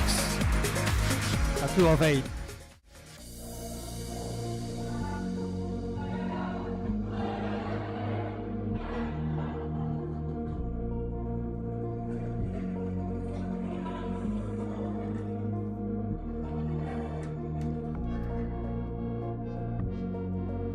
Here on the green, Zulkam Alzam bin Muhammad Zamri. It's very much the crux of this route here. Plenty of strength required. The crux, sorry, but the crux is coming. That's not the No. crux. No, That's watch just the what he's hard doing bit. here. So the next sequence where he has to clip and where he has his hand, yeah, that's where his heel needs to go. So to step up here, that's when he gets to the next one. Yeah, that's it. So that's the crux. We haven't, yes, I guess that's where the crux is. There's a reason why I'm the coach and you are very good at presenting. The wrong crux. This is the green. This is the black route. The black we have. It's been described as a sketchy slab by the chief route Sedataki.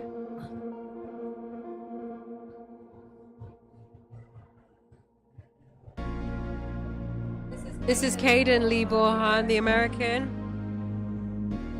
Caden also previously a coach here at Camp 5. Still is. Someone we've watched grow.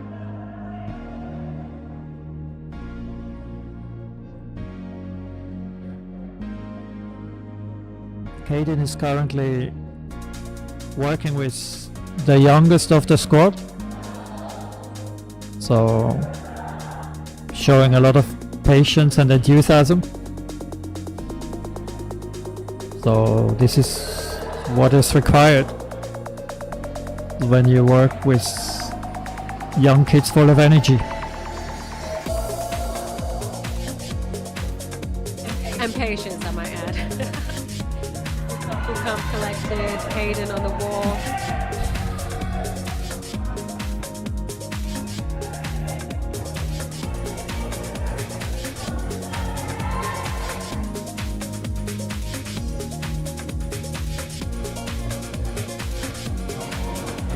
Just enough time to adjust my shoes for a second.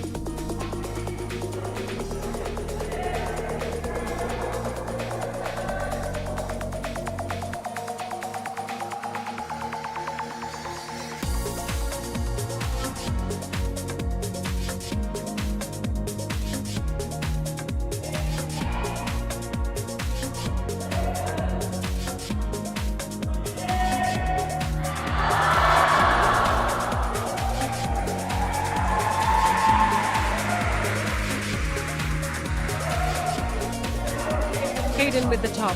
But he didn't see that there was nearly a top of on the girls route, so diminishing my chances to be right. You mentioned you with the fall there, off camera, you wouldn't have seen that, but Patrick is predictions on the line here. Yes, but still some girls to come. Akif Nukman on the green.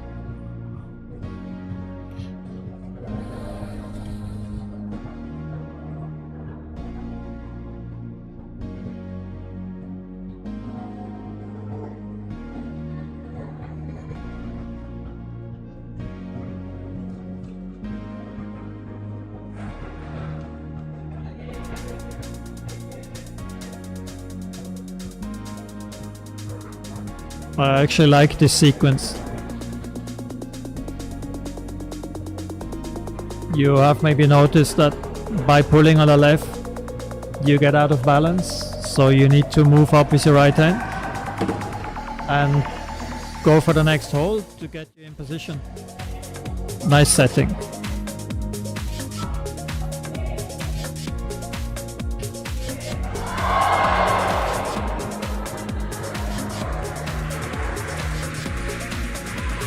Nice effort by Akif Nukman.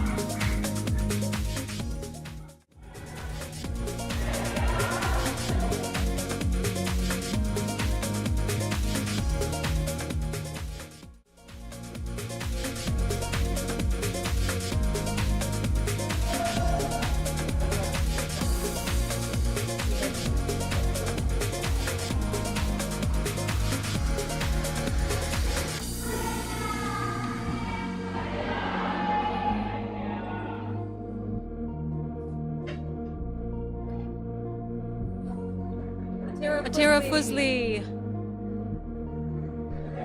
on the wall here.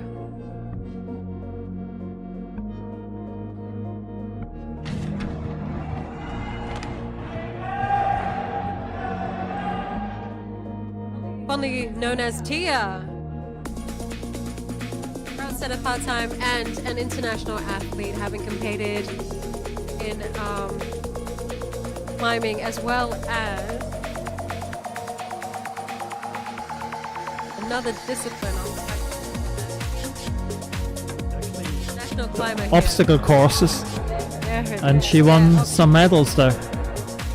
Yes, bronze medal winner at the recent SEA Games obstacle course.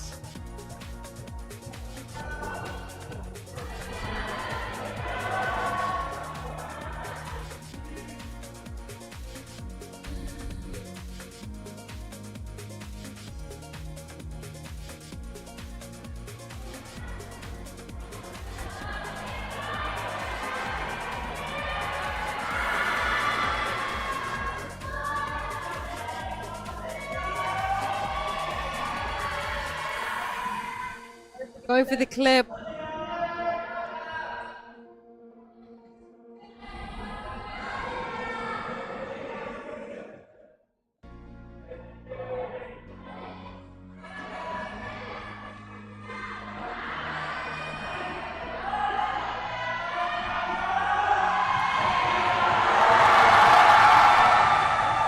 Solid grasp there.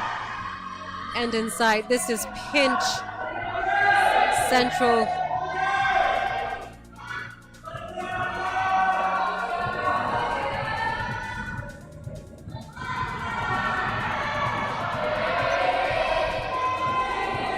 When she gets over this overhanging section, she will have a little bit time to rest and shake.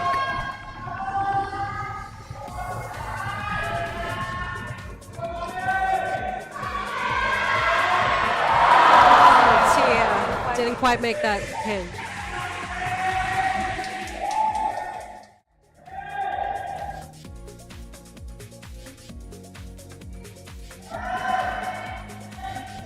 This is Jimmy.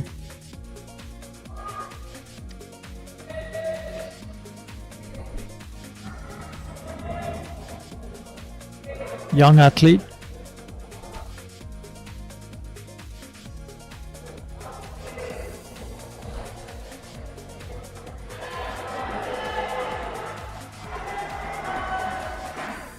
I would say he's the second youngest in the field.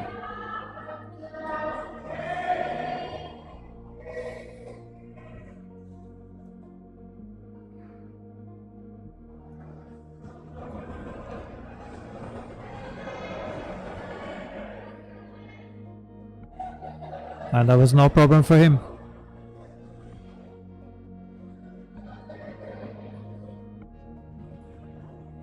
Still has to clip, but that doesn't look as a problem.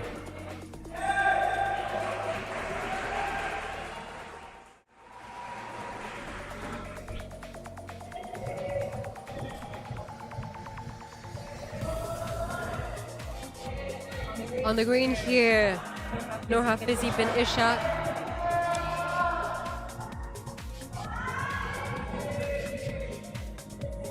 These kind of moves are normally not an issue for him.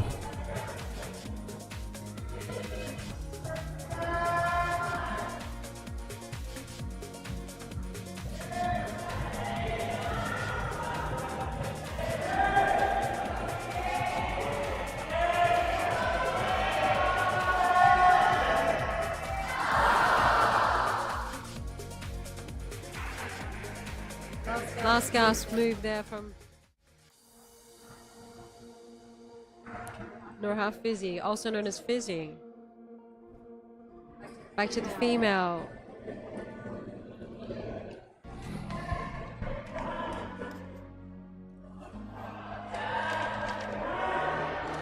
So now we have a delegation of 4 Singaporeans. So they would add to what I'm predicting. So Lynette Ko from Singapore here.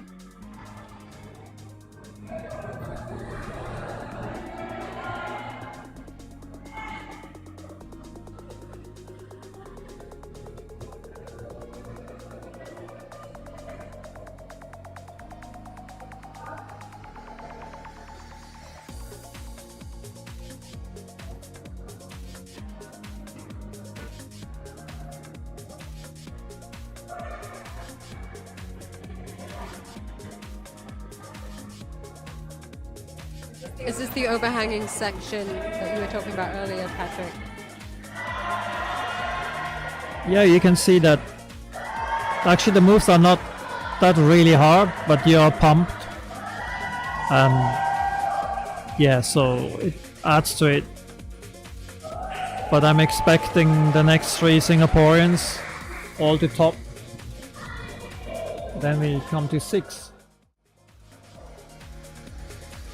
Maybe we get to 7 or to 8. Let's see.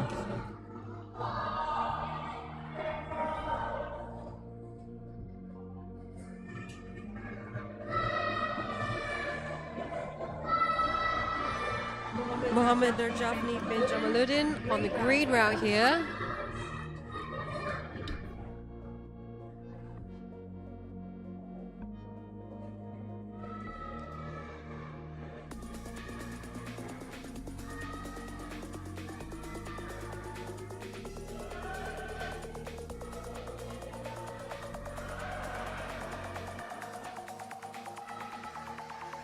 You can see that the competitors are very careful now not to touch that pink hold after they have seen 2 climbers being called down.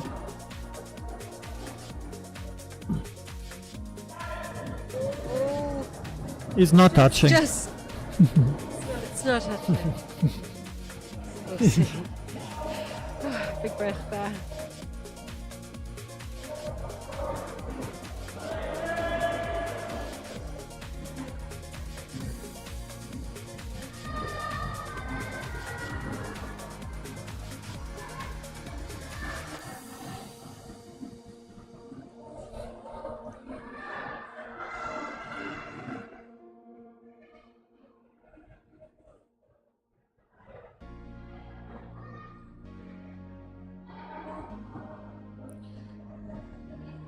Just as a side note, there's 16 routes in this wall.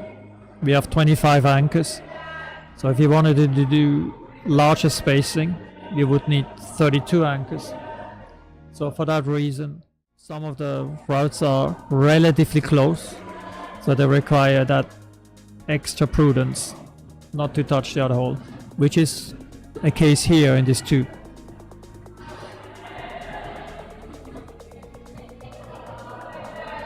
Just in case you are inspired by the athleticism that you see today, all these routes will remain for a few weeks up on the wall. They'll be joined by some other routes, but this competition routes will remain up on the wall for a few weeks.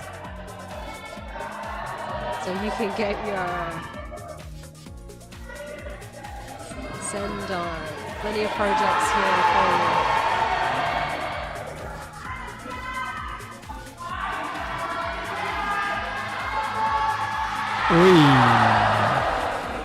This route turns out to be very tough.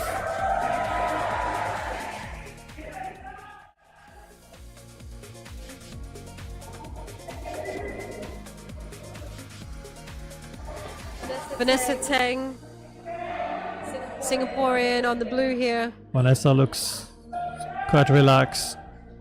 The last move, which could shake her off, is coming now. Oh, she even skips it. So that's it, another top.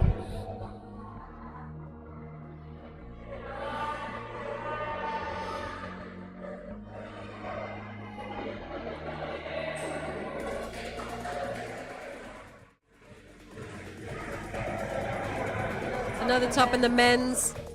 Hugh Sen Hung Christopher.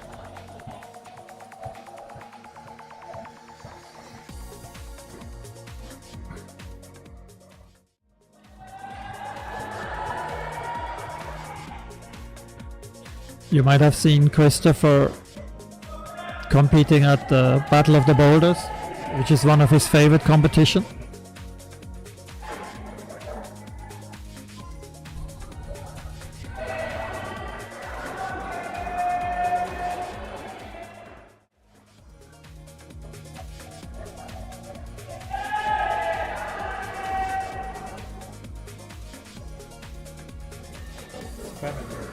Sabahan Kevin here.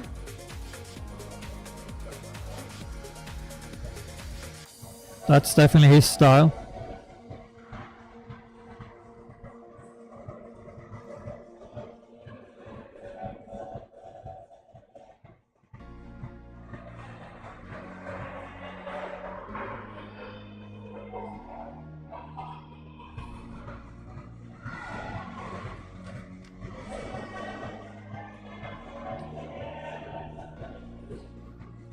You asked me before the difference of lead to boulder, and of course, even though you have some boulder style moves in the lead, the element of endurance and stamina is of course much higher. The endurance in bouldering only comes into place for how fast you can recover in between attempts. But here the element of stamina is not known in bouldering. Oh, now I hope it's not touching the hold.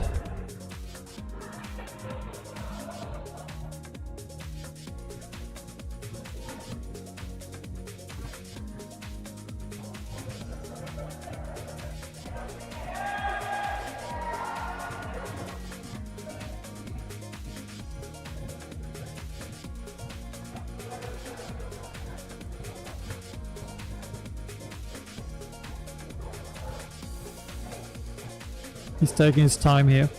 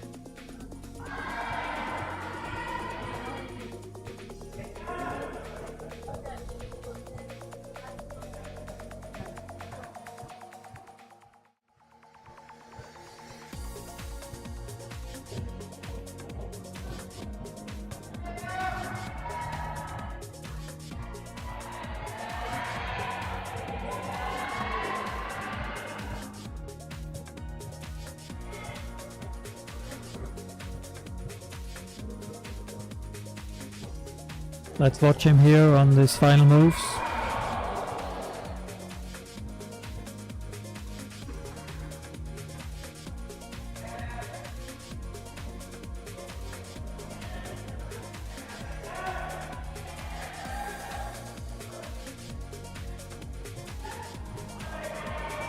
Kevin approaching the crux. He's at the crux now. So when he gets this one done, you need to get your leg up here.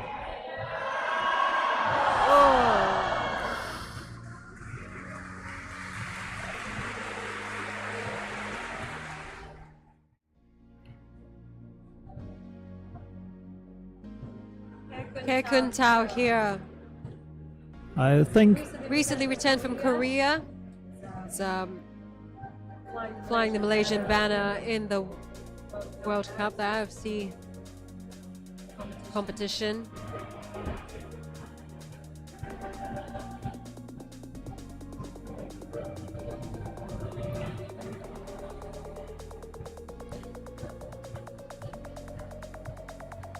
looks like another top.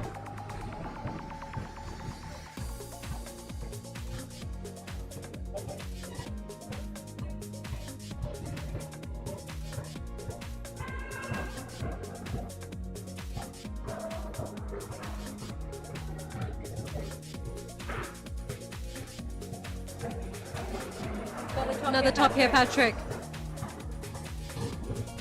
Yes, that route sees many tops, but the separation is on the green route.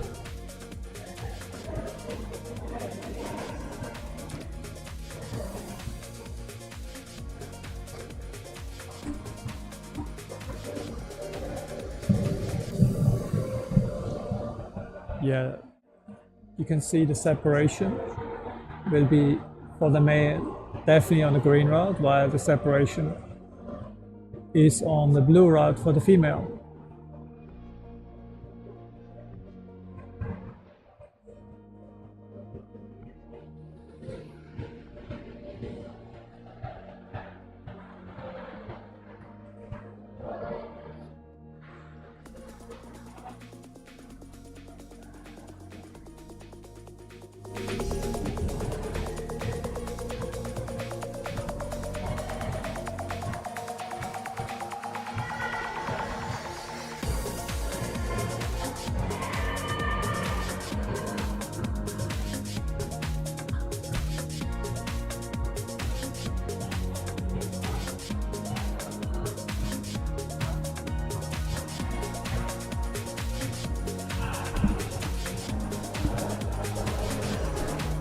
Janet Go here.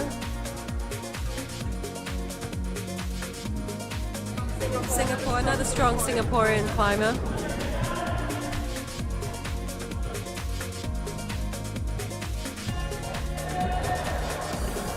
So she's on her last moves. Huh? There's no more mic here. Oh no, let her. Switching over to Ayman bin Faras there. Switching back to Jeanette, making the top.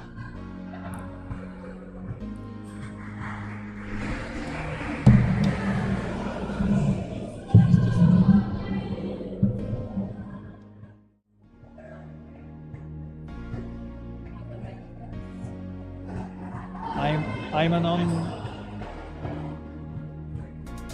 the slab route. So I think from the female now we have 6 tops already on the blue route.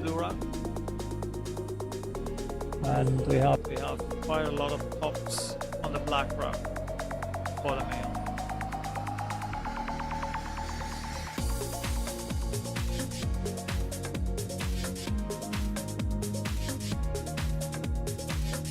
Ayman is also one of those kids who started climbing Camp 5. He was joining the Chicha club when he was really, really young. And he has been developing since. He went through the entire youth team program as part of the youth team. and now he has joined the coaching team.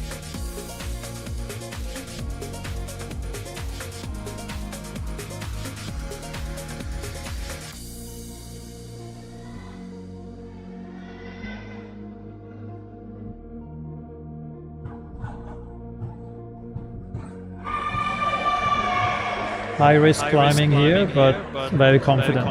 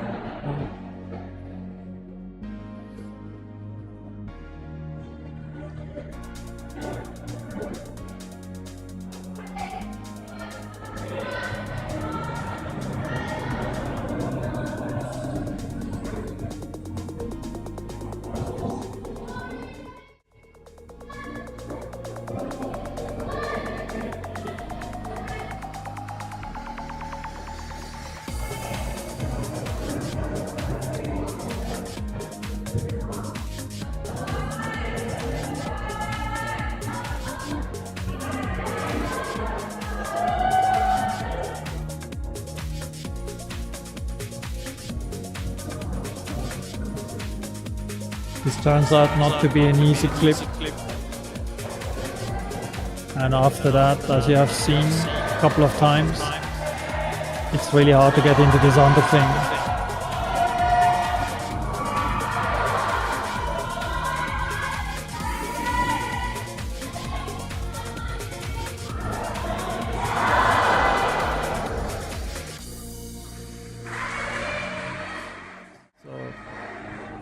We just saw quickly Muni reaching for the undercling and falling.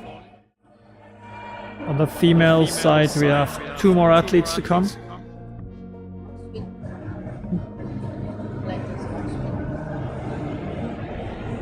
So while we're watching Oswin, also looking good, most probably going for the top.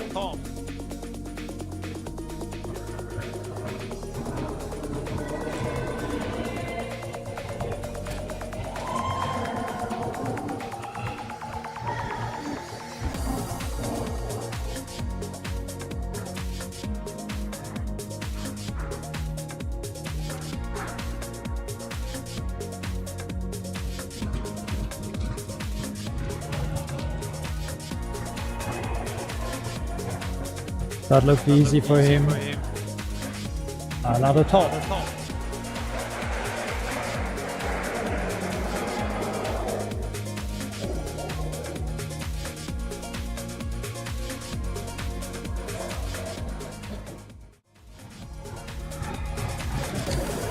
Nicholas on the green.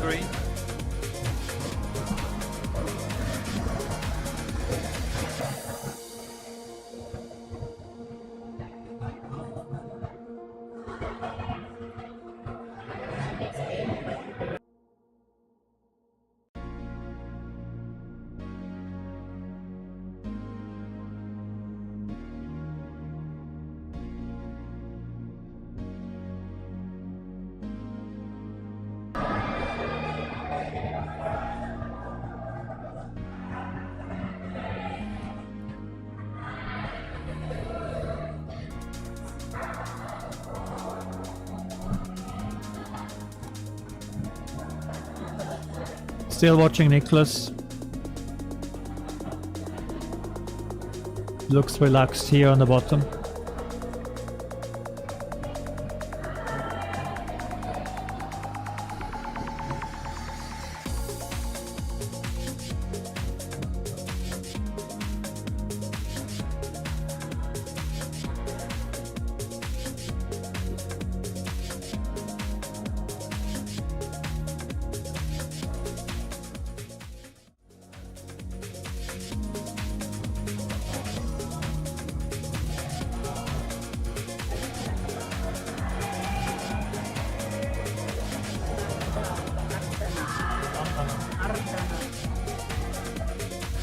Here we see Ardana from Indonesia. He was a bit unlucky on the green route because he was called down by touching one of the pink holes. So yeah, he was rather upset, but in good spirit he goes for this route, which I expect him to top.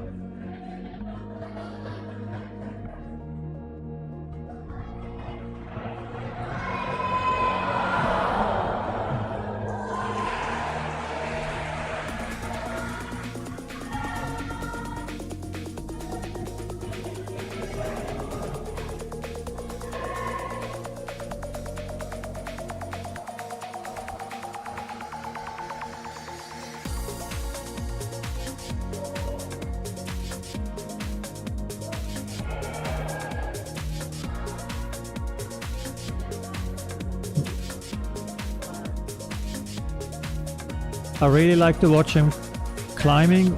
For his young age, he's very composed. He takes his time, super flexible, very interesting athlete.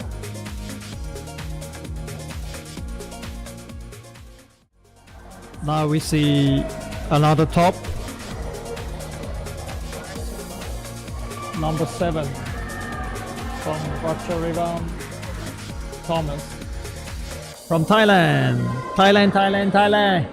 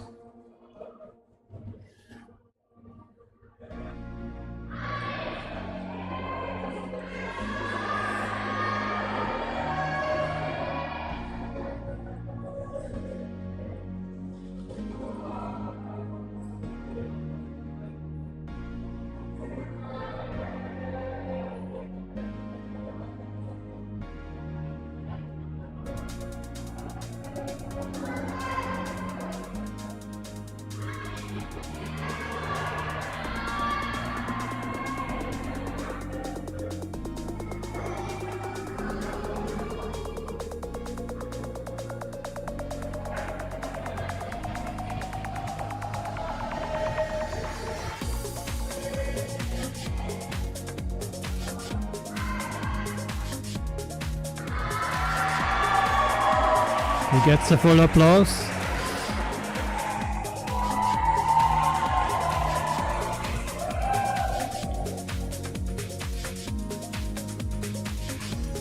As a consolation for him, he already had a podium, he already won the youth competition. But I believe he would have done better. Now watching the last climber, Shireen. One of the strongest athletes in Malaysia. So my prediction is she will top that one too. And then she will round up the 8.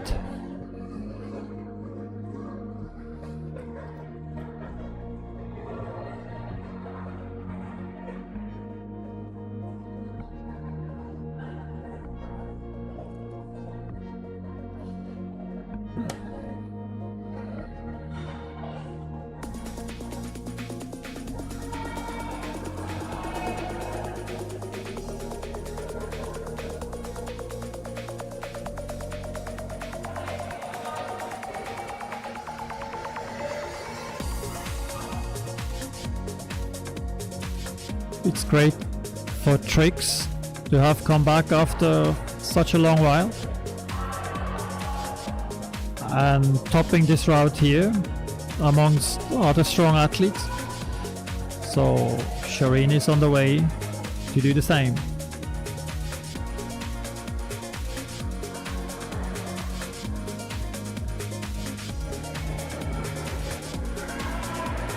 That was a bit on the risky side.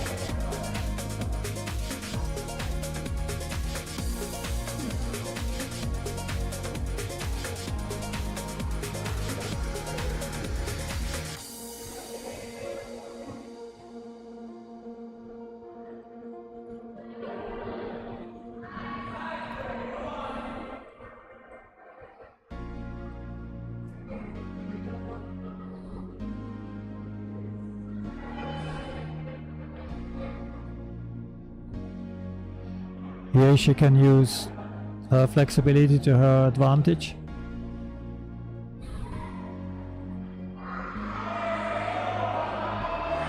Oh no!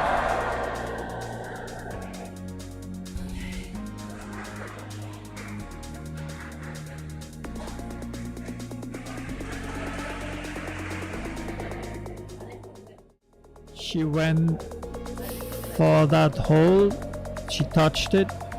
She still might have made it to the final.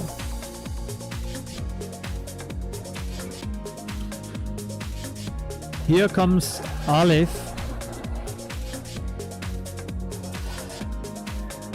There is actually a song in Germany called Here Comes Alex, but this is Here Comes Alif. And he was called down for touching a pink hole. Obviously he likes pink.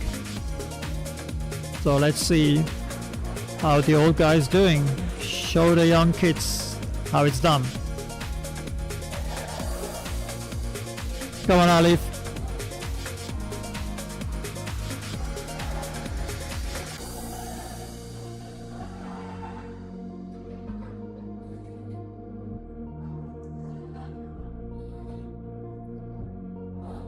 Alif is married to a strong Taiwanese climber. I'm not sure why she didn't compete.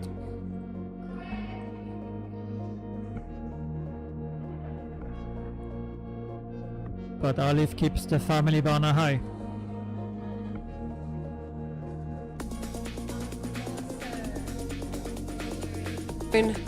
Climber Alif, the founder of Verticale. Shout out to Verticale, one of our big sponsors here on this crank adventure with us. I think Verticale didn't have enough banners on the wall, so he wants to have more airtime. We're all about airtime for our sponsors. We get it. Alif, go for the clip. Come on, Alif. Come on, Alif. Ale, Ale. Ale, Alif.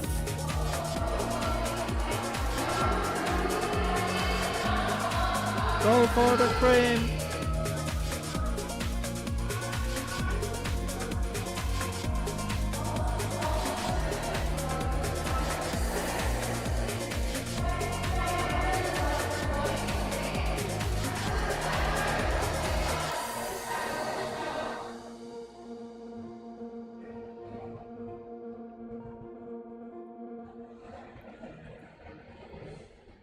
Still looking good.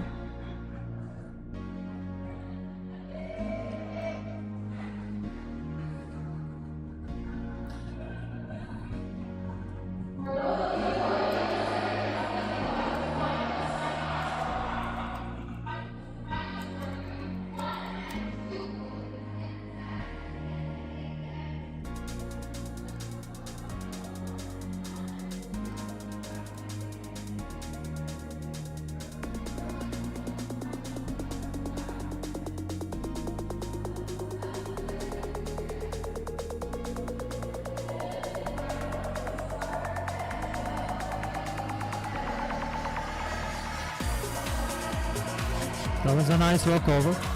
Look, yes, I wanted to see that, and he does me the favor.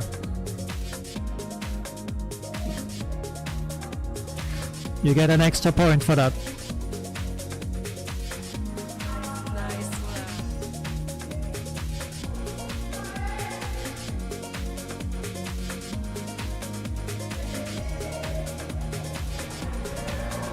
on, Alif. Don't give up. Yeah, man.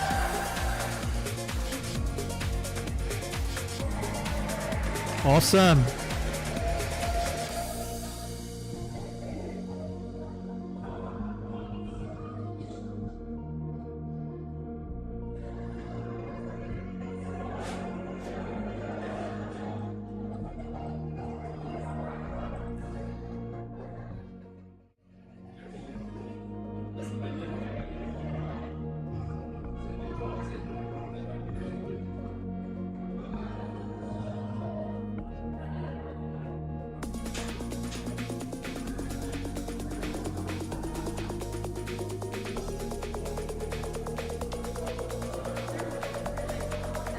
That was the last climber for today. Verticalis Alif taking us out with a bang on a mammoth day of climbing here at Camp 5 KL East. Join us again tomorrow, 10:15. We'll be kicking off the live stream at 10 o'clock, 15 minutes early. Join us if you can. The first 8, the youth male and female finalists of Youth 2 will be followed by Youth 1, the male and female top 8 finalists. We'll have a award ceremony.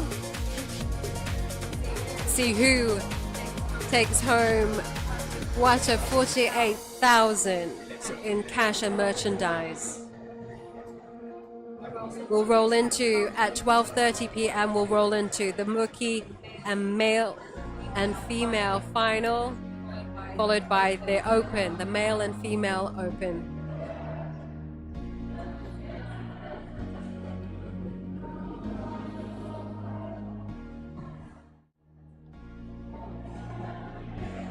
Thank you very much for watching.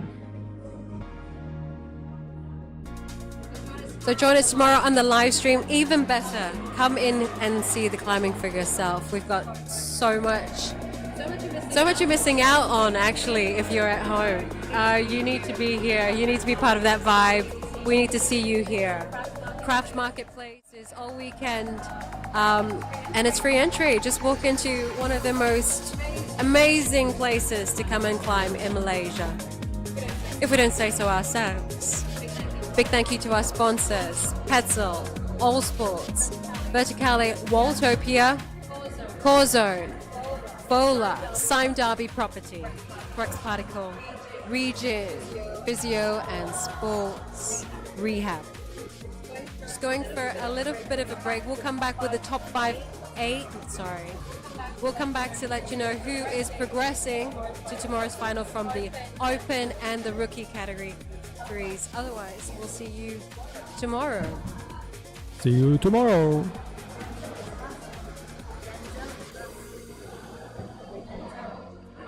My apologies. We have one more climber that we are waiting for. How can we forget him? Denzel is still climbing. Denzel is the last climber.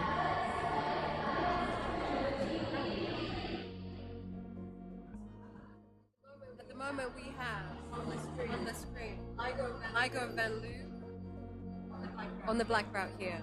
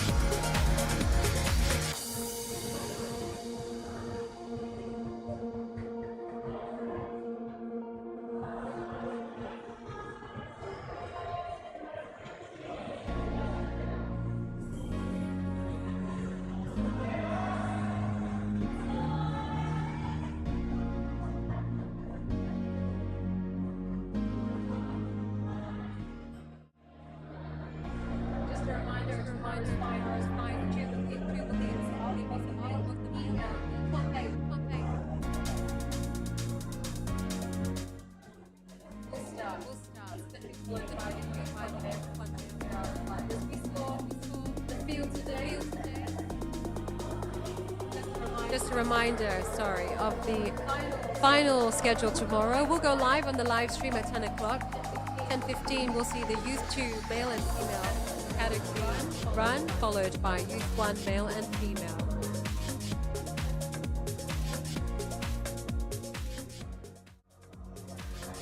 On the wall now, Denzel Eng. Denzel Eng. Young climber here, his second time in Crank League competition. Make that catch. Come on, Denzel.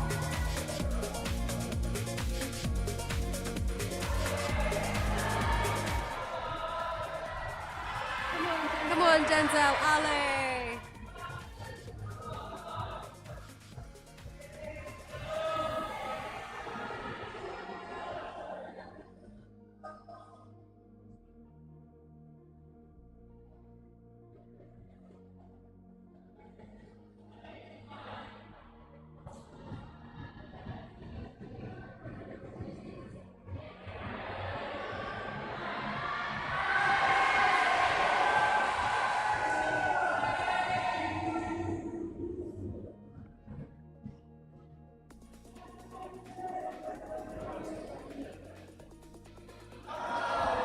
Denzel.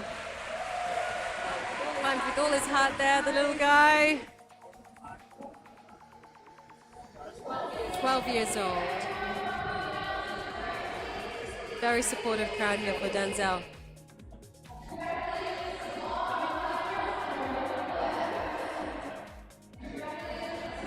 We'll be back in just a bit with the results to see who will progress to the Open Finals as well as the Rookie Finals.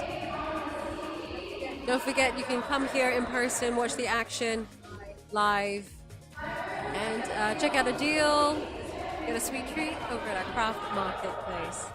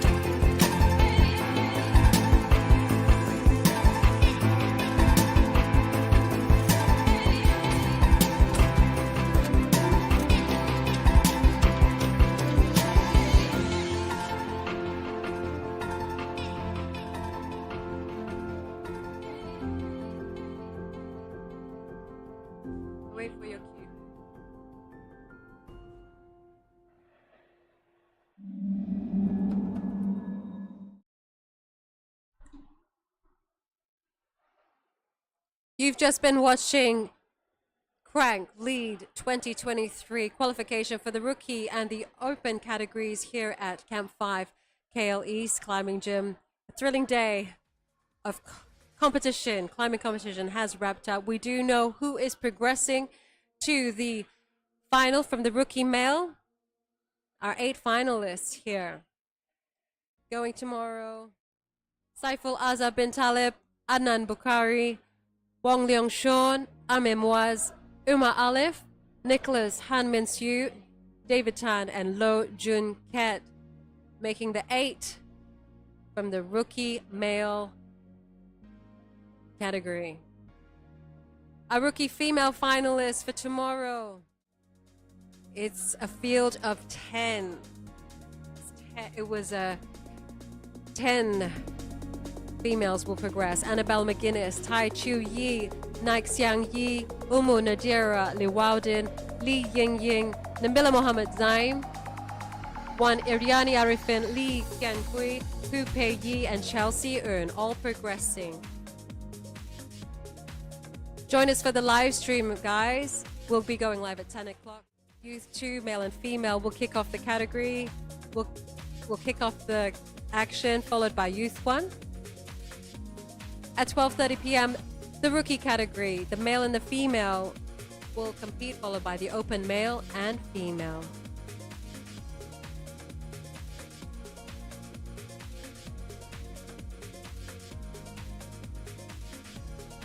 We'll see you for the live stream tomorrow. Even better, join us in person here at Camp 5 Climbing Gym. Big thank you to our sponsors. 48,000 ringgit in cash and merch on the line tomorrow. Petzl, our title sponsor. All Sports Equipment, Verticale, Waltopia, Core Zone, Vola, Sime Darby Property, Crux Particle, and Region, without which this event could not be possible. Thank you very much for joining us on this adventure. We'll see you guys tomorrow. My name is Renai Matu. Patrick's long gone, but we'll be here bright and early to guide you through the live stream. See you then.